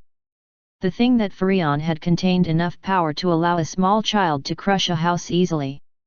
It was impossible for Kulan to lose. All Xian and Kariman had to do was rest there, and return when the war was over. Xian decided to fully enjoy the time while he was there. The restaurant that was recommended to them was great, and he had already bought some gifts to bring back to his family. Rihanna, are the preparations going well? Furion asked with a tired look on his face. There were a lot of people in front of him. The artifact on his wrist helped him, but the preparations were still exhausting. This would be his first war, so he was nervous. Yes, my lord. We have readied our forces. This is what we have prepared for, and this is why we exist. Rihanna answered with pride. Furion had brought in many young men who had Bandar talents and taught them the newly modified Bandar Roa, way of the wolf to train. It was hard to train in Bandar when people were older, but he even gave them mysterious potions that allowed quick growth in strength so that all his men were able to perform at the low expert level. Rihanna herself had reached mid-expert level. It was a secret to others, but Furion had given Rihanna a different potion that granted her such power. This was why all of them pledged allegiance to Furion. Good. Rowena, how about you? Yes, my lord. We can last at least 3 months without resupply. Oh no. Furion moaned as Rowena became alarmed. Hey? What's wrong, my lord? Haven't you gathered too much? 3 months? That's such a waste. I think we can provide 7 meals a day for our soldiers. Furion laughed out loud, and Rowena and the others soon followed. Their faces showed that they were anxious about the first war in their lives, and Furion tried to lighten the mood by cracking a joke. One person, however, was not stiff. Hey, boy! What happened to the squid and the other one? Did they leave? I don't see them in the castle. Oi, Arakadam! Don't talk like that to the lord. Ah, okay. Relax. Boy lord. Arakadam was asking about Xian and Kariman. Rowena reprimanded Arakadam for his disrespectful tone, which he was not bothered to change. They are staying outside of the lord's castle. They will leave after the war is over, Rowena answered Arakadam's question. Is that so? Furion noticed Arakadam was concerned and tried to calm him. Don't worry about them. They are staying near the outer castle area, but the enemies will not even come close. It's a shame though. We cannot put your castle wall to the test. Ha, it's good that you cannot see what I'm seeing. You wouldn't be able to joke around if you did. Everyone seemed to be confused by Arakadam's declaration, but he sighed and stopped talking. Furion shrugged it off and restarted the meeting. The war waged fiercely between them. Bandar users on both sides were even. It wasn't because the Kulan knights were formidable, they had no experience unlike the knights on the Logades side. However, Sir Rihanna evened out the balance. Or to be more precise, her weapon did. The weapon itself didn't seem special, it looked just like an ordinary-looking sword. The result when it was used, however, was not ordinary at all. It cut everything down with ease, and it wasn't because Rihanna was strong. Compared to the power of the weapon, Rihanna's strength was like that of a baby. No shield, bandar-wielding sword, armor, or even castle gate was able to withstand her attack. Everything was cut down. The strongest on the Logades side, Knight Captain Kal-El, had his weapon sliced into two and had to run for his life. Even the regular soldiers of Kulan were much stronger than those of Logades. The problem was the difference in the number of soldiers was too huge. Rihanna charged on the front lines, but the enemy turned to ranged attacks and forced Rihanna to retreat. The war was dragging longer than what they all expected. Viscount Terran's land was right next to Kulan province, making it possible for Terran to stay in his office to issue orders to the war front. At this moment, there were people gathered in his office for a meeting. It's going as planned. Baron Kulan's forces are powerful, and we are being pushed back. Within a month, we will be torn apart and absorbed into the Kulan province. Viscount Terran spoke calmly to the person in front of him. He was even smiling. Yes, it will be weird if he loses with that kind of thing. He probably has more, but it seems that he can't use all of it yet, seeing that he let that girl go out into the war with that toy sword. That person spoke of the sword that Rihanna wielded as a toy and scoffed. The artifact that he had on his neck let out a strange sound and distorted the area around his face to disguise him, but his tall posture and strength were hard to miss. So, are those hidden there? Yes, I have already made sure. But, it's really interesting to see the hidden in this remote land. Karandas, Sharon's hidden Grand Bandar, spoke in amazement. Chapter 32, Noble War. Named after Wolf War God, the armory had been built in the days of the Old Empire. The Empire had always controlled the Seven Kingdoms, but it required constant supervision. That was when the Empire created they, placing them in certain areas across the Eurasian continent. They were put to use when the Empire needed to exercise its power on the rebellious countries, and the armory contained various weapons created with the Empire's finest magical scientific technologies. Even after the Kal Ghul War, the Empire did not reclaim these armories in case the Seven Kingdoms would revolt against them, and they were abandoned after the Empire's downfall. The Sharon Kingdom accidentally came across one such armory and kept it a secret. They had the Grand Bandar monitor it. It was small, but it had powerful weapons and technology that helped the barren and extreme hot lands of Sharon grow powerful enough to compete against the Khan Kingdom. But that brought them to another question. Where were the other armories? If it granted them such power, it would surely grant other countries with the same power. The records mentioned one more armory, but they could not find it. When they almost gave up on finding it, they came across a few items that could only originate from that were circulating within the black market of Sharon Kingdom. The intelligence department began tracking down the source and collected all items in circulation. They gathered 3 of them, and one was purchased by a certain Deccan who left the kingdom right after. Thus they concluded 2 things. 1. The serial numbers and formation proved the items were from an. 2. These were not from their armory. It was from a new. After learning this, they became excited and began searching for the sources. They finally found out that one had been sold by a man named Farion from the Logades estate of Tien Kingdom. He had come to the black market of Sharon Kingdom to sell it. It looked like he had come to discard any possible evidence, but it actually helped Sharon instead. They began investigating Kulan province and the Logades area. Sharon intelligence agents infiltrated the province disguised as merchants, architects, and maids, examining all parts of the land. They discovered that the was located at the back of the cliff in Kulan province. If it was located at some tactical point in the kingdom, it was impossible for them to reach it unless they instigated a war. However, since the Logades estate was an abandoned and undeveloped area, Sharon's royal knights were enough to wipe them out. It was also good that the kingdom was undergoing. That would keep them from paying any attention to outside matters. Sharon Kingdom decided to make the move to dig up everything inside the armory. It was too valuable for some baron to have it all for himself. If this was known to the kingdom, it would only mean war. So that was why Carandas, the one who was appointed to guard Sharon's armory, was here in front of Viscount Terran. After the investigation, it seemed that Baron Kulin was using some of the items from the armory for the prosperity of his lands. It was hidden well, so it took some time to figure it out. If Furion had unlocked the armory's second stage, the Logades army would have been crushed instantly. However, he was only using items from the first stage, so it was apparent that he hadn't unlocked the second yet. Even the first stage was amazing, but Carandas had no interest in that.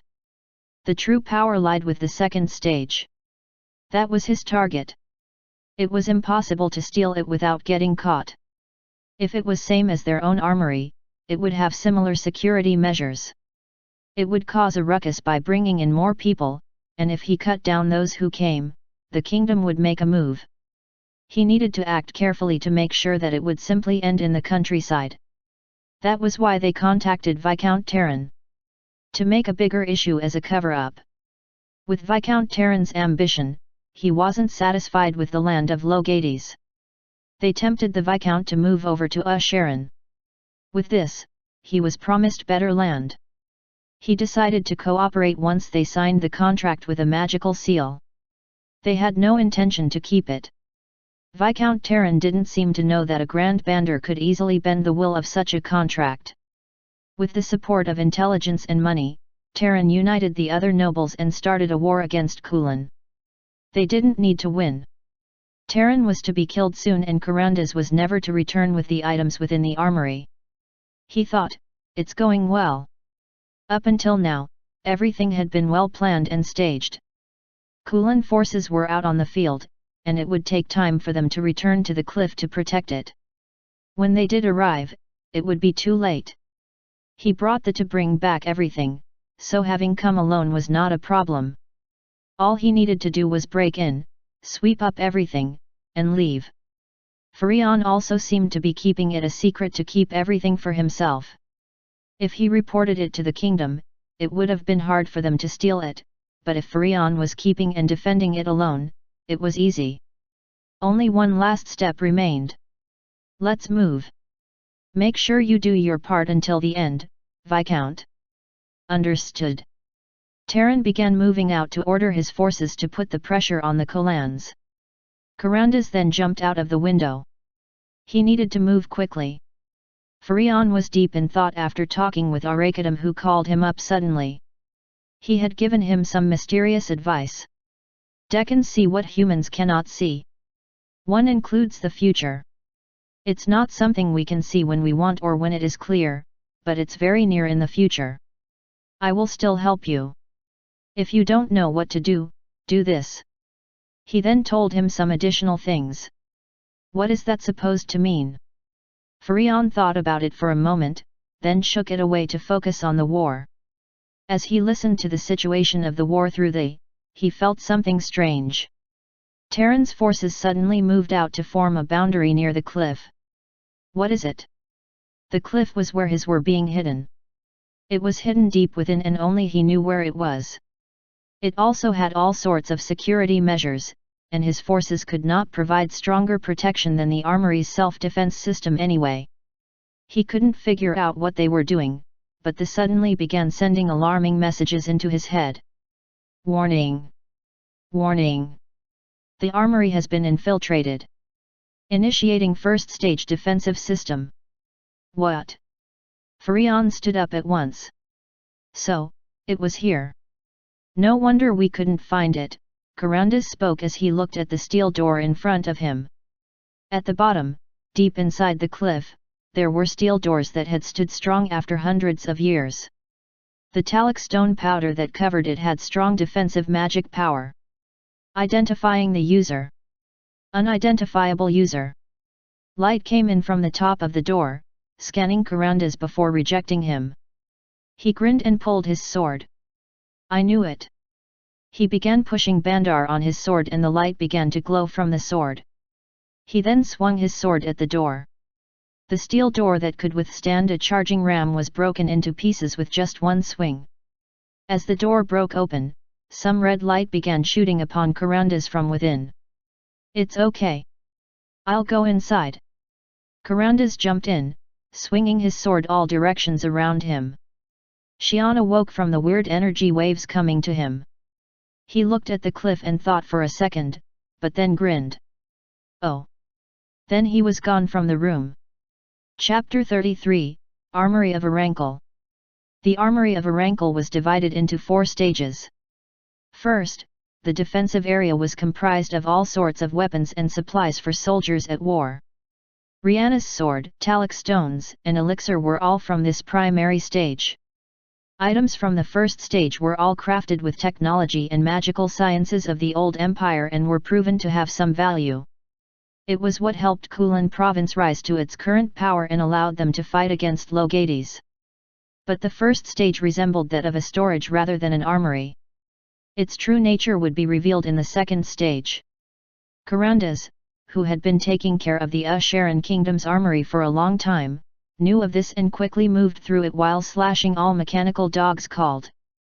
He did it with ease, but these Pavloks were powerful as they had been created to fight and oppress civilians and soldiers. It looked like Farion pondered about using these machine dogs, but he figured it would draw too much attention and gave up on using them. Karandas reached the front of the second stage and sensed some kind of energy. He's here. It must be the owner of the armory that had arrived using teleportation. Even with the age of the Empire, making such a small teleportation rune was a great feat, but they did manage to make it so that the person in charge of the armory could easily teleport in and out of it. Managing the armory required its administrator to work, which required such easy access. But what can you do? Karandas grinned. It was as he expected. The owner of this armory had come alone. If he brought an army, it meant a massacre and it would be hard to avoid attention from the kingdom. But he came alone and it was easy to ignore him. If he had full control of this place, it would have been dangerous, even for Karandas. However, the Farion definitely did not have such control. If he had the access to the second stage, the area would have been cleaned already. Karandas began slamming the door to the second stage. It was a durable door, but it wasn't strong enough to withstand the attack of a Grand Bandar.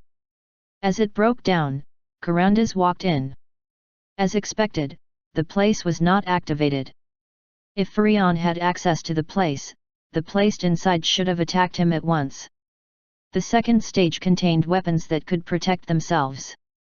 Karandas glanced over at the countless number of anti-Bandar war machines, lined up in the room and began to activate this artifact, which required 5% of all the kingdom's talic stone power and tens of first-class magic priests to create, was given to him for this special mission.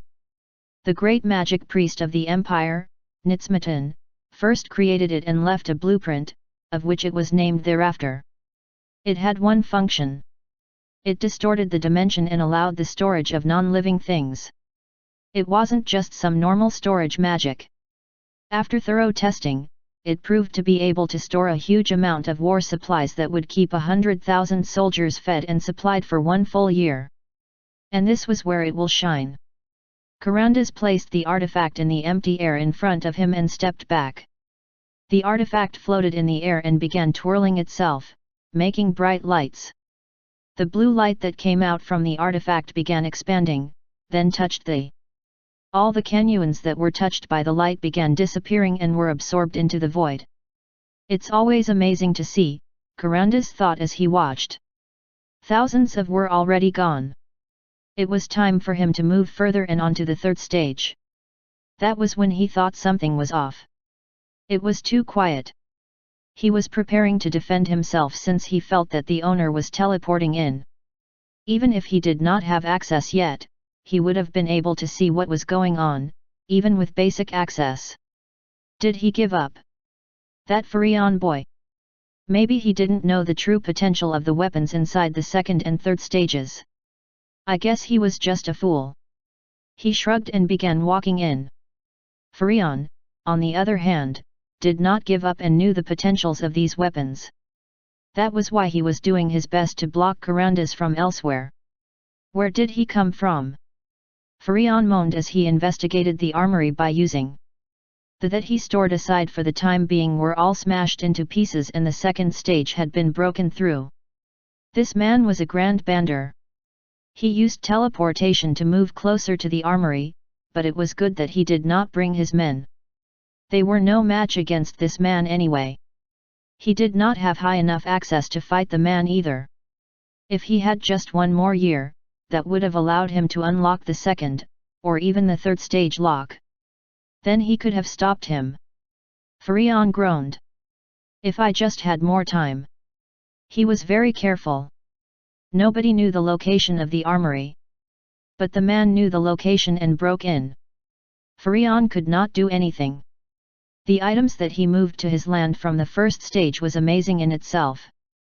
If the items in the first stage were enough to make him a powerful noble, the ones in the second and third stages would be enough to make him the king and the emperor. But it was all being swallowed up by some unknown intruder. That was when he heard Arakadam's advice. When you are faced with a desperate situation, go to A13. I am not sure what this means, but you would know. He didn't know what that meant, but he knew now. Kranga. Send me to A13. Furion shouted at his wrist. Accepted. Moving to A13. Activating Ra Shar Roa. Furion was swept up by the bright light and was teleported inside the armory, into A13. Hey? How did you get here? When Furion opened his eyes, Xian was standing in front of him with a surprised look. What? Furion was dumbfounded. This was the Guarantia that Arakadam warned him about. But why was he here? In the middle of the night, inside his armory? He was concerned that this man was with the invader, but that was unlikely. Even if he was, it could not be any worse and Arakadam would not have sent him here. His advice was never wrong. Aren't you Xian? Why are you here? Xian then turned awkward and smiled. Oh, haha. I just came to watch. Watch? Yet. I came here a while ago but it was blocked by some steel doors. I can't just break them and trespass without permission, right? But I felt some man breaking in, so I thought it was a chance to take a peek. But this place sure has some fascinating stuff. Just as expected. That blue light absorbing everything was especially amazing. Furion wasn't sure what to do about this boy. He heard he was staying within the castle, but he felt the door being broken down. It was over 15 miles from here to the castle. Furion teleported right after he felt the intrusion, but it seemed like this man got here about the same time, meaning that he had come here instantly. And he came to watch the storage being robbed. However, that was not the issue. The intruder was approaching the third stage at the moment. The defense system would hold him back for a while, but it was only a matter of time. The advice given by Arakadam surely meant that Xian had way to help him. We don't have time to do this. I must block him. Right, you don't have time to waste here. You should go. Isn't this place yours? What are you doing? Furion was lost for words. He was correct. There was no reason for Xian to protect the place. Aren't you Guarantia? Yes. Isn't it your duty to protect in these kinds of situations? A Guarantia's duty is to arrest criminals, right? Furion felt his face blushing from shame. But he had no choice. My shift is over, and this isn't my area to patrol. Besides, I'm on inspection duty and this is yours. You surely didn't give this to the country, right? I guess not, because you were hiding it. It's not my duty to protect personal property. And it didn't work. Furion could not continue as he was being pointed out of his undoings. As he calmed down, he remembered Arakadam's words again. Whatever you say, it will not work. You should say this, and don't forget. Lose your greed. Farion hesitated. He wasn't sure if it would work, but if he didn't, the intruder would steal all the weapons within the armory.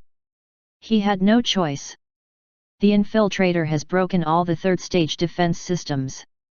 The entrance has been destroyed. Oh, no. I can't miss all the fun. Good luck. I will go and watch now. And Xian both spoke to Farion and he made his choice. He shouted as Arakadam told him to do. I will have all of this presented to the Tian Kingdom. I request the exercise of Guarantias Chapter 3 Section 7. Xian flinched and began remembering what Chapter 3 Section 7 was about. After he remembered what it was, he scowled. After looking at the change in expression, Farion sighed in relief. Chapter 34, Armory of Arankle. All Guarantia are duty-bound to protect the kingdom's military property. This is in effect at all times, regardless of the situation or place. Karandas felt a chill pass through his bones as he entered the third stage. He was also relieved. If Farion managed to take control of this, Tian Kingdom and all other nearby kingdoms would surely fall under his rule. The they found was nothing compared to this. It explained why the empire was able to oppress any rebellions so far from the capital. The room had 200 anti-master Bandar level machines, that were now being absorbed into the blue light. Karandas smiled. One of these would be enough to fight against a master-level warrior, but there were 200 here. Even he wasn't sure if he could fight more than 30 at once. If he returned to his kingdom with these weapons, the neighboring Khan kingdom would be no match for them. The Terran kingdom, who was always waiting to invade, would be no match either. That was when Karandas turned to another wall. He read the ancient empire writing and was shocked. The fourth stage. So it exists. The rumors are true after all. Karandas was delighted. The found within Sharon kingdom had 3 stages. The first stage, storage of the anti-civilian, or the 4-legged automated machine, the second stage, storage of the anti-expert Bandar, or the 4-legged automated machine, the third stage, storage of the anti-master Bandar, or humanoid automaton. Those were powerful assets. When they first found the armory, they were mesmerized by the ancient technology. It was astounding that a machine could go up against a master-level Bandar. However, that made them wonder, these were not enough to control all 7 kingdoms of the Eurasian continent. Grand Bandars did exist during that era, and no matter how many Kelrufans were available, it wasn't enough to fight against the number of Grand Bandars. Then came another theory. All the warriors scoffed at the idea, it seemed impossible. The theory was ignored and abandoned as it did not exist within their own armory. But to see that it was true, Karandas could not help but shiver in excitement. He began breaking down the door that blocked him from reaching the 4th stage. It was very durable, but it seemed that it wasn't made to withstand such an attack. He walked in. Oh! Ooh! After walking in with he trembled at the sight of the 10 human-like machines. They were not activated, but he could feel that if even one of them came to life, he would have to fight for his. He closed in and read the name. So the name comes from this. Karandas was filled with amazement as he gazed at them, but he flinched. These machines were not same as the ones in the prior stages. The ones prior were not charged with energy, but these machines only needed activation words to bring them back to life. If he was correct, he knew the phrase. It was probably the same as his armory. After working as a guardian of the armory for a long time, he knew what the machines did if they were activated without an administrator. He reminded himself to be careful with this machine and began preparing to activate That was when he heard a voice from outside and turned around. He was surprised since he didn't feel anything before. Hey! Old man! You should leave that there. You're stealing, you know? You should know better. Some young boy was looking at him with an annoyed face. Karandas grasped his sword and walked up to him. It wasn't Furion, but he didn't care who it was. Without thinking, he swung his sword to kill him. Xian sighed at his situation as it had gone terribly wrong. He even took up his manual, simplified, as he could not believe what Furion requested to exercise. "Hey, you are a smart man." Xian sighed and began running toward the man that opened the door for him to enter the armory. He just needed to subdue him, so it didn't seem to be dangerous, but he was still annoyed. When he arrived, he found some old man caressing some weird human-like machine with a mesmerized look. It gave him the chills. Is he some kind of pervert? He looks old enough. The machines belonged to the country now, so he needed to do his work. "Hey! Old man! You should leave that there. You're stealing, you know? You should know better." Xian shouted, and the man flinched before turning to him. He figured the man knew what he was doing was embarrassing. But as he approached him, the man swung his sword without a word. Xian did not expect him to be arrested quietly. The man was familiar with swords. But this was not something that would require him to unlock his power, so he had time. This man seemed to be weaker than the old man with the golden sword from before, and there no one tying him down with some strange black thing. He could just take some time to beat him up. Trespassing, stealing kingdom treasure, and assaulting a Guarantia. You're under arrest. Then he began smacking the man down with his scabbard. Ugh! Arg! Karandas couldn't pull himself together. This young boy who just avoided his attack spoke some nonsense and began swinging his scabbard at him. However, what was happening to him now was utter nonsense. The boy wasn't doing anything special, his speed and power weren't high either. But he couldn't dodge or block the attacks. He had managed to avoid the first few hits, but that was it. He was getting beaten up. The boy was not one of the 3 Grand Banders of Tian. There were only a few Grand Banders in the world, so he could recognize all of them. But one thing was certain. He's much stronger than me. And he still has more power hidden within. Karandas felt despair as he was being beaten up.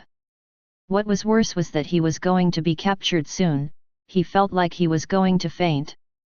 He had already killed the Viscount before he came, and he was going to kill Furion when he was done.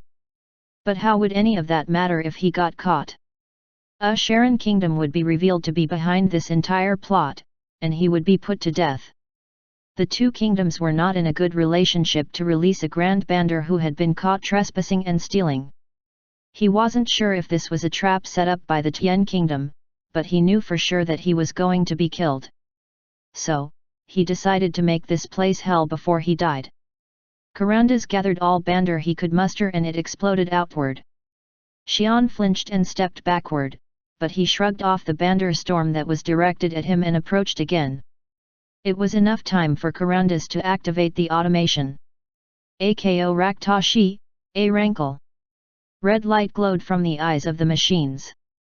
They came to life. Caution!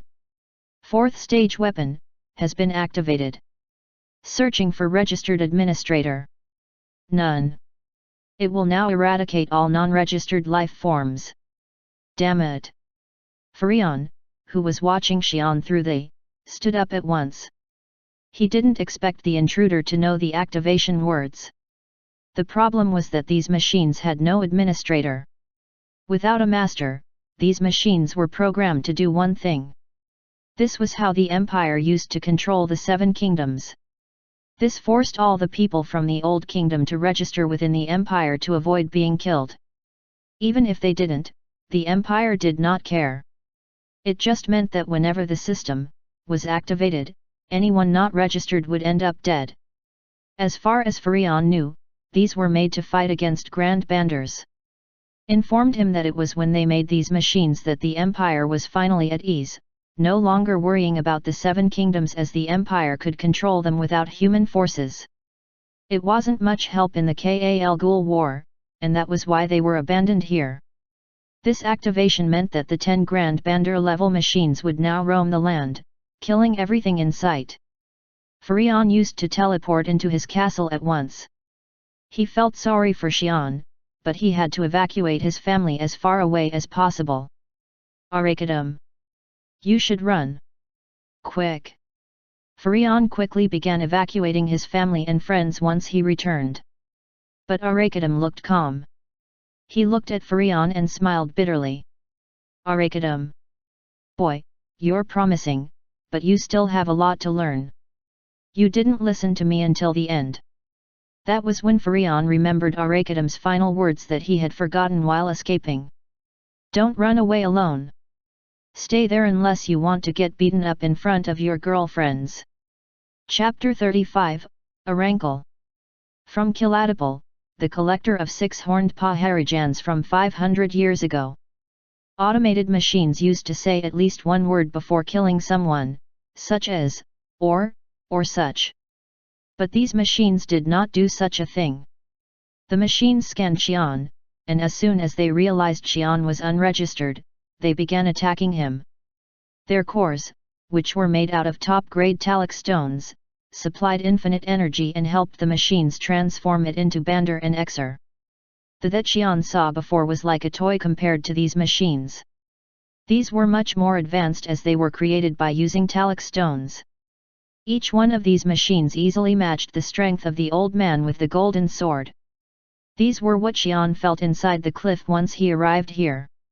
As he watched those charging at him, he thought of beating up the man that activated them and Furion who fled right when these were activated. But it was somewhat fortunate. The man that activated these machines committed suicide by reversing internal Bandar to avoid being arrested and Furion fled to his castle. There was no living being within a 5-mile radius. I guess I don't have to kill anyone this time then. He sighed as he had to use his power again and unlocked the power from within. Something changed and there was a smile on his face. Xian dodged the attack and the Arankle's right hand tore down the wall that it had struck. Wow, these toys are really something, Xian thought as he looked at one while he dodging its attack. The ones that the thief stole that were in his pouch did not interest him. Those were just toys. But these were different. He thought about taking these home, but he did not know how to stop or maintain them. Thus, he decided to play with the machines for a while before destroying them. As he thought, the cores of the Arankals began activating and changed to Exer. The Exer was then supplied into the Arankal's right eyes and a ray of light fired upon Xian in a straight line. Wow, what is this? Haha! Xian, who took a hit out of curiosity, laughed in excitement. It wasn't only the color that was cool. It actually was cold. It was a magic ability capable of freezing the target. If it was a master and not a grand Bandar that it was fired at, it would have surely destroyed the frozen area. But it did not affect Xian at all and the Arankals began analyzing Xian to plan for another attack. The sub-cores of the Arankals located on their spines began shining and they sped up. It was magic. Not only that, other magic skills were being activated. All 10 machines were now much stronger than before. Xian laughed in excitement. An S main function was to analyze the target. As it analyzed, it shared the information with other machines that helped them fight the target with more ease. Arankals analyzed Xian from all sides. Bandar rating. Movement speed. Damage potential. Acceleration speed. Bandar flow rating. The Arankals that gathered information on Xian who was dodging their attacks with ease and issued a report. Analyzation failed. Lack of information. Unstable physical number. Unstable Bandar rating. Unable to analyze. The number that didn't change, hence the name, physical number, kept changing from within. Thus, the Arankals were unable to analyze the target. Thus, the Arankals made a decision. Target speculated to be a danger level F, in need of immediate execution. Impossible to subdue the target at present. Changing to Plan Z. Activating. RA Bandars were rare, but the age of the Empire had RA Bandars, also known as Paharijans. Jarine, the Sun Hunter. Kiladipal, the collector of 6 horns. Robin Utton, the star shatterer. Conrad, the son of God. It was a time where warriors were treated poorly compared to magic priests. It was a time before Bandar was found. During the 300 years of the creation of the empire, these 4 Paharijans proved that no one was more powerful than them, and they freely roamed the world. The empire arduously tried to research them, and with the help of Kiladipal, who protected the empire from the 6-horned Harijans, they were able to conduct research on them. The research went slowly. Kiladipal got bored easily. He ran off to hunt down Harijans, and there was not enough knowledge to correctly understand the secret of Paharijans.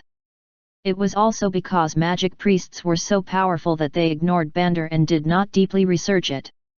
The empire finally discovered a few things about Paharijans and pulled together a report. The following are a summary of the report. It resets, but it is not under the Paharijan's control, and it differs from all Paharijans based on its character, environment, and talents.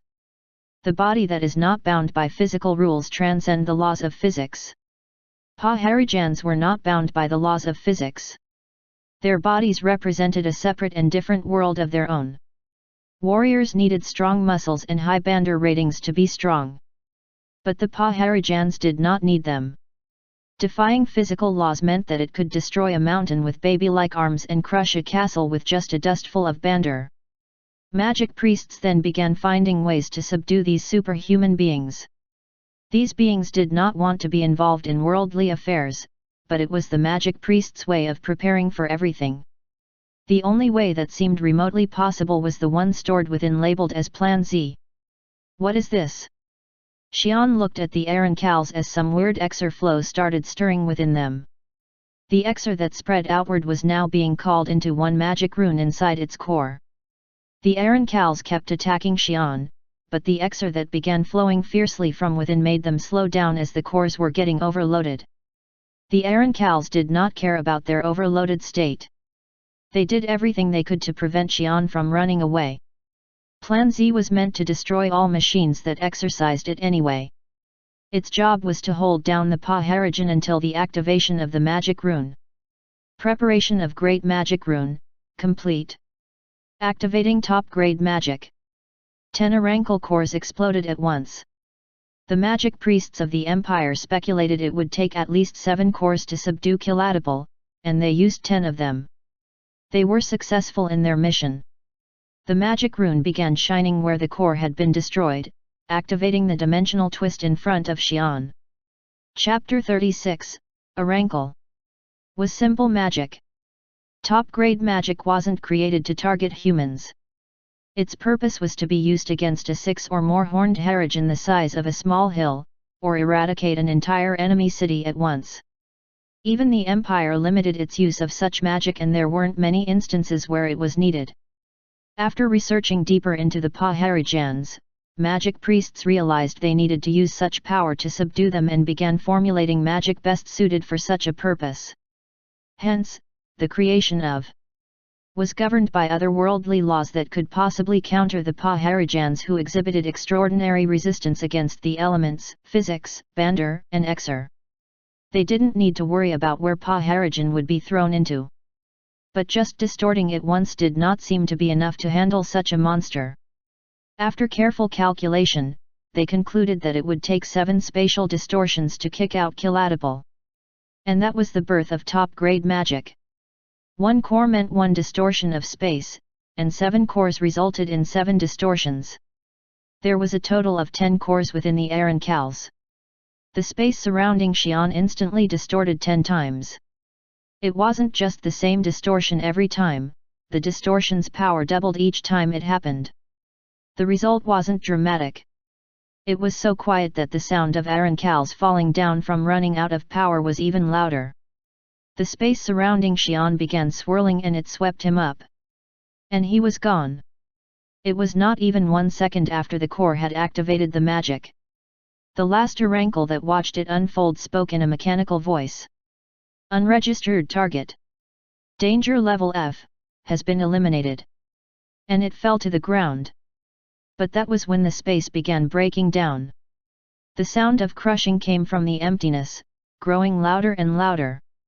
Then, something suddenly came out from nowhere, sticking out from inside. It was the end of a sword. The sword that poked out at a finger's length started moving about its space, trying to make the hole bigger. The crashing sound grew even louder. The sound then turned to ripping and the sword was pushed out even deeper, widening the space. Soon, the hole that showed the darkness of the void became large enough for a person to pass through and Xian came out of it. Wow! Now that was a fascinating experience! Xian exclaimed, and the void space quickly closed up, leaving no trace behind. Xian then glanced around at fallen Aaron Cows, locked up his power, and started cleaning up the area. I'm sure it was around here. Xian looked around to find the box that the man had brought here. He did not have the right to those weapons that he stashed in the box as it now belonged to the country. But the box seemed okay to take into his possession. He finally found the box and remembered how the thief had used it. He needed to empty what was inside to take the box. It would have caused trouble if he took the box and whatever that was inside since it wasn't his. That would result in not being allowed to have the box. Moreover, Xian had no interest in those toys. Xian activated the box just like the old man did and it began shooting out red light. The same thing happened when the man activated the box to take out his sword out of it. Surely the area would be filled with those machines. Hey! But nothing came out. Xian was sure he did the same thing the thief did. He touched the box and tried different things, but it was no use. This was bad. He was the last one to stand in this place and there was nothing. He was bound to be accused as the thief. Xian began thinking how to squeeze out of this mess and made up his mind. What's going on? Furion was trying to evacuate his family even after listening to Arakadam. It would have been great if he could use to look at what was happening at the armory, but it had run out of Exer after teleporting 3 times today. It required a day's worth of recharging before it would work again. Furion became nervous and couldn't stop from glancing toward where the cliff was. Hey? What? What's that? Furion and the others around him looked at the cliff. It's falling down. The entire mountain, including the cliff, was collapsing. This will do. Just destroying the armory might have still raised some questions, so Xian unlocked his power once more and destroyed the entire mountain. There was nothing in the armory, so it seemed to be okay. He hung the box he acquired on his neck like a necklace and hid it behind his clothes. Ni, Tsmatan. Nitsmatan, et? Ha ha ha. Xian laughed as he thought about the amazing ability that this box, named Nitsmatan, had. He wasn't interested in the toy soldiers, but this box seemed to be very useful. That was when he remembered Baron Kulin who ran away the moment those machines came to life. If it wasn't for Xian, those machines would have destroyed half of Tian before going down. Judging by how fast he ran away, it seemed that Furion knew how dangerous those machines were. Xian knew he wasn't much help and didn't expect the Baron to leave him there to die, but the man should have at least tried to warn him. Yet he just ran away after asking Xian stop the thief.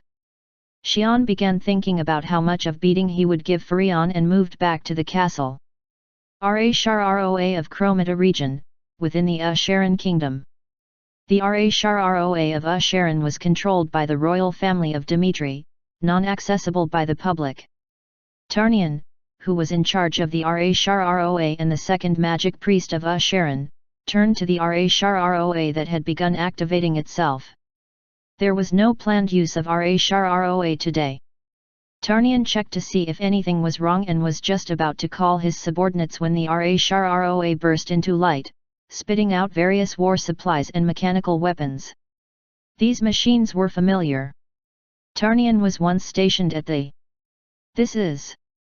He felt that something had happened to Karandas the second he saw a huge number of N coming out from the Roa. They had a special power. In case the wielder of the artifact died, it would send all the items it held to Roa.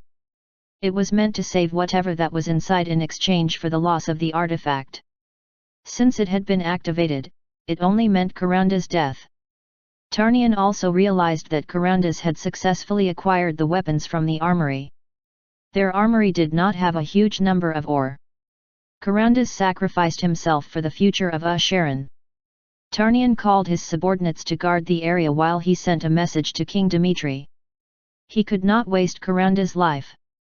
With those mechanical soldiers, there was no need to battle against the Khan kingdom or ally themselves with the dirty Terrans like they were doing right now. Chapter 37, Selene's Concerns. Everyone in Kulan province was busy. After the collapse of the cliff, the Logades forces disbanded on their own. Viscount Terran, the leader of the group, was found dead, and Farion was suspected to be the killer, which terrified the noble forces. All of them surrendered, and Farion gave them some properties so they would move off their land. Under Farion's command, Logades quickly stabilized. However, Farion still needed more time. "How are you faring? Has the swelling gone down?" "Yet. I'm okay. At least his anger has sated." Arakadam asked Farion about his condition as he had bruises all over his body. It had been 2 weeks since he got the bruises, but they still hadn't gone away. Farion was glad that it ended with just him though. He was worried that Rihanna or Rowena would try to interfere, but Arakadam managed to keep everyone out of it so that only he got beaten up. After that was done, Xian explained everything that happened at the cliff. He said that the cliff collapsed in the middle of a fight and he barely managed to escape, preventing him from retrieving the weapons that the thief had stolen. However, they did not need to worry about as they had all been buried with the collapse of the cliff. Farion accepted the fact that he had lost those weapons. He wasn't powerful enough to protect them anyway. If it weren't for Xian, everything would have been stolen, and he would have been killed in the end. It was fortunate that the items from the first stage had already been moved to other places. He's probably on the way back to the capital. Yes. The world really is large. I never imagined such a man to exist. Farion smiled bitterly at the thought of Xian. He believed everything would be his once he unlocked but the world wasn't that easy. There were too many powerful people. All that he believed in was destroyed by just one man. "Boy, are you scared?" Arakadam smirked at Farion, but Farion turned toward him and smiled. "No, not at all. I'm a bit shocked but it was a good lesson. I have my friends, my loved ones, and you too. I think I have been rushing things." Arakadam laughed and answered, "Good, that's good. Boy lord, you got a bright future ahead of you. You still have more stuff to help you out. Yet. We should get busy." They laughed and started talking about future plans when Rowena came and cut in. "Milord, a messenger just came from the capital." "Hey? Why?" "The succession is over. It's the King Narisha Kuntian I. The capital was in a festive mood. Narisha had been successfully crowned as the new king, replacing Kraton. The new king proved to be worthy of the throne, and the people believed the new king would guide them to prosperity. Xian was worried that Count Kerbal would be shocked, but when Xian returned, he did not seem to be too bothered. "It's okay. I wasn't worried that the former king would lose his place. I'm a citizen of Tian. I welcome a strong king.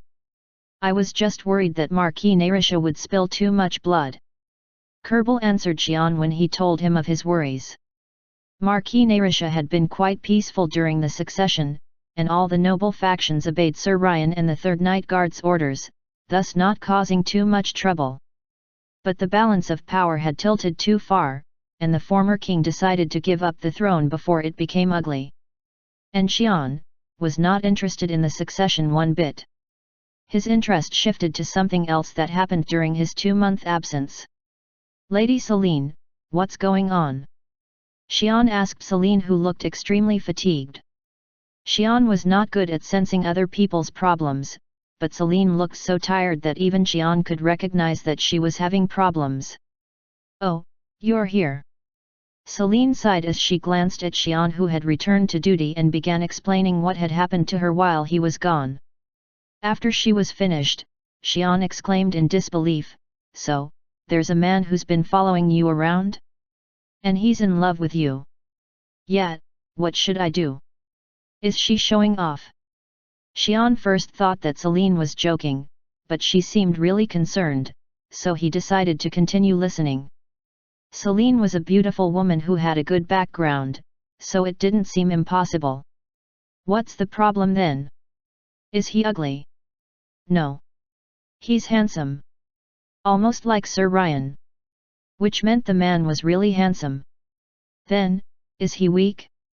You always wanted a strong man, right? Why would I tell you all this if he was weak? Xian nodded. If the man was weaker than Celine, there was no way that she would allow herself to be stalked. After asking more questions, Xian decided that she was just showing off. So, he's handsome, powerful, rich, and a perfect man. He's a mercenary and a fallen noble, but I'm pretty sure you don't mind that. Xian commented bitterly, but Celine sighed. Hey, you didn't ask me the most important thing. His personality. Hey. Xian realized that he hadn't asked about that. Oh, then. Yet. I've never met such a man in my life. Celine began explaining what happened in detail. Marquis Narisha began his plan the moment Xian left the capital. It needed to be done quickly, so he hired various powerful mercenaries from all parts of the kingdom to come to the capital and help. The man, Kun Tarian, came to Roatien because of that. It had only been half a year that his name had been known. He first appeared in the battle between Viscount Nebel of the Royalist faction and Viscount Cunin of the Noble faction. Kun Tarian single-handedly led the weaker Noble faction to victory with his prowess. After that, he led the Noble faction to victory with his powers many times. He only helped the nobles because they were rich and offered him more money. His name instantly became famous right before he came to the capital when he defeated the top-class master-level warrior, Viscount Crisson. After a deeper investigation of the man, it was revealed that he was only 17 years old. Everyone believed that he would become the fourth Grand Bander of Tien Kingdom. Marquis Narisha quickly called him in, and he proved himself worthy. Kun Tarian worked as requested. He taunted and destroyed everything in his path. There was nothing that could stop him, as his main focus was to cause problems on the roads of ALLA, and he was bound to meet Celine. The moment Kun Tarian met Celine, he claimed that he had fallen in love and demanded that Celine become his woman. But Celine did not like the boy at all. This boy was out of line, stealing and assaulting people was the norm for him. He drank and flirted with the women on the streets, taunted nobles, and ridiculed commoners. He learned all sorts of dirty acts. He didn't create a problem huge enough to have the Grand Banders step in, but once he realized no one could stop him, he became worse. After finding out that Celine was the granddaughter of the Swordmeister Kirain, he kept within the boundary where the Swordmeister would not step in and stalked Celine. In addition, he assaulted the people around Celine and gave her a massive headache. That was when Xian returned. Wow, he definitely needs a beating. Yet, you'll understand once you meet him. Kun Tarian made Celine change her view about Xian. She always thought that if she had the same strength as Xian, she would put it to better use. However, after meeting Kun Tarian, she felt it was better for a man of such strength to be lazy. She realized how terrible a powerful man without any restraint could be after meeting him. Aren't you the lieutenant captain of the 3rd Night Guard? I'm pretty sure our Guarantia work is done, so can't you just go into the palace? He can't follow you in there, right? He can. He became a noble. And I can't run away forever. Xian looked at Celine sympathetically. He wanted to help, but there was no reason to interfere. The boy seemed smart enough not to create any serious trouble. If Xian just beat him up because he didn't like him, that would mean Xian was on the same level as a ruffian. Well, good luck. I want to see his face though. Don't worry. It's about time he came. At that moment, a loud voice boomed from the entrance. Ha ha ha! Where's Celine? You can't run away today. Ugh! Celine sighed loudly and grabbed her head while Xian turned toward the voice. A handsome man was walking towards them, wearing a lavishly decorated sword and armor that shone brightly. Chapter 38, Celine's Concerns. Kun Tarian loved his life here. Being strong gave him many pleasures. After earning this power while he was a mercenary, he regretted being too careful about using it. He only used 10% of the power he received, and there was already no one that could stop him. It was the same even after he arrived at the capital. However, he still needed to be wary of the monster-like Grand Banders. He was sure that if he managed to control all that power, he didn't need to worry about the Grand Banders. I guess a year of training will do, should I become king? Kun Tarian daydreamed of being a king and ordering old man Narisha around. Then, he remembered the girl that kept rejecting him. If she wasn't the granddaughter of that Kirain. No woman rejected him after he earned the power. His new, reformed body gave him a handsome look that lured all women into his bed. There was a noble that wanted to keep him by his side by giving him his daughter, but Kun Tarian just took the daughter for a day and left the noble. If that wasn't the case, he just needed to take the woman by force. But Celine wasn't easy. He liked how she looked, so he tried to give her the glory of becoming his girlfriend, however, she refused. So he became irritated. It was especially irritating because he couldn't take her by force. It was not the time to fight against old man Kirain yet. It was only a matter of time. That was when he noticed a man talking to Celine. Who is that fool trying to hit on my girl? Kun Tarian had already secretly beat up any man who had been talking with Celine, so he was sure that there was no one else around Celine anymore. However, it was not enough. He decided to focus on Celine for now and beat the guy up later. Haha! Celine, you are as beautiful as ever. Beat it, you piece of scum! Hey, hey! Celine, isn't it about time you accept your fate? Xian scanned the man, Kun Tarian, who apparently was purposely ignoring Xian. So he is Kun Tarian, HM. He was pretty strong. There was a large amount of energy storming within him that would make him stronger than most master-level warriors, but it seemed he had gained the power not too long ago and couldn't use it properly. It didn't seem that the power had adjusted to the body. He's a half-wit. Half-wit was the most degrading term for a warrior. It was used to describe a warrior that could not draw out all the power he had. Xian wasn't sure about how he got the power, but he was sure that Kun Tarian didn't have the talent to absorb all of it. If it was Ryan who had the power, it could have made him a Grand Bander at once. To waste such power like that, it was a shame. Xian immediately lost interest in Kun Tarian. With such power and lackluster talent, he would be taken care of soon enough. Celine just needed to hold out a little longer. As Xian started leaving, Kun Tarian shouted at him, "Hey, you! I'm trying to have a drink with Celine. Come here and stand duty in her place." Hey! Xian was at a loss for words. "Ha, okay, I'm a civilized man." Xian almost threw his scabbard, but he sighed and held back. Unlike that savage, he was civilized. "I am a civilized man. An educated man. I can hold back." He could not just beat up everyone because he was provoked, his mother did not raise him that way. He mumbled to himself internally and almost made it out of the building. However, his reflexes betrayed his conscious thoughts. Ugh! A scabbard was thrown and instantly struck Kun Tarian's head while he was turning back to Celine. He was knocked out. Not only that, the force threw him against the wall. Hey! Xian gasped in shock at his unintended action. Celine seemed surprised, but she smiled brightly and gave Xian a thumbs up. "Wow, you have a temper too. Ha ha ha. I feel like you and I share similar traits." HM. I tried to hold back. Haha. Yeah, you did well. This fool needs a harder beating than this.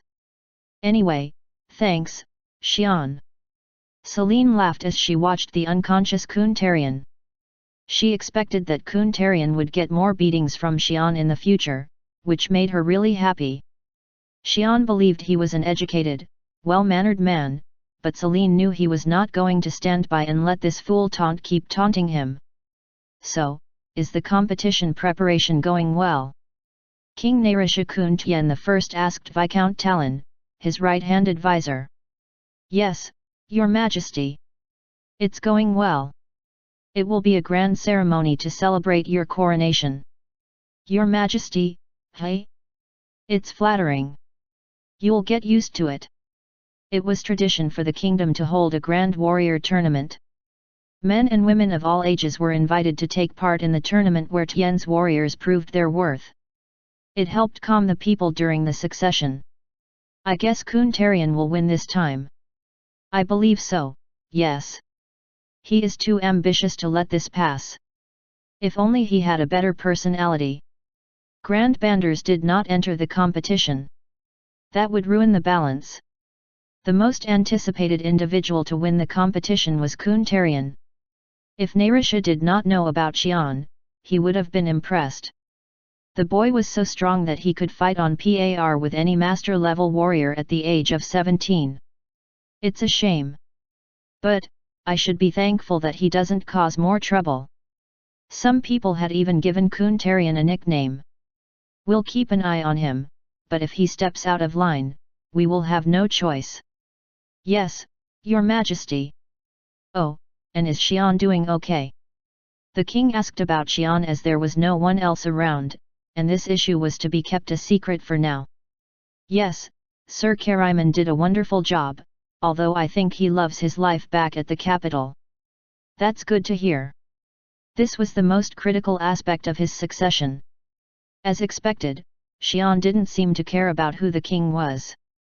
But to think he does not even care about the seat which I wanted so badly my entire life. The king then listened to reports about Xian in the past 2 months. It was recorded by Sir Kariman along with a few other observation methods. What interested the king most was the war in Logades and the quick growth of Kulin province, and the cliff collapse. So the war itself is suspicious. Yes. We suspect some outside forces had a hand in starting the war, and Baron Kulin seems to be hiding something. As for the cliff, it's proving hard to investigate as it collapsed. Leave it be. I am not sure what happened there, but I can guess who did it. Karandas and Farion tried hard to cover up what they were doing, but the entire area was monitored the moment Xian visited the place. Say, will Xian enter the competition? I think he's too lazy to do it. It would be good if he does join, but I don't think he'll feel it's worth bothering. He had enough power to destroy a mountain, the competition would be like child's play to him. It's a shame. It would be great if a man like him helped us. I thought that too, but after looking at Kun Tarian, I've learned one thing. Yes, Your Majesty. It's fortunate that he's just staying put. Look at Kun Tarian and all the problems he's causing. Imagine if that were Xian. It would be a disaster. It was fortunate that Xian was not interested in worldly affairs. Xian was so powerful that he could not be controlled at all. Let's go to the meeting room. They should be waiting. Yes, Your Majesty. They began walking toward the meeting room to discuss the future of Tian Kingdom. Chapter 39, Great Warrior Tournament. Roh Tian, the capital of the Tian Kingdom, was in festivities. It was the celebration of the completion of a succession. The main event of the celebration was the Great Warrior Tournament. There were small competitions held from time to time, but this one was different. Every warrior across the kingdom would gather to prove who was the most powerful. To prevent the lack of manpower in the countryside, warriors had to participate in the regional preliminaries in order to apply. The prizes were amazing. The king allowed merchants who could provide the best prizes to supply all of the festival needs. It made all the merchants prepare the best prizes they could, the profit that could be earned from supplying the festival was just too great to pass up. The competition was divided into 2 groups. The end. There were no requirements, and the participants just needed to choose which one they wanted to join. Was chosen by the finest warriors with lots of experience, while was chosen by those who were just growing up. Gurdon, a 3rd-grade operative officer, was busy working on documents for the festival. As he went through the piles of paper, he found one that caught his attention. Participant list for the Cologne competition. He loved following warriors and he had even bought a subscription for the magazine, so he couldn't pass up the chance to look at the list.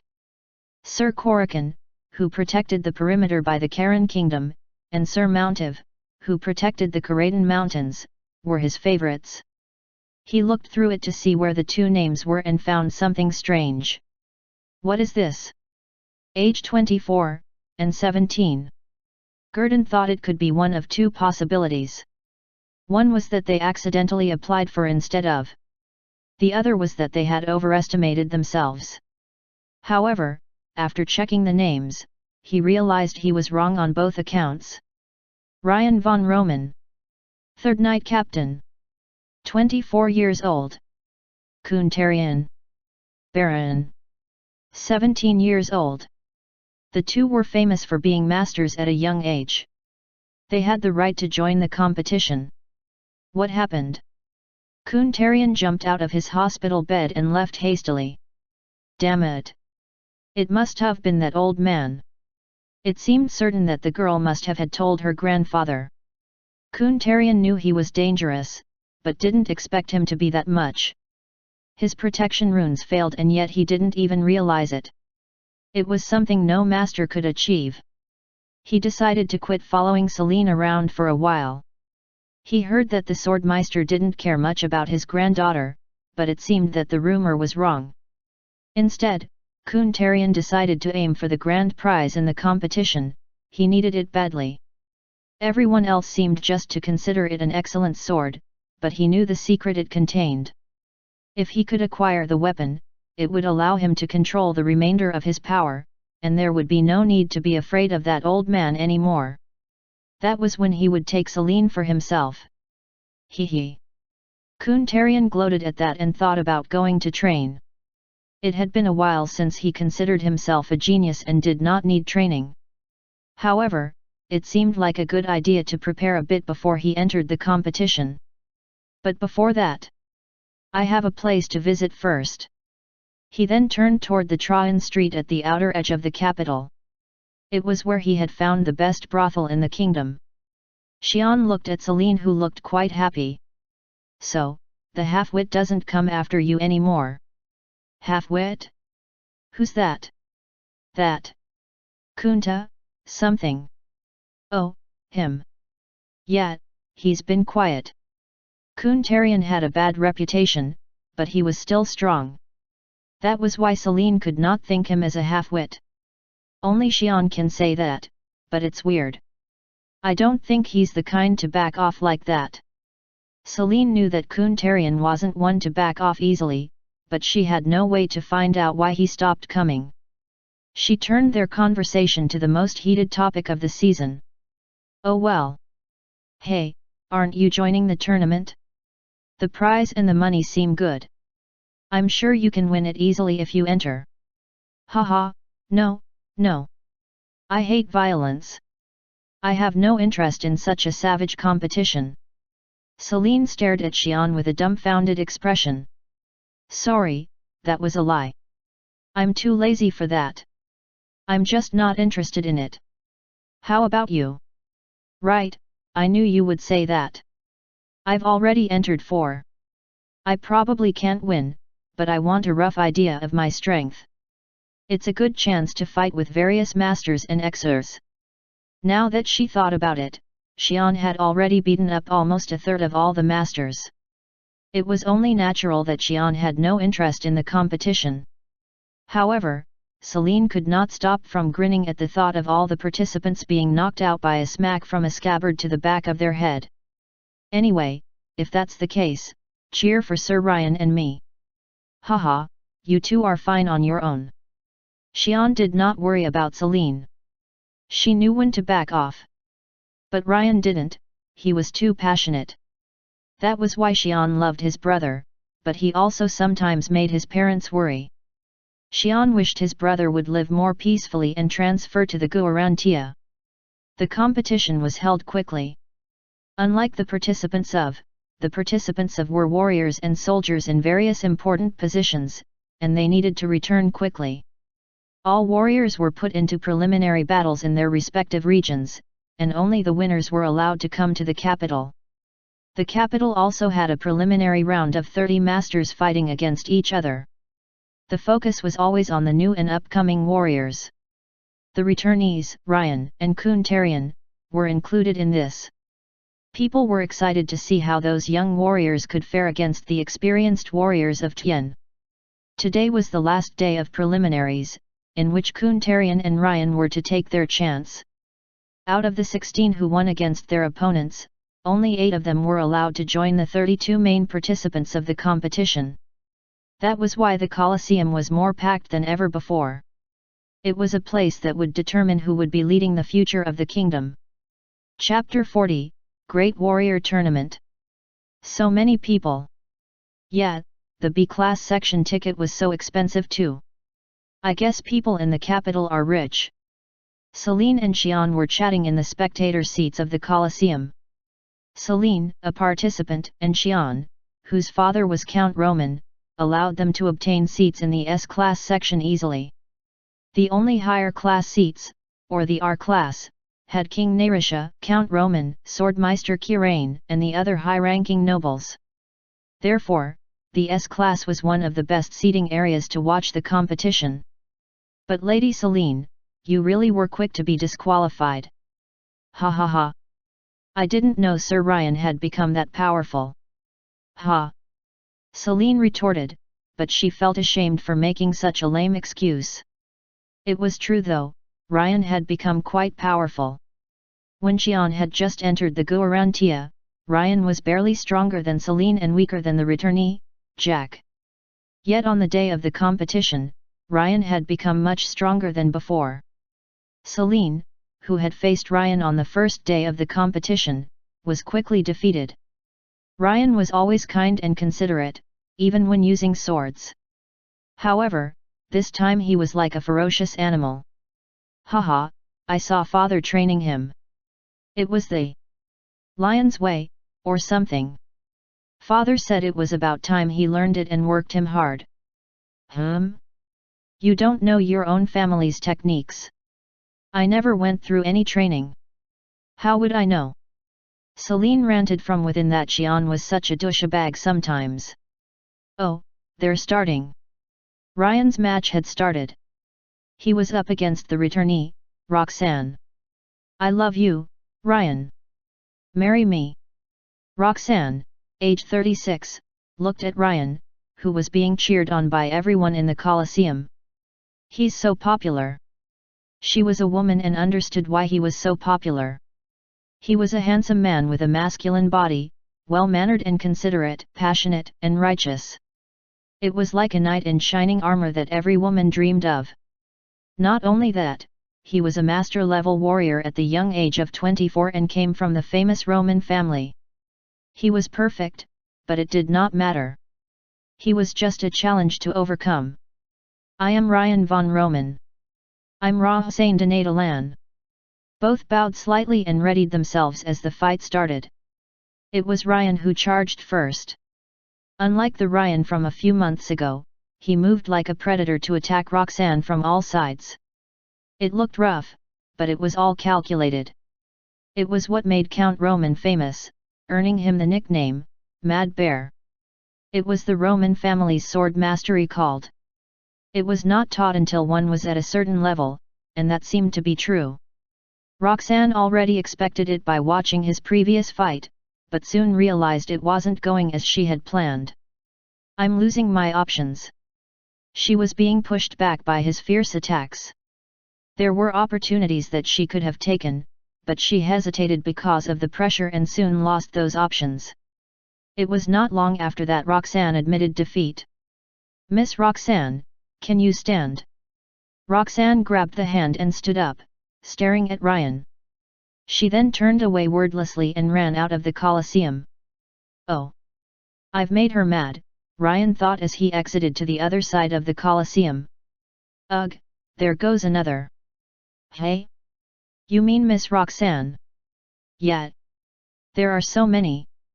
What do you mean? Celine could not understand why Xian thought that Roxanne had just fallen in love with Ryan. There was nothing that could have triggered it. He's too handsome. Hey! Now that I think about it, you are one of a kind, Lady Celine. I have never met a girl who spent time with my brother and didn't fall in love with him. Celine thought about it and realized that all the women around Ryan always fell for him, he was a perfect man after all. It just didn't cross Celine's mind as he was her co-worker. I don't know why. Haha, it's okay, it's not important anyway. Oh, the next fight is starting. Yeah. So who's up this time? It's your man. Ha ha ha. Celine realized who it was. It was Kuntarian. That Ryan. I don't like him. Kuntarian compared the cheers that Ryan received to what he was currently getting as he entered. He did not like the man named Ryan one bit, he thought that Ryan looked like a male prostitute he had seen on Tryon Street. That man had lived in prosperity all his life, unlike himself who had struggles and hardships as a mercenary. Unlike himself, Ryan was strong only because of his family and background. It was especially annoying that women loved Ryan more than himself. It will be a short-lived glory for you, enjoy it while you can. As he began climbing up the ladder in the competition, he was bound to fight against Ryan. He didn't beat Ryan up only because he was the son of that Grand Bander Roman, but this was his chance. The Roman family valued honor, and that meant that the Count would not interfere in the competition. And if he won the competition, he would be freed from being scared of Grand Banders. Kuntarian turned his opponent, Jack, who was standing in front of him. He decided to unleash his annoyance on the man and began using Exer to strengthen himself, before charging at him. It's one-sided, Celine commented as she watched the fight. Sir Jack, a returnee and one of the stronger ones among the masters, was being severely beaten up. They were both masters, but Kuntarian was different. He was a rare, who could use Exer along with Bander. Kuntarian also knew how to use the Exer well. That was what most masters thought, including Celine, but Xian and all the other Grand Banders saw it differently. So, Roman, what has he been doing? Swordmeister, I heard he was a mercenary. He's using it all wrong. I don't know where he learned it, but he definitely doesn't know how to use it. He's a half-wit. Yes. Swordmeister Kirain, Count Roman, and King Narisha were all sitting together in the R-class level of the Colosseum. Nobody would have believed that they were against each other just recently by how friendly they were. They all had the same opinion. They didn't know much about this Kuntarian, but as they watched him fight, one thing was sure. He had picked up something very powerful, however, he was showing the characteristics of one who obtained the power suddenly. He would have been worthless before then. The Grand Banders were able to discern how he was using his powers. It was not something masters would notice. Kuntarian did not know when or how to use his powers. All the Grand Banders who were watching felt like it was a shame to waste such power. And we do not have anyone able to defeat such a, in at least. Whatever he picked up was really powerful. Even if he was a, his power was too great for any master to handle. If Ryan had more time, this would have been a good chance. Such a shame. To the Grand Banders, Ryan was like a diamond. In a few more years, it would have been easy for Ryan to defeat such a with ease, however, it was not possible at this point. This is too boring. I am going back, Your Majesty. The Swordmeister frowned at Kuntarian, who was beating up Jack, and stood up to leave the Colosseum. He would probably not return to watch. Jack was already on the verge of fainting. King Narisha and Count Roman had to stay behind, but they too felt that would not be that entertaining this time. Chapter 41, Showdown. A total of 32 participants joined the main event tournament. Today was the day they would announce the tournament bracket. It was selected by a raffle, but no participants made any wishes for luck as they all had pride in their strength. That was what all the participants had in mind, and it did not matter who they were fighting against. However, that was only what the participants thought. People were dying to see the tournament matchups to see who would win and climb the ladder. Sir Korakan and Sir Mountiv are in the main tournament. Who's fighting against Ryan? If Kuntarian wins, I'm not going to watch the tournament. Dushabag. People gathered to take a look at the tournament bracket, and word began spreading quickly throughout the capital. It was also posted up inside the main hall of the Guarantia, so Celine and Xian were checking it. Xian wasn't interested in the other people, but he wanted to know where Ryan was placed. Who's this Xian? He fights with Ryan in the first round. He's a famous Xer. He uses kinetic powers to fight, I think. Oh. The one that you use to make boxes move and pour water without touching anything. Yeah. But it moves boulders and waterfalls, not boxes. Celine fixed Xian's skewed examples. Ryan will win against him. Xers have a hard time using their powers when being pushed around. Who will be next? Celine looked at the pair next to Ryan and turned grim. Xian wondered why her expression had changed and looked at the pair. The names written there made him frown. Mountiv vs. Kuntarian. The winner was going to fight against Ryan, and it was likely that Kuntarian would win. I regret it. What? I should have beaten up that half-wit more when I had the chance. Oh. Haha, I'm joking. Ryan would not like me doing that. It's not honorable. Xian laughed it off, but Celine knew he would have run out to break Kuntarian's leg in a heartbeat if his brother didn't mind. She smiled at Xian as he had no interest in any other thing except for his brother. You really look after your brother. Sir Ryan is not someone who needs looking after, you know. What are you saying? He worries me all the time.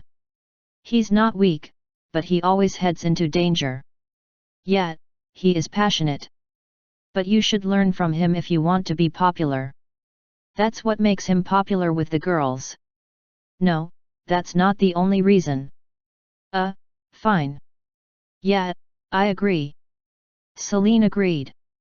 Being passionate was only part of what made Ryan popular. Besides, if going to dangerous places makes me popular, I'll just stay unpopular. Xian valued survival as the most important aspect of life. There was no way he would jump into dangerous situations. Besides, anywhere that might be dangerous for him would be across the Great North Wall, or on top of Sky Mountain, where no women would be able to watch him be passionate. As he thought on, Xian became worried. Kuntarian seemed like the sort who would do bad things to his brother. He was a half-wit, but he was still stronger than Ryan. However, it seemed that Kuntarian tried to avoid angering the Grand Banders. If he feared their father, Kuntarian would not do anything nasty to Ryan. Xian sighed at himself for worrying about his brother. He needs to become a Grand Bander fast so that I don't have to worry about him. The tournament was as expected. Ryan was victorious in his first round and now had to fight Kuntarian, who had defeated Mountiv. Celine and Xian watched the two men stretching themselves from their spectator seats. That Kuntarian is up to no good for sure. Kuntarian was smirking as he stretched, he was surely up to something. Should I go right now and break his bones? Xian felt an urge to beat him up with his scabbard but held back because of what his brother told him the other day. Xian, I know you are worried, but don't ever jump in. It's an embarrassment as a warrior. And please, don't break Sir Kuntarian's leg or something before the match. He has a bad reputation, but I respect him as a strong warrior and I want to fight him fairly in the tournament. Help me, brother. He knows me too well. He had no intention to jump in during the tournament. He was just going to break some of Kuntarian's bones before the tournament, but Ryan had stopped him from doing that also. Xian respected his brother, so he decided to stand back. Good luck, brother. Greetings, I am Ryan von Roman. I'm Kuntarian. Kuntarian glanced at Ryan. He watched Ryan's fights just in case, but there was no way he would lose. He was just deciding how to beat up this girly-looking man. Should I use and make it more dramatic? Or I can use, so he pisses in his pants and cries for help. Once the tournament started, Kuntarian jumped back and distanced himself from Ryan. He had no intention to end the fight fast. Ryan stood his ground and carefully watched him. Okay, let's use first, I'll make his face turn purple. He decided and began focusing Xer from within, which was when Ryan reacted. Ryan quickly charged in at Kuntarian, who was trying to pull and focus the Xer. Hey! Kuntarian had never been attacked in the middle of pulling up Xer. He gritted his teeth and stopped the process as he used his sword to block the attack. You dirty rat, trying to attack when I'm vulnerable. Kuntarian spat at Ryan and blocked Ryan's attack. The amount of bander on his sword was too much, so Ryan carefully avoided direct contact with Kuntarian's sword as he continued. Ha! You use your sword like a girl too. Kuntarian had a hard time defending against, but the sheer difference in pure energy soon enabled Kuntarian to match Ryan's pace. Shall we start then?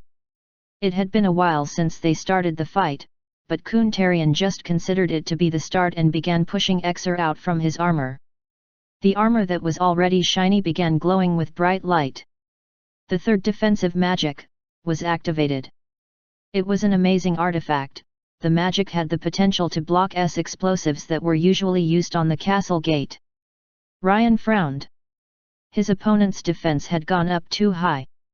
There was no way to break through using a sword. He took a step back while Kuntarian smirked. I should have started with this. Kuntarian then wondered what magic he should use and decided. This will do. At that moment, the fourth grade magic activated, and the vapor in the air began freezing, slowing Ryan's body. Celine looked surprised to see Ryan putting up an even fight against Kuntarian. He seems okay. I didn't expect his show-offism to be this severe. It's getting worse. Show-offism. Just look at him. He's using fancy magic on purpose to show off. That was when Celine realized he wasn't really using his bander.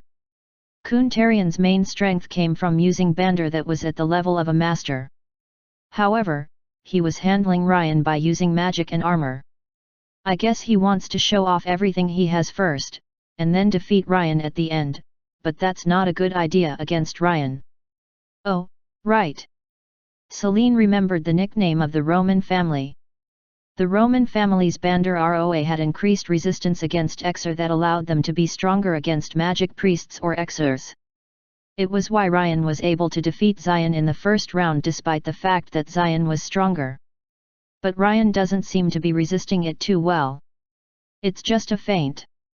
Look, he's closing in little by little while gathering the power to strike back. Celine then realized Ryan was quite close to Kuntarian, and he didn't seem too weak either. But, she wasn't sure if he was gathering power for an attack. That was when all the magic that was directed at Ryan was suddenly thrown back, opening a path straight to Kuntarian. Ryan's sword swung fiercely at Kuntarian's armor. Chapter 42, Showdown. Kuntarian was shocked when all of his Xer was scattered away, opening a path for Ryan's attack. Ryan was too skilled to let the chance pass. Ugh! Kuntarian felt Ryan's bander striking him against the weapon and gasped. He had been too focused on using Xer that he missed Ryan gathering his bander. You, bastard! I'll kill you! Kuntarian gritted his teeth. He felt embarrassed that he allowed an attack to pass and showed his shock to the spectators. He then began wielding an enormous amount of bander from within and started hacking away at Ryan. Ryan calmly blocked Kuntarian's attack, but the difference was too large to withstand. Ugh! Ryan failed to block the attack and he was open to getting beat up on all parts of his body. When Kuntarian regained his senses and stopped attacking, Ryan was on the verge of fainting. He needed immediate attention from the priests. Damn it, I overdid it. This could have angered the count. Kuntarian turned to where the king and Count Roman were sitting and found a weird scene. Both of them were looking at the other side of the spectators' area with concerned expressions. Kuntarian then heard Ryan murmur something and turned back. It's okay, don't. What? What are you saying? Kuntarian closed in on Ryan, who was kneeling down, covered in bruises and blood. It's okay, Xian. I'm okay, don't do anything stupid. Hey. Kuntarian could not understand what he was saying, but figured it was just mumbling because of the shock of a loss. He felt a chill coming to him was because of Count Roman, and he vowed to win that sword. Feeling uncomfortable, he left the Colosseum to rest on the streets of Traian. The spectator seat that Count Roman and King Narisha were looking at was where Xian was sitting. Xian? Are you okay? Celine leaned closer to Xian to check his expression. She whimpered and jumped back after checking Xian's face. Hey, relax. It's going to be okay. Look, the priests are signaling too. The priests who were stationed to tend to the wounded checked on Ryan, who was still in the ring, and raised a yellow flag. It meant it was bad, but it wasn't life-threatening. Xian had his hand on his sword hilt and was about to draw it. Celine began to feel sympathetic toward Kuntarian. Ugh, rest in peace. It would not end up with a simple knockout this time. I guess Xian won't kill him. Celine couldn't say for sure. Xian was barely holding back his anger. Ryan kept whispering that it was a fair fight and that he was okay. It was a small whisper, but Ryan must have known that Xian was listening to him. A few hundred yards were nothing to him. It's not a fair fight, brother. Kuntarian had beaten Ryan up even after he was unable to keep fighting. Ryan told Xian to stay out, but that beating would have been severe enough to make Ryan never recover again, so Xian secretly sent his energy to protect him. If it wasn't for Ryan's request to stay out, Xian would have already cut off the man's wrist. Xian did his best to keep his brother's request. It was enough. Kuntarian was to be left alone until the tournament was over so that the people's attention on him would dwindle. If he acted now, rumors would spread about Count Roman getting revenge for his son. The only people who could do something with Kuntarian at the capital were the Grand Banders, which would hurt his father's reputation. Just you wait, half-wit. Kuntarian easily became victorious. After Ryan struck him once, he did his best to defeat all the opponents and it allowed him to claim victory. The champion was able to choose his prize. What Kuntarian chose wasn't a famous artifact like the Orthe, but a sword that was at the side. Everyone was confused by the choice. Compared to the other artifacts that allowed one to concentrate on using offensive bander like or the artifact that allowed one to multiply their bander output like the sword was like nothing. Unknown sword. It was brought back from the Great North Wall by Count Roman when he returned from guard duty and presented it to the king. Roman had been ambushed by an unknown tribe while guarding the wall.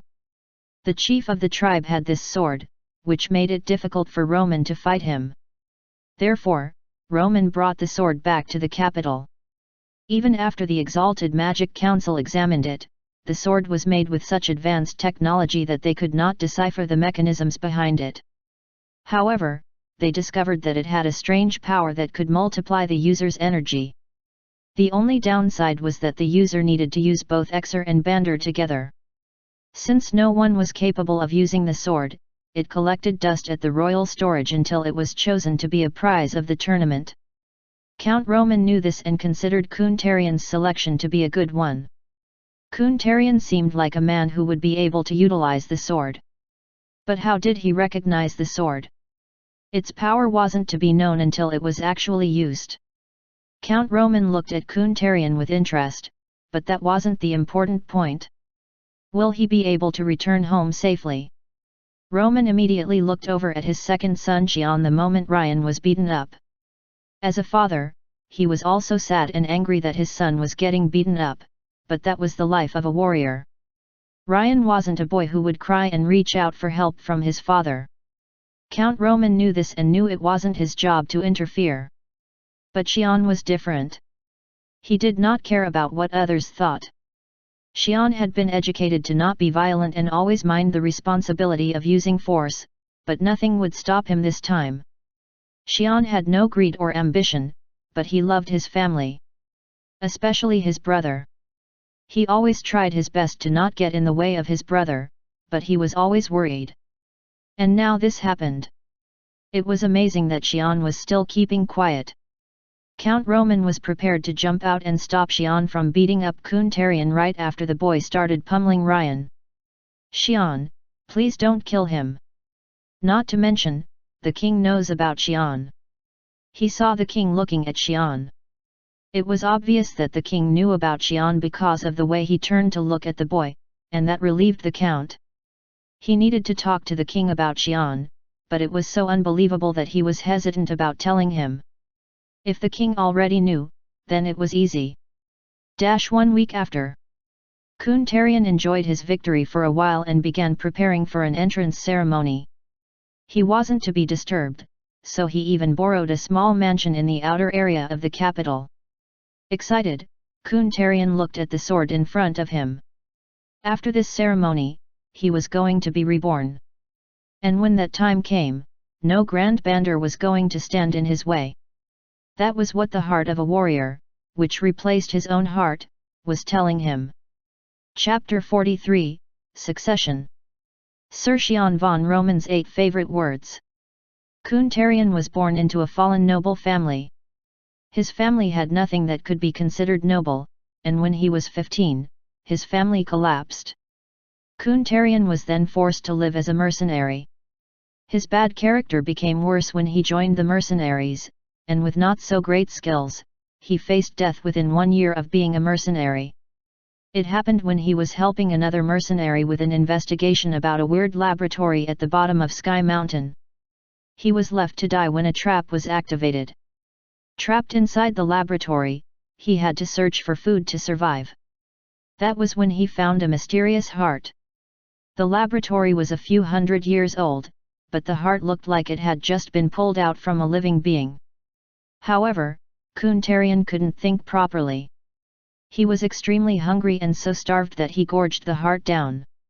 After he finished eating it, he was shocked by the pain and soon fainted. When he woke up, he felt a strange power and information flowing within him. He was able to realize one thing. What he ate was the heart of A. After eating it, he had absorbed its power.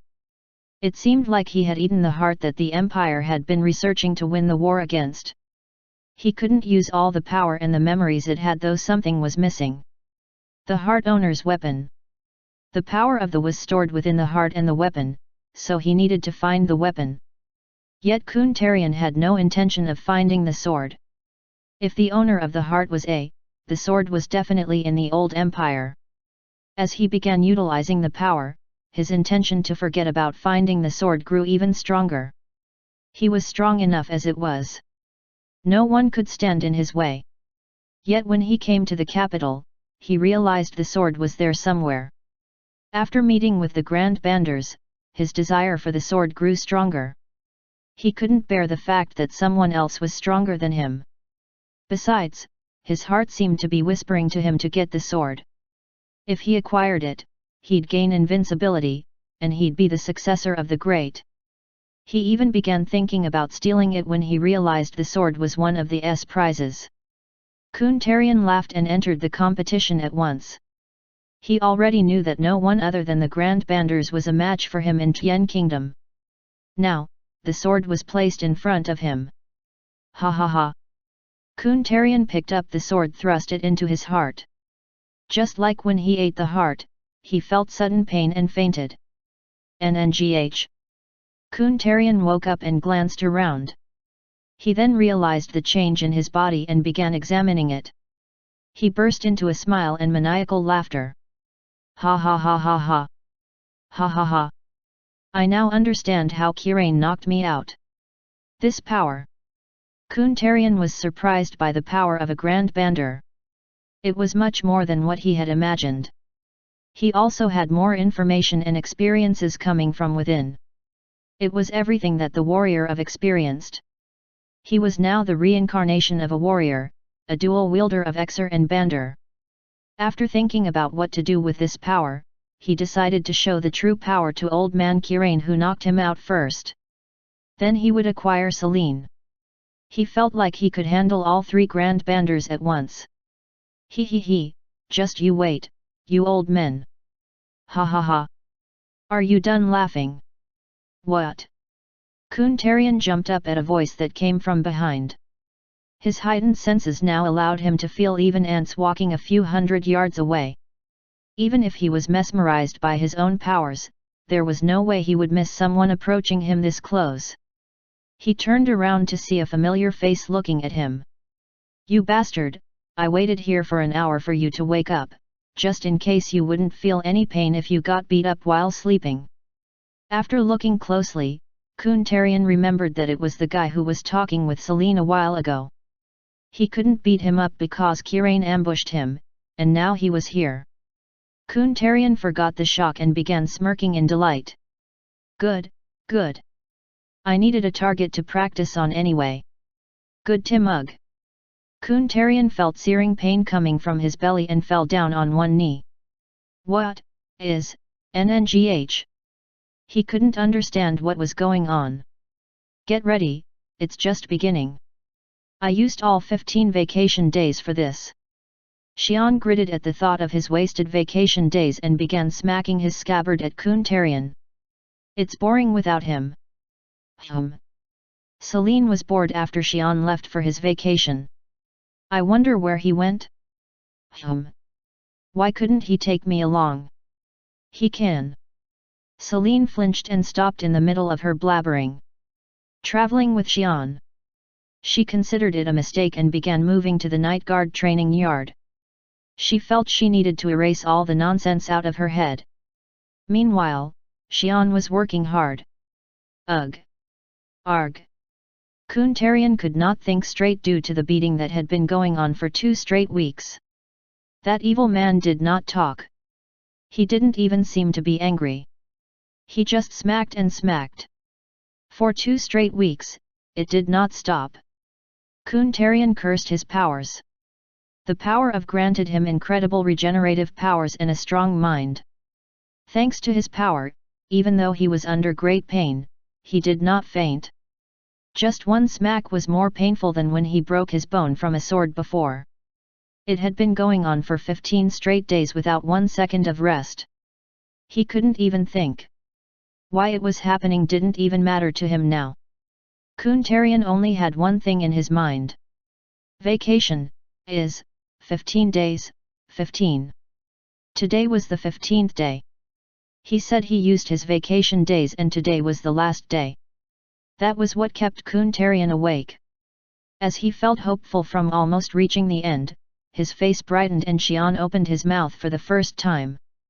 Hey, what's with that hopeful expression on your face? Xian became uncomfortable. He kept on smacking with his right hand and began counting the days with his left. He laughed. Oh, so are you happy because today's the 15th day? Kuntarian flinched as Xian realized what he was thinking. Xian smirked. Ha! I told you I spent 15 vacation days. It doesn't mean I have 15 days total. I still have 6 days left including the weekend. Ugh! Kuntarian felt all hope shatter into pieces after hearing Xian's words. He barely managed to withstand the 15 horrendous days with the power of, but there was still 6 more days to go. Kuntarian then lost his energy and fainted. That was when Xian became curious.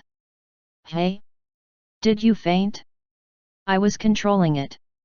It seemed like Kuntarian wasn't faking it. Xian was dumbfounded. How did he make such a foolish mistake? But Kuntarian soon woke up. Yet Xian was not delighted. Xian frowned and spat out, glaring at Kuntarian. Who are you? Where's the half-wit? Kuntarian did not seem to be bothered by the question and looked at Xian. It now held the organized flow of energy within, unlike before. Chapter 44, Succession. Warrior of He had no name.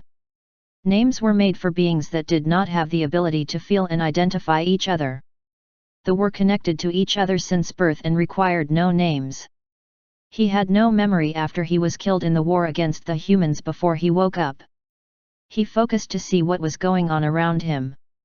It looked like something had gone wrong during the. He couldn't believe it. Problems didn't occur so easily. The ritual itself was very simple. The successor eats the heart first, and puts the weapon, or the source of the soul, into the heart afterward. The successor would then acquire the power and experiences of the previous owner. This was how they continued handing down their powers. But once in a while, an anomaly would occur. When the successor took damage strong enough to shake their soul, the successor would lose control of the body and open the path for the previous soul to take over. This was called. The event was very rare as the soul of a was very strong. After going through the ritual, the soul would grow stronger so that no amount of damage would be able to shake the successor's soul. For it to be possible, there should have been constant stress or pain placed upon the successor. Usually, the body would have fallen first before the soul was damaged, but this was something that rarely occurred. Who are you? Where's the half-wit? This man looked like the one who was responsible. The Kal Ghoul had already absorbed all knowledge from the successor and was able to understand the language. He quickly recognized everything and opened his mouth. He will not come back. His conscience is lost. It was a little awkward at first, but he quickly learned to speak in the Tian language. Xian realized he wasn't lying. The energy, appearance, and everything was Kuntarian's, but the was different. There was something different within him that was more organized. Xian's target was the half-wit Kuntarian, not this. Oh man, damn it! Xian sighed as he couldn't beat him up for 6 more days and began walking toward the capital.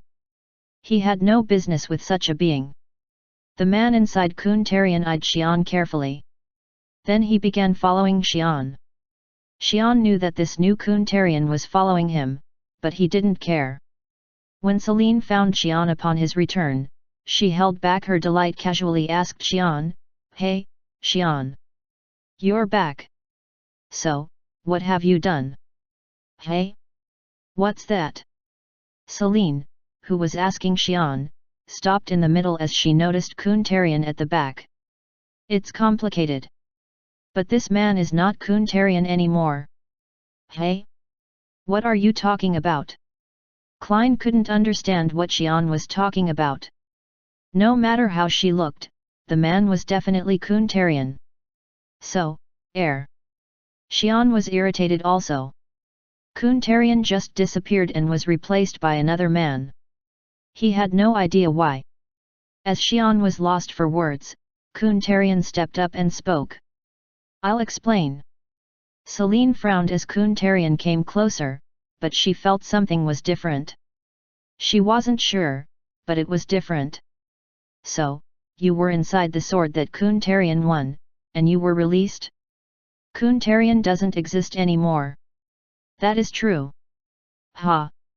It was hard to believe, but all the circumstances proved it to be true. Kuntarian felt like an experienced, old warrior now. "So, how should I address you?" "You can address me as..." The man inside Kuntarian didn't feel the need to truthfully explain everything, so he mixed in some lies to tell his tales. He even changed his race's name.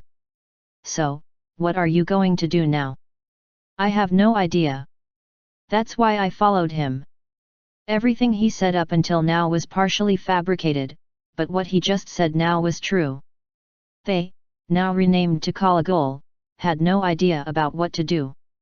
That was why he followed Xian. When he lived as part of, he did not need to worry. The central intelligence told him what to do and he just needed to act. Maybe because he was now in a human body, or maybe because his race was extinct, but he had no mind connections like before and he didn't know what to do. He had no intention to take revenge either. These people were not from the empire and his race had just withered away through time. Selene looked carefully at Kalagol and spoke. Why don't you meet up with the king? I don't think this is something we can handle. Xian thought Selene had made the right decision. Selene did not know Kuntarian had become stronger, but even the old Kuntarian was stronger than her. It was best for them to bring this problem up to the king. That looks like a good idea. After the talk, Selene and Kalagol began walking toward the palace. Xian hesitated about following along, but if Kalagol caused trouble, he would destroy the palace and that might mean danger to his brother, so he decided to go also. I see. King Narisha, Swordmeister Kirain, and Count Roman were together when Selene came to the palace with Kalagol. He believes the story. Selene was dumbfounded when she realized that all three Grand Banders seemed to believe the story and were thinking about what to do. The Grand Banders had to believe. They gathered because they felt powerful energy slowly approaching the palace. When they saw who the owner of the energy was, they were shocked. The half-wit had returned as a Grand Bander in just a few weeks. They also felt that something inside him was entirely different. They had no other option than to believe that this Kuntarian was different now. King Narisha spoke. What should we call you? Call me Kalagol. I see. Kalagol, I heard you have nowhere to go. That is right. How about you work for Tian and think about what to do? We will help you leave if you choose to do so at any time. We also promise full support. Kalagol began thinking. It seemed like a good offer. He had nothing to do, and this place had the person that interested him the most, the man named Xian. He wanted to know more about him. I accept your offer. Good. I will have you appointed as the captain of. You will be the captain, but you can leave whenever you want. And the conditions? We will need to discuss them, but we will try to grant your wishes. Kalagol accepted it. He had nothing to do and he could always leave if he wanted to. Besides, he needed help adjusting to living here. King Narisha smiled. Was a military group named after the legendary seven-horned Harajan, dispatched to resolve problems outside the country. If the Night Guards and the other groups were the shields of Tian, was a spear. It had been active when the Seven Kingdoms were active at war, but it became less useful and now only the name of the group was left. King Narisha had been thinking about reviving this group since a long time ago. After hearing the news, he was thinking of reviving. Sharon Kingdom seemed to be acting strange. The intelligence agency reported that Sharon seemed to be working on a dangerous project. All intel reported that Sharon was preparing for something. The current military groups had their own duties to perform, so the kingdom needed a new military group to perform the work and was the best fit for the job. The only problem was that needed a powerful captain, and they had no one to appoint. The three Grand Banders were needed at the capital, the Tehran border, and the Karen border respectively. However, that was when this powerful being walked in. It was as if the gods were helping him recreate. If a Grand Bander led, its morale would rise and it would successfully fulfill its duties. The king also planned to place Ryan and Xian in. It was a waste to have Xian stay back at the capital. Count Roman said that Xian was always worried about his brother. That was why Ryan was being put into too. Xian had no other choice than to join if he wanted to protect his brother. Besides, Narisha did not trust Kalagol. That was why he needed Xian in to subdue him if things got out of hand. It was now time to plan out the details. Chapter 45, Dragona. It was as I expected, hee. Xian was now living at the dormitory provided for the newly created, which was located right next to the 3rd Night Guard dormitory. Viscount Talon visited Xian a while ago to ask him to join. Xian pondered on the offer, but eventually accepted it because of two reasons. First, his brother was joining also. Second, the job looked really easy. Xian asked Count Kerbal and was told that did not have any work to do unless it was wartime. It was a time of peace, so Xian guessed that there was not much to do, and he was right. It had been over a month since he moved and he literally had nothing to do. Yet he still got paid 10 times more than what he was getting paid when he was a Guarantia. Comprised of 3 people: Xian, Ryan, and Kalagol. Kalagol agreed on becoming the captain in exchange for getting help with living in this place. He ranted that the original owner of the body lacked information and always went to the royal library to study. Count Roman was worried that Kuntarian's bad reputation would cause problems, but Kalagol used Exer to change his appearance to that of a middle-aged man, thus solving the problem. Kalagol was then introduced to high-ranking officials as a hidden Grand Bander, and the missing Kuntarian was covered up by King Narisha. Lieutenant Captain Ryan worked hard to train at the training grounds. His wounds had healed completely, thanks to Xian's protection, and the experience motivated Ryan to train harder. The 3rd Night Guard captain was replaced by a returnee named Kartyen. He used to be in the Night Guard before he went to the wall, and he was a well-rounded, trusted soldier who was suitable enough for the duty. As for Xian, who became the captain's assistant, he was looking up at the sky from the hammock he installed behind the dormitory. Viscount Talon was ordered by the king to avoid getting any complaints from Xian, so he offered the captain's assistant position to Xian. If you just become a member, you will need to train along with them and work on various things. Your brother can't help you out with that. What will others think if he keeps you off regular duty? They will accuse your brother for being unfair. Become the assistant. It's the best choice for you. It was so logical, rational, and beautiful that Xian took the offer at once. In the end, had no regular members. It had 1 captain, 1 lieutenant captain, and a captain's assistant. Talon did keep his promise, however. He sent a clerk to do all the clerical work for them. The assistant position was created just for Xian, so he naturally had nothing to do. None of the work was given to Xian. Besides, no one would be able to tell Xian what to do. He was assistant to the captain, but Kalagol had no interest in ordering him around, and the lieutenant captain did not have authority over the captain's assistant. Xian, who was very satisfied with his current peaceful life, pondered on what to do next. He decided to return home and have dinner. I should go home and have dinner with mother today. It had been a while since he last met his mother, so Xian began thinking about what he should buy for his mother's present. He had no use for his money, and he had plenty of it anyway. During dinner time, Count Roman spoke out suddenly in a grim voice. It doesn't look good. Sharon Kingdom has declared war against Khan Kingdom. It's not a full-scale war yet, but it's just a matter of time. Xian realized why the palace had been so busy lately. Ryan asked his father in disbelief, but how, don't they have Terran Kingdom on the other side?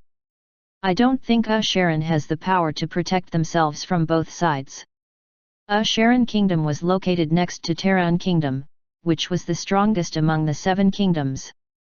They were allies, but they were never friendly enough to start a war with their backs facing the other kingdom. Khan and Sharon had comparable forces. If Sharon fought against Khan, it would leave itself vulnerable to attacks from the Terran Kingdom. Sharon did not pull any of their forces from the Terran border. They are fighting against Khan Kingdom with a smaller number and they are pushing them back. Khan Kingdom was an ally of Tian. It was created to compete against Terran and Sharon, and as such, Tian now had no choice but to support Khan Kingdom. Also, it would be bad news if Khan Kingdom became weak or lost to Sharon. Well, we don't have that many soldiers to send, we'll need to send a small number of elites. Yes. I believe that's why our king created. I'm sure other men will be sent also, but will be the main force. They had no spare soldiers to send. Sharon preparing for war meant that Terran Kingdom was now free of pressure from Sharon. It forced King Narisha and the other nobles to work on moving and placing their soldiers to strengthen the border against Terran. There was also the Karen Kingdom to worry about, and they also needed to send reinforcements to Khan Kingdom. Under normal circumstances, it would have been impossible to do all of these things at once. But, it was okay now. They had a new Grand Bander, Kalagol. If a Grand Bander was dispatched, Khan Kingdom would welcome it even with a small number of reinforcements. That was how important a Grand Bander was for a war. It would have been great if the kingdom could use Kalagol for their expansion, but they could not trust such a mysterious man for the job. Besides, Kalagol and Xian, the people at the heart of, were not people that could be controlled. That was why the king decided to use to help Khan Kingdom. Ryan and Count Roman also realized the king's intentions. Ugh! Xian didn't understand complicated issues that much, but he realized his peace had been destroyed. He despised the idea, but he knew he had no choice once he saw his brother showing eagerness toward fighting for his kingdom. If he followed, there will be no danger. They had Kalagol also.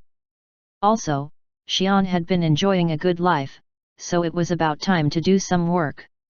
Xian did not want to use his power to kill people, so he decided that his goal was to bring Ryan back safe and sound. Therefore, he planned to enjoy his last few days of peace.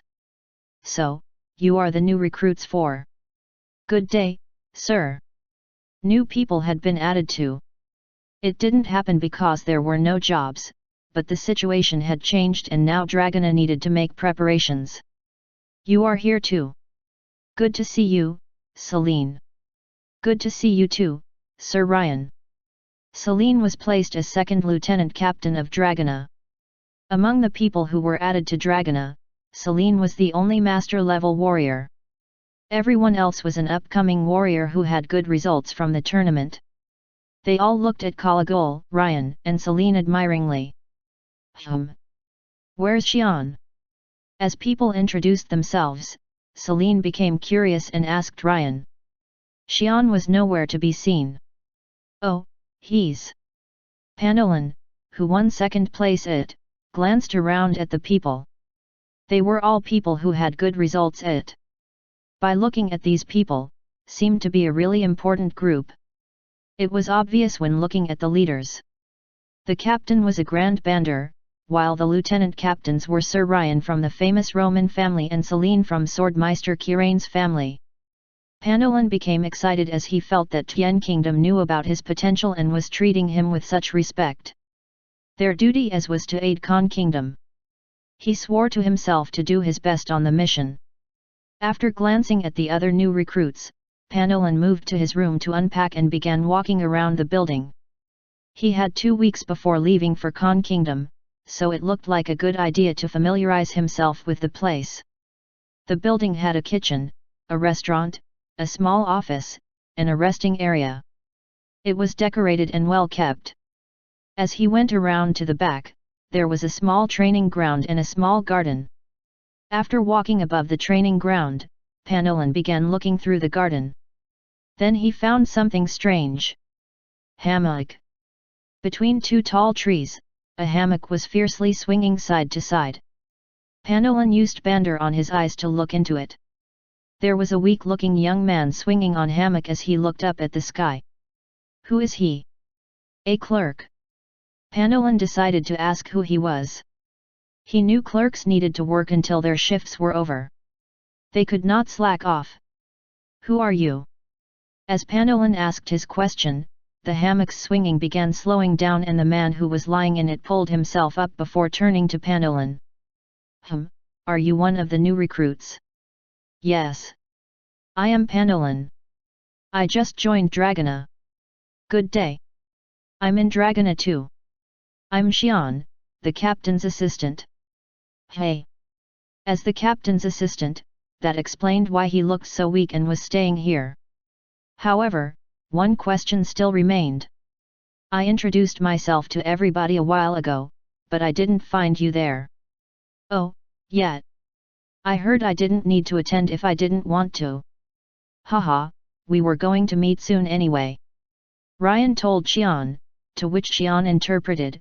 Panolan started wondering what was up with this guy. He did not intend to meddle with him, but they were going to war. If some fool was working as the captain's assistant, he might just kill everyone by making the wrong decisions. This guy needed to change.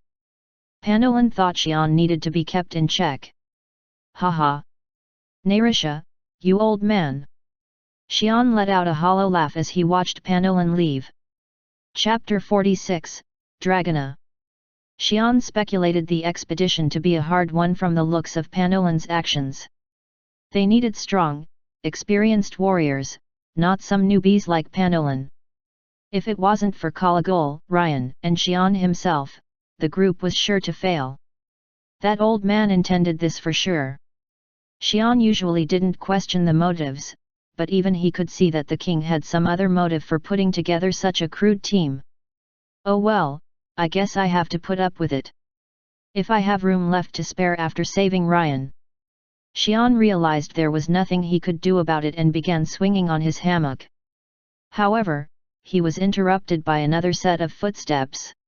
Hey! Xian, why are you here? We were all introducing each other. Aren't you the captain's assistant? It was Celine. Xian watched her weirdly and sighed.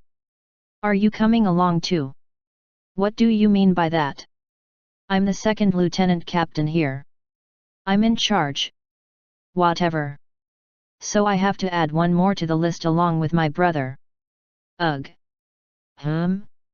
What are you talking about? Celine asked. She couldn't understand what it actually meant, but it didn't feel bad. It's nothing.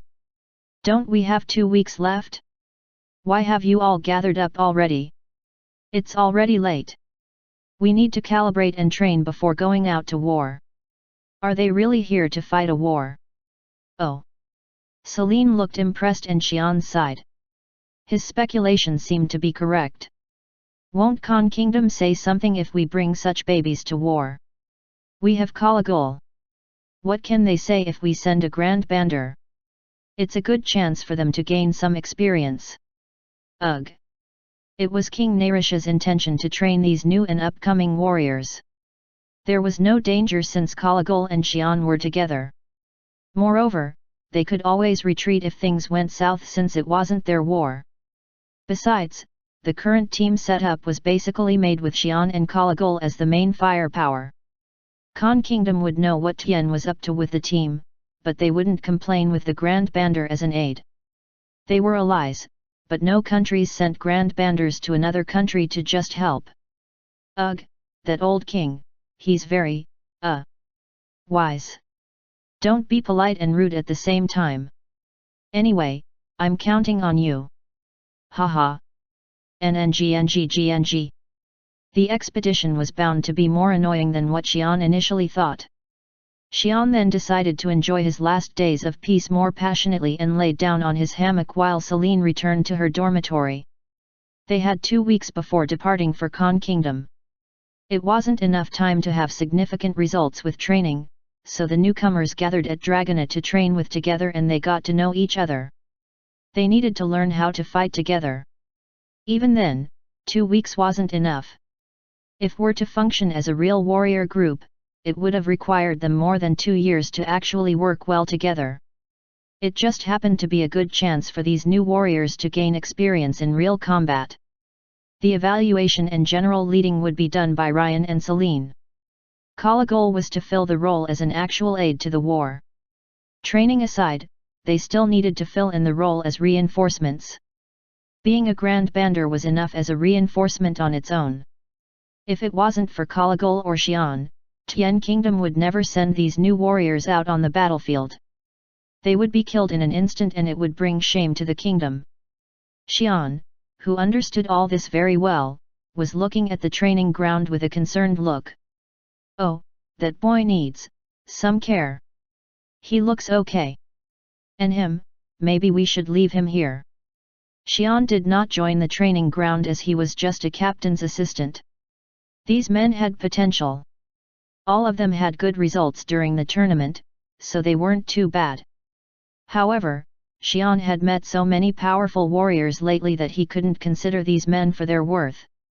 All the men he had beaten up lately were either Grand Banders or Masters, so looking at expert-level warriors training in front of him looked like children on a playground.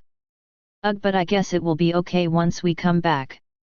As Xian repeated his words to reassure himself, Kalagol was calculating the survival percentages of these men. 25%, 23%, 35%, 12%. Ryan was 100% and Celine was 78%. People of his race connected to each other with their minds and souls, and that made them one as a whole. There was no companionship or teamwork. That was not necessary since they had the ability to act as one. But it seemed like humans had a hard time doing that. Besides, those men were too competitive. The kids named Ryan and Celine were working hard on making them focus on teamwork, but it wasn't easy. Anyway, Kalagol didn't care in the end. It wasn't him who was going to die. Surely, the leader of these humans, King Narisha, didn't think Kalagol would care either. He then returned to the book he was reading. These books were a great help for acquiring information. This body's owner really had no information stored in it, so Kalagol needed to learn fast. He had to adjust and adapt. Rajan was uncomfortable as he started living and training with his competitors. To build a friendship and work as a team when he hated Panolan. Sir Ryan and Lady Celine emphasized teamwork, but it just wasn't working. Besides, it was all because the others couldn't keep up with him. It felt wiser to just train by himself. But who is he? Rajan remembered a man looking down on them from the balcony on top of the training ground. Xian, was it? That captain's assistant seemed to be doing nothing. He watched the training for a while and went back to being lazy. It seemed like he wasn't doing anything that he was supposed to do. What was more irritating was that he was seen talking with beautiful Lady Celine multiple times. To think that he really was a brother of Sir Ryan. There was a reason why no one knew much about the second son of Roman family. As the son of the Roman family, he must have something up his sleeves, thus making him the captain's assistant. But what could one do with such a bad attitude? It seemed like everyone else had the same idea. All the new recruits were blatantly ignoring Xian. Xian seemed to be enjoying it, but that was probably a bluff. Boy, you should look after yourself in the war. Rajan decided to leave Xian alone if he got into trouble during the war before going out to save him from dying. He then turned to the information given to them about Khan Kingdom and the region they were going to be sent to. Information was power. He needed to learn more to increase his survival rate. 2 weeks quickly went by. Ryan and Celine wanted to spend more time as much as possible, but the war progressed quickly. There's no choice but to rely on Kalagol and Xian. Ryan asked the king if it might be too dangerous, but it seemed like he had no intentions of changing the plan. Ryan looked at the RA that was being activated in front of him with a worried expression and walked in. All of Dragona followed after. Did they leave? Yes, Your Majesty. Good, good. We will have to get busy then. It's already in progress. Good. Let's hurry.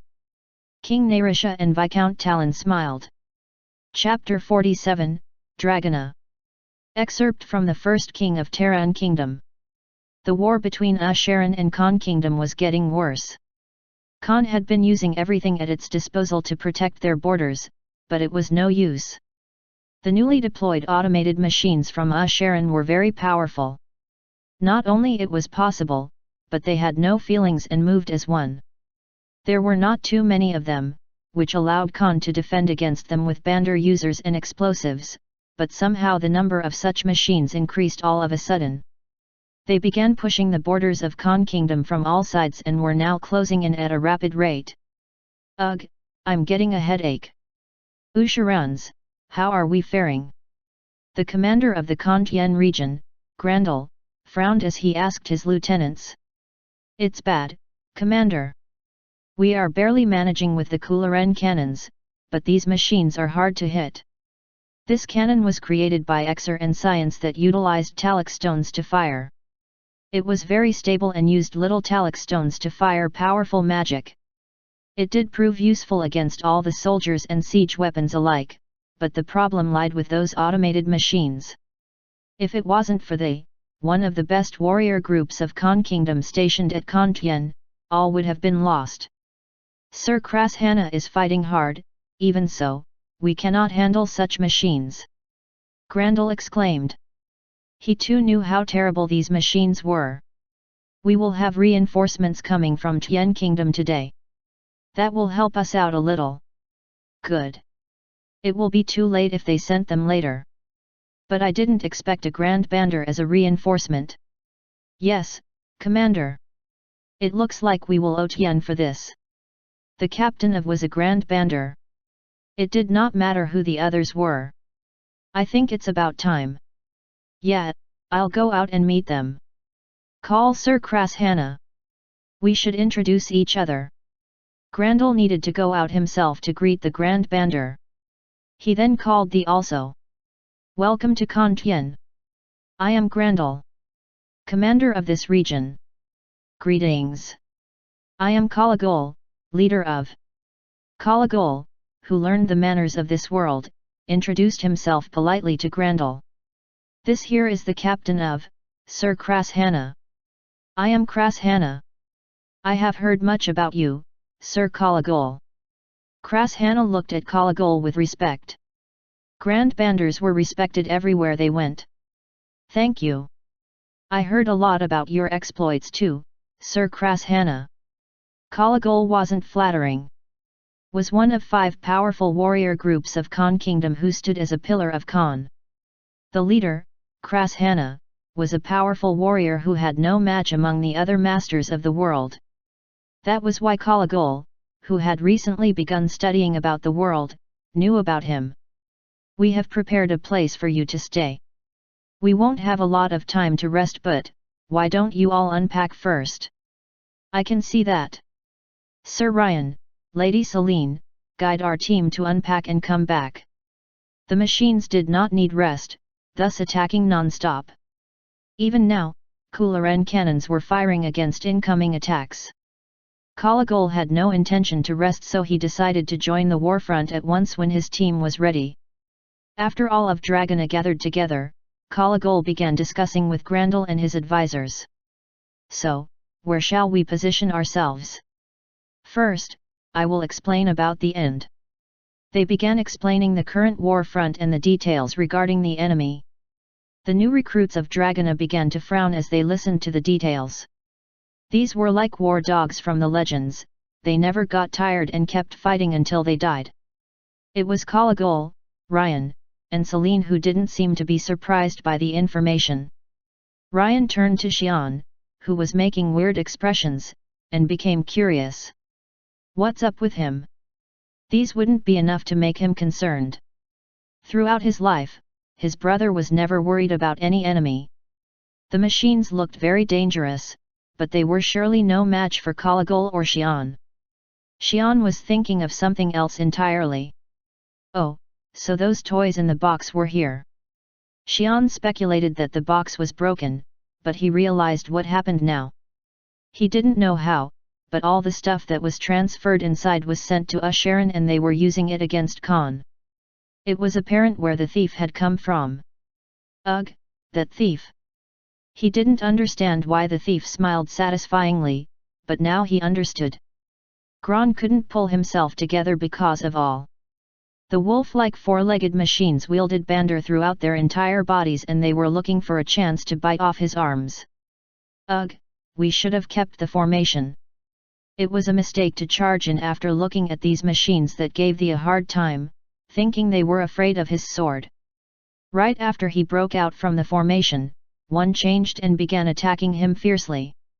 He looked back but there was no one there to help him. Machines trying to set up a trap, but what's with the captain? It seemed like these machines were no match for Kalagol, a Grand Bander. But all he did was stand and cut down any enemy that charged at him. He did not advance at all. As Gron became full of thoughts, the machine took its chance to attack. Arg! Hey! Gron, who figured it was too late, closed his eyes and slouched for the incoming attack, but nothing came. The machine was shivering while spitting out a weird mechanical voice. Adpta. Das1.as KSKDF. Then it came to a full stop, losing all its lights. Gron became curious and went closer to investigate. There was some small iron marble still spinning fiercely on the Canyuan's head. The marble was the culprit that put a stop to the machine as it destroyed the machine's brain. Gron then turned to Kalagol. Surely his captain had saved him from death. Ugh, give me a break. Why is he becoming more brave? Xian, who had been sitting up on a spire along with the other advisors, sighed as he watched Gron, who charged in again like a boar. He was at the spire since his position was not a fighter. He did not want to interfere, but that Kalagol didn't seem to mind saving their friends. He was defending an important passage, but he didn't care if the others died. Xian didn't want to see people die, so he activated. No one inside the spire cared about what Xian was doing because they were busy commanding the war. After a red light, many marbles rolled out onto Xian's hands. It was what Xian purchased before coming here. Xian then picked one up with his fingers and snapped it. The marble, shot upon the target in a straight line, crushed the Canyuan's head that tried to bite off Panolan's neck. Panolan looked at the Canyuan with shock before he turned to Kalagol and charged into the battlefield more eagerly. Ugh, can you please listen to Ryan? It was good that they were brave, but they needed to stay in formation. Ryan and Celine were having a hard time keeping everyone in formation. Xian only brought 500 marbles since he had higher expectations for the people. He was only using them to save those who were about to die, but the number of marbles was decreasing rapidly. Chapter 48, War. It's good that we have reinforcements. We owe Tian Kingdom. Grandel spoke as he read through the report. The Grand Bander was very powerful. He sliced down Canyuans as if they were paper. He also knew where the crucial location was and defended it single-handedly. It allowed Grandel to spread out his forces and send to the other important areas, which made the battle much better for them. The lieutenants also seemed to be wise. They lacked experience, but they knew how to lead the group and fight. Ryan especially looked very promising as he was already at the level of a lieutenant of the Roman and Kirain. No wonder. But who are those fools who came with them? If those three were amazing, the others were questionable. They were all fools who knew nothing about war. Also, the captain's assistant who was at the spire did nothing but flick his fingers. Grandel didn't have any problems with their skills. It was their attitude. These experts acted as if they were legendary RA banders. They didn't care about staying in formation and were easily baited by those machines. However, what was more amazing was that no one died. Is there something that I'm not seeing? I will see it soon. He expected at least a third of them to die, but none did. He didn't have any complaints though. The captain and his lieutenants were already doing enough. Nizgal, a second-tier warrior of Sharon who was in charge of the Kantian invasion, frowned at the Grand Bander. Damn it! So we finally have a Grand Bander fighting against us. What are the other commanders doing? Weren't all the Grand Banders busy? The following were the 4 strategic war locations against Kantian region, Sharon region, Kerbal region, Cordova region. All 4 regions were equally important, and thus the Khan kingdom resisted heavily. It made the kingdom send all 3 of its Grand Banders to the war front. All 3 fronts, other than the Kantian region, had Grand Banders stationed already. Thus, Sharon sent their Grand Banders and Kelrufans to fight against them there. We have a report that all the other Grand Banders are still in the other regions. What? Then who is he? He pointed at the warrior spreading his bright sword light while slicing the Canyuans down as if they were paper. Intelligence reports show that he is a reinforcement from Tian. What? They sent a Grand Bander as reinforcement? And Terran allowed that? It was apparent that the Terran kingdom would strike if Tian sent out one of its Grand Banders from the border. Even the Sharon kingdom couldn't pull their Grand Bander from the border against Terran despite the fact that they were allies with the Terran kingdom. Count Roman and Swordmeister Kirain are still at the Terran border. This Grand Bander that came, is reported to be a hidden Grand Bander that they had. His name is Kalagol. The lieutenant handed the report over to him. It had been only a month since Kalagol appeared, but there was already enough information. So the king Narisha has no other use for him. Nazgul let out a laugh, but he knew the king of Tien. Only the greediest could become the king of the country, so he probably had some other motive with such a plan. Anyway, report it and ask for reinforcements. We'll kill him once we have the Kelrufans on our side. Yes, Commander. After thorough testing, they found that it took 20 Kelrufans to fight against a Grand Bander. They had 15 Kelrufans right now, but if they added some more, it would be enough to kill him. Any other reports? The reinforcements have 2 lieutenants. They are from Kirain and Roman. What? So that Ryan boy is here? Yes, Commander. Wow, that is unbelievable. Why would Tien send one of the Romans out onto a foreign battlefield? This doesn't make sense. Do we look weak to them? Nazgul began to feel irritated. As a Roman, Ryan would definitely become a Grand Bander in the future. To send such a man out on a battlefield before maturity, it did not make sense. It would only take them 2 Kelrufans to kill Ryan. Well, I guess it's our chance. Tien is next after we conquer Khan. Let's kill him. It was better to kill a lion when it was young. I was going to get some rest, but it's not time. Send Canuans to the Grand Bander to buy some time and send a few Kelrufans to Ryan so we can kill him.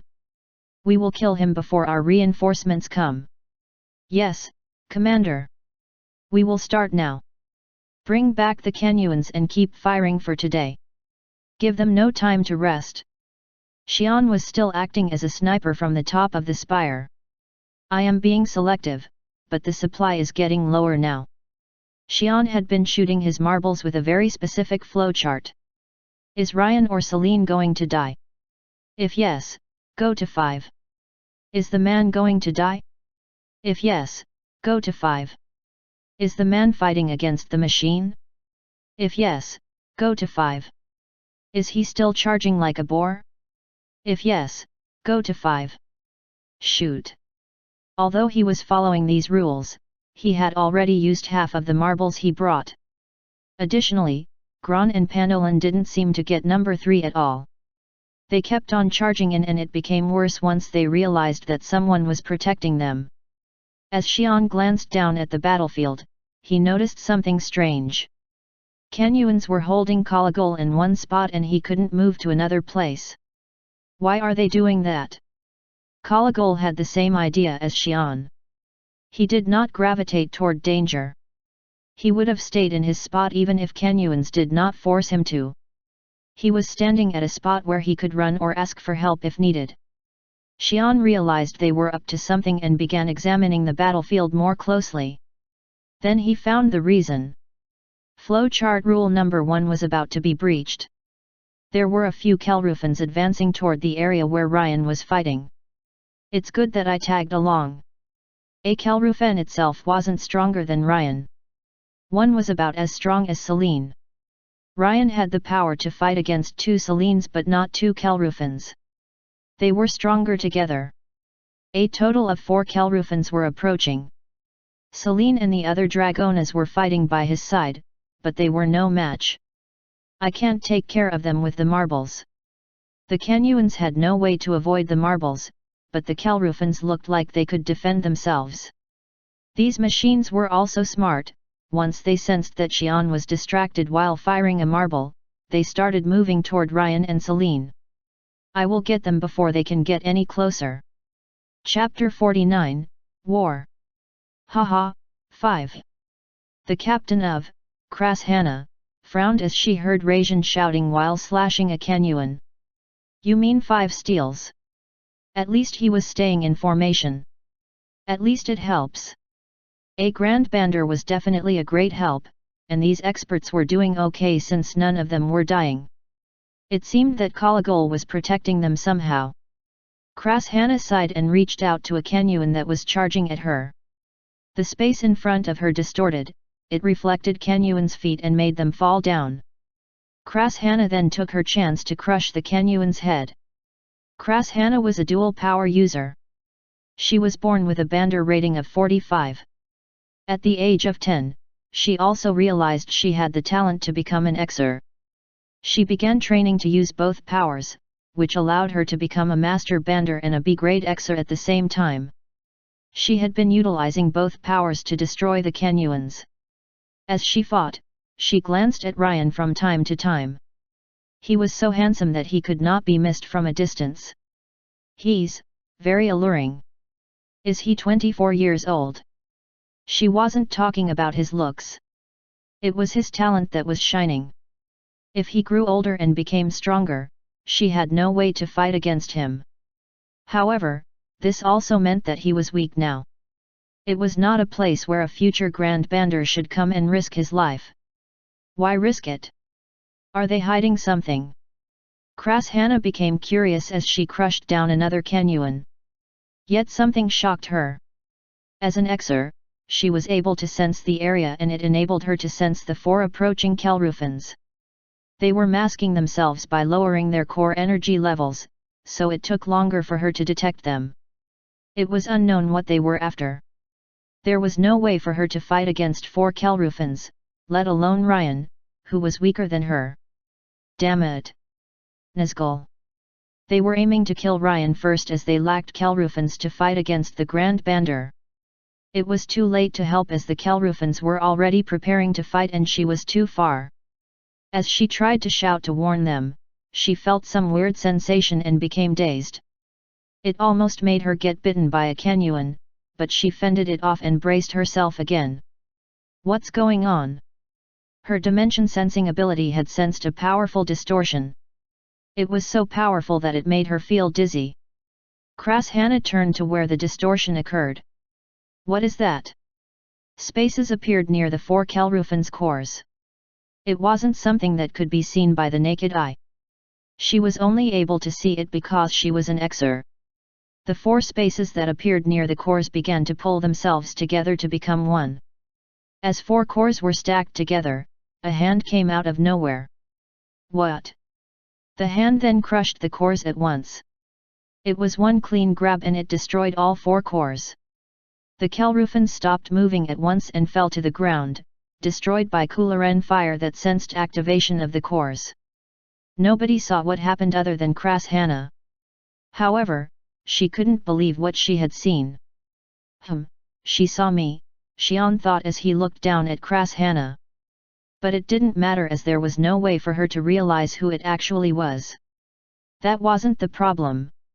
Xian had been contemplating ever since he arrived at the battlefield. The war wasn't about to end anytime soon. He hated to interfere with the war, but he was already doing a great deal by protecting his brother and the other people. The enemy was only going to stop after they emerged victorious. He needed to leave the battle at once. Xian began pondering about the idea to leave the war with everyone. The commander of the war, Second Prince Rakan Ra Dmitri, smiled as he heard the reports. We have conquered the Rashadam region. Kolan region is progressing. Castle Rafanal is under control. We have fought off the and invaded the Kiranan region. The prince smiled and thanked Karandas again. Thank you, Sir Karandas. May you rest in peace. We will honor our victory under your name. The prince was lost in his thoughts when he heard another report. We have lost 600 Kenyuans and half of the 15 Kelrufans at Kontien region. Report says they retreated because of heavy damage. Kontien was where the was defending. It was an important region, but no Grand Bandar protecting it, so he wasn't worried about the place. The result was unexpected. What happened? General Nazgul reported that an enemy Grand Bandar has just joined the battle. What? The prince became surprised and understood the reason for the damage. However, there was still one question left remaining. Didn't we have all the information on the Kontien Grand Bandars? I believe we were holding them in place. Khan had 3 Grand Bandars, and they were all being tied up by the Kelrufans. I heard Tien sent a Grand Bandar as reinforcement. What? is this a hidden Grand Bander that they had? The prince had already heard about the hidden Grand Bander at Tian Kingdom. They had Karandas in hiding, so it wasn't surprising. But to send one for foreign aid? I don't know what they're up to. Grand Banders were extremely useful for the kingdom. There was no way King Narisha would not see that. There had to be something more. Bring me any video recordings of this Grand Bander. Yes, Your Highness. Surely General Nazgul recorded the Grand Bander with his Exer. He needed to see this to judge for himself. After looking at the video and going through some of the reports, he smiled ominously. I see what he was up to. This King Narisha doesn't have full control over this Kalagol. The video proved his speculation. Kalagol did not want to do any more work than what he was supposed to do. The space he was guarding was very important, but it was also a place where he had the best chance at survival. If the king had full control, Kalagol would definitely run out and destroy his enemy. The king had sent the Grand Bander out of the country as he had no control over him to help his kingdom. It was good since they could help Khan Kingdom while sending out an uncontrollable Grand Bander out of the country. Focus our forces. Let's see this how well this Sellsword Grand Bander can fight at the brink of death. They still had more weapons at the armory. A Grand Bander had the power to defend himself from it, but the castle did not. If the Grand Bander could be scared away, then that would be the best. Focus on the Kelrufans only. And send Cordon also. General Cordon. Yet. He will be needed. Yes, Your Highness. I will send a message to General Cordon and Roa at once. Prince sat back in his chair and went over his plans again. Kalagol. I am not sure what you were promised, but let's see how well you fight. Chapter 50, War. Humans don't need a monkey's respect. Just like how I don't need respect from you. Star Shattera Robin Utton to his followers. Ra Bander from 600 years ago. Their attack has slowed down.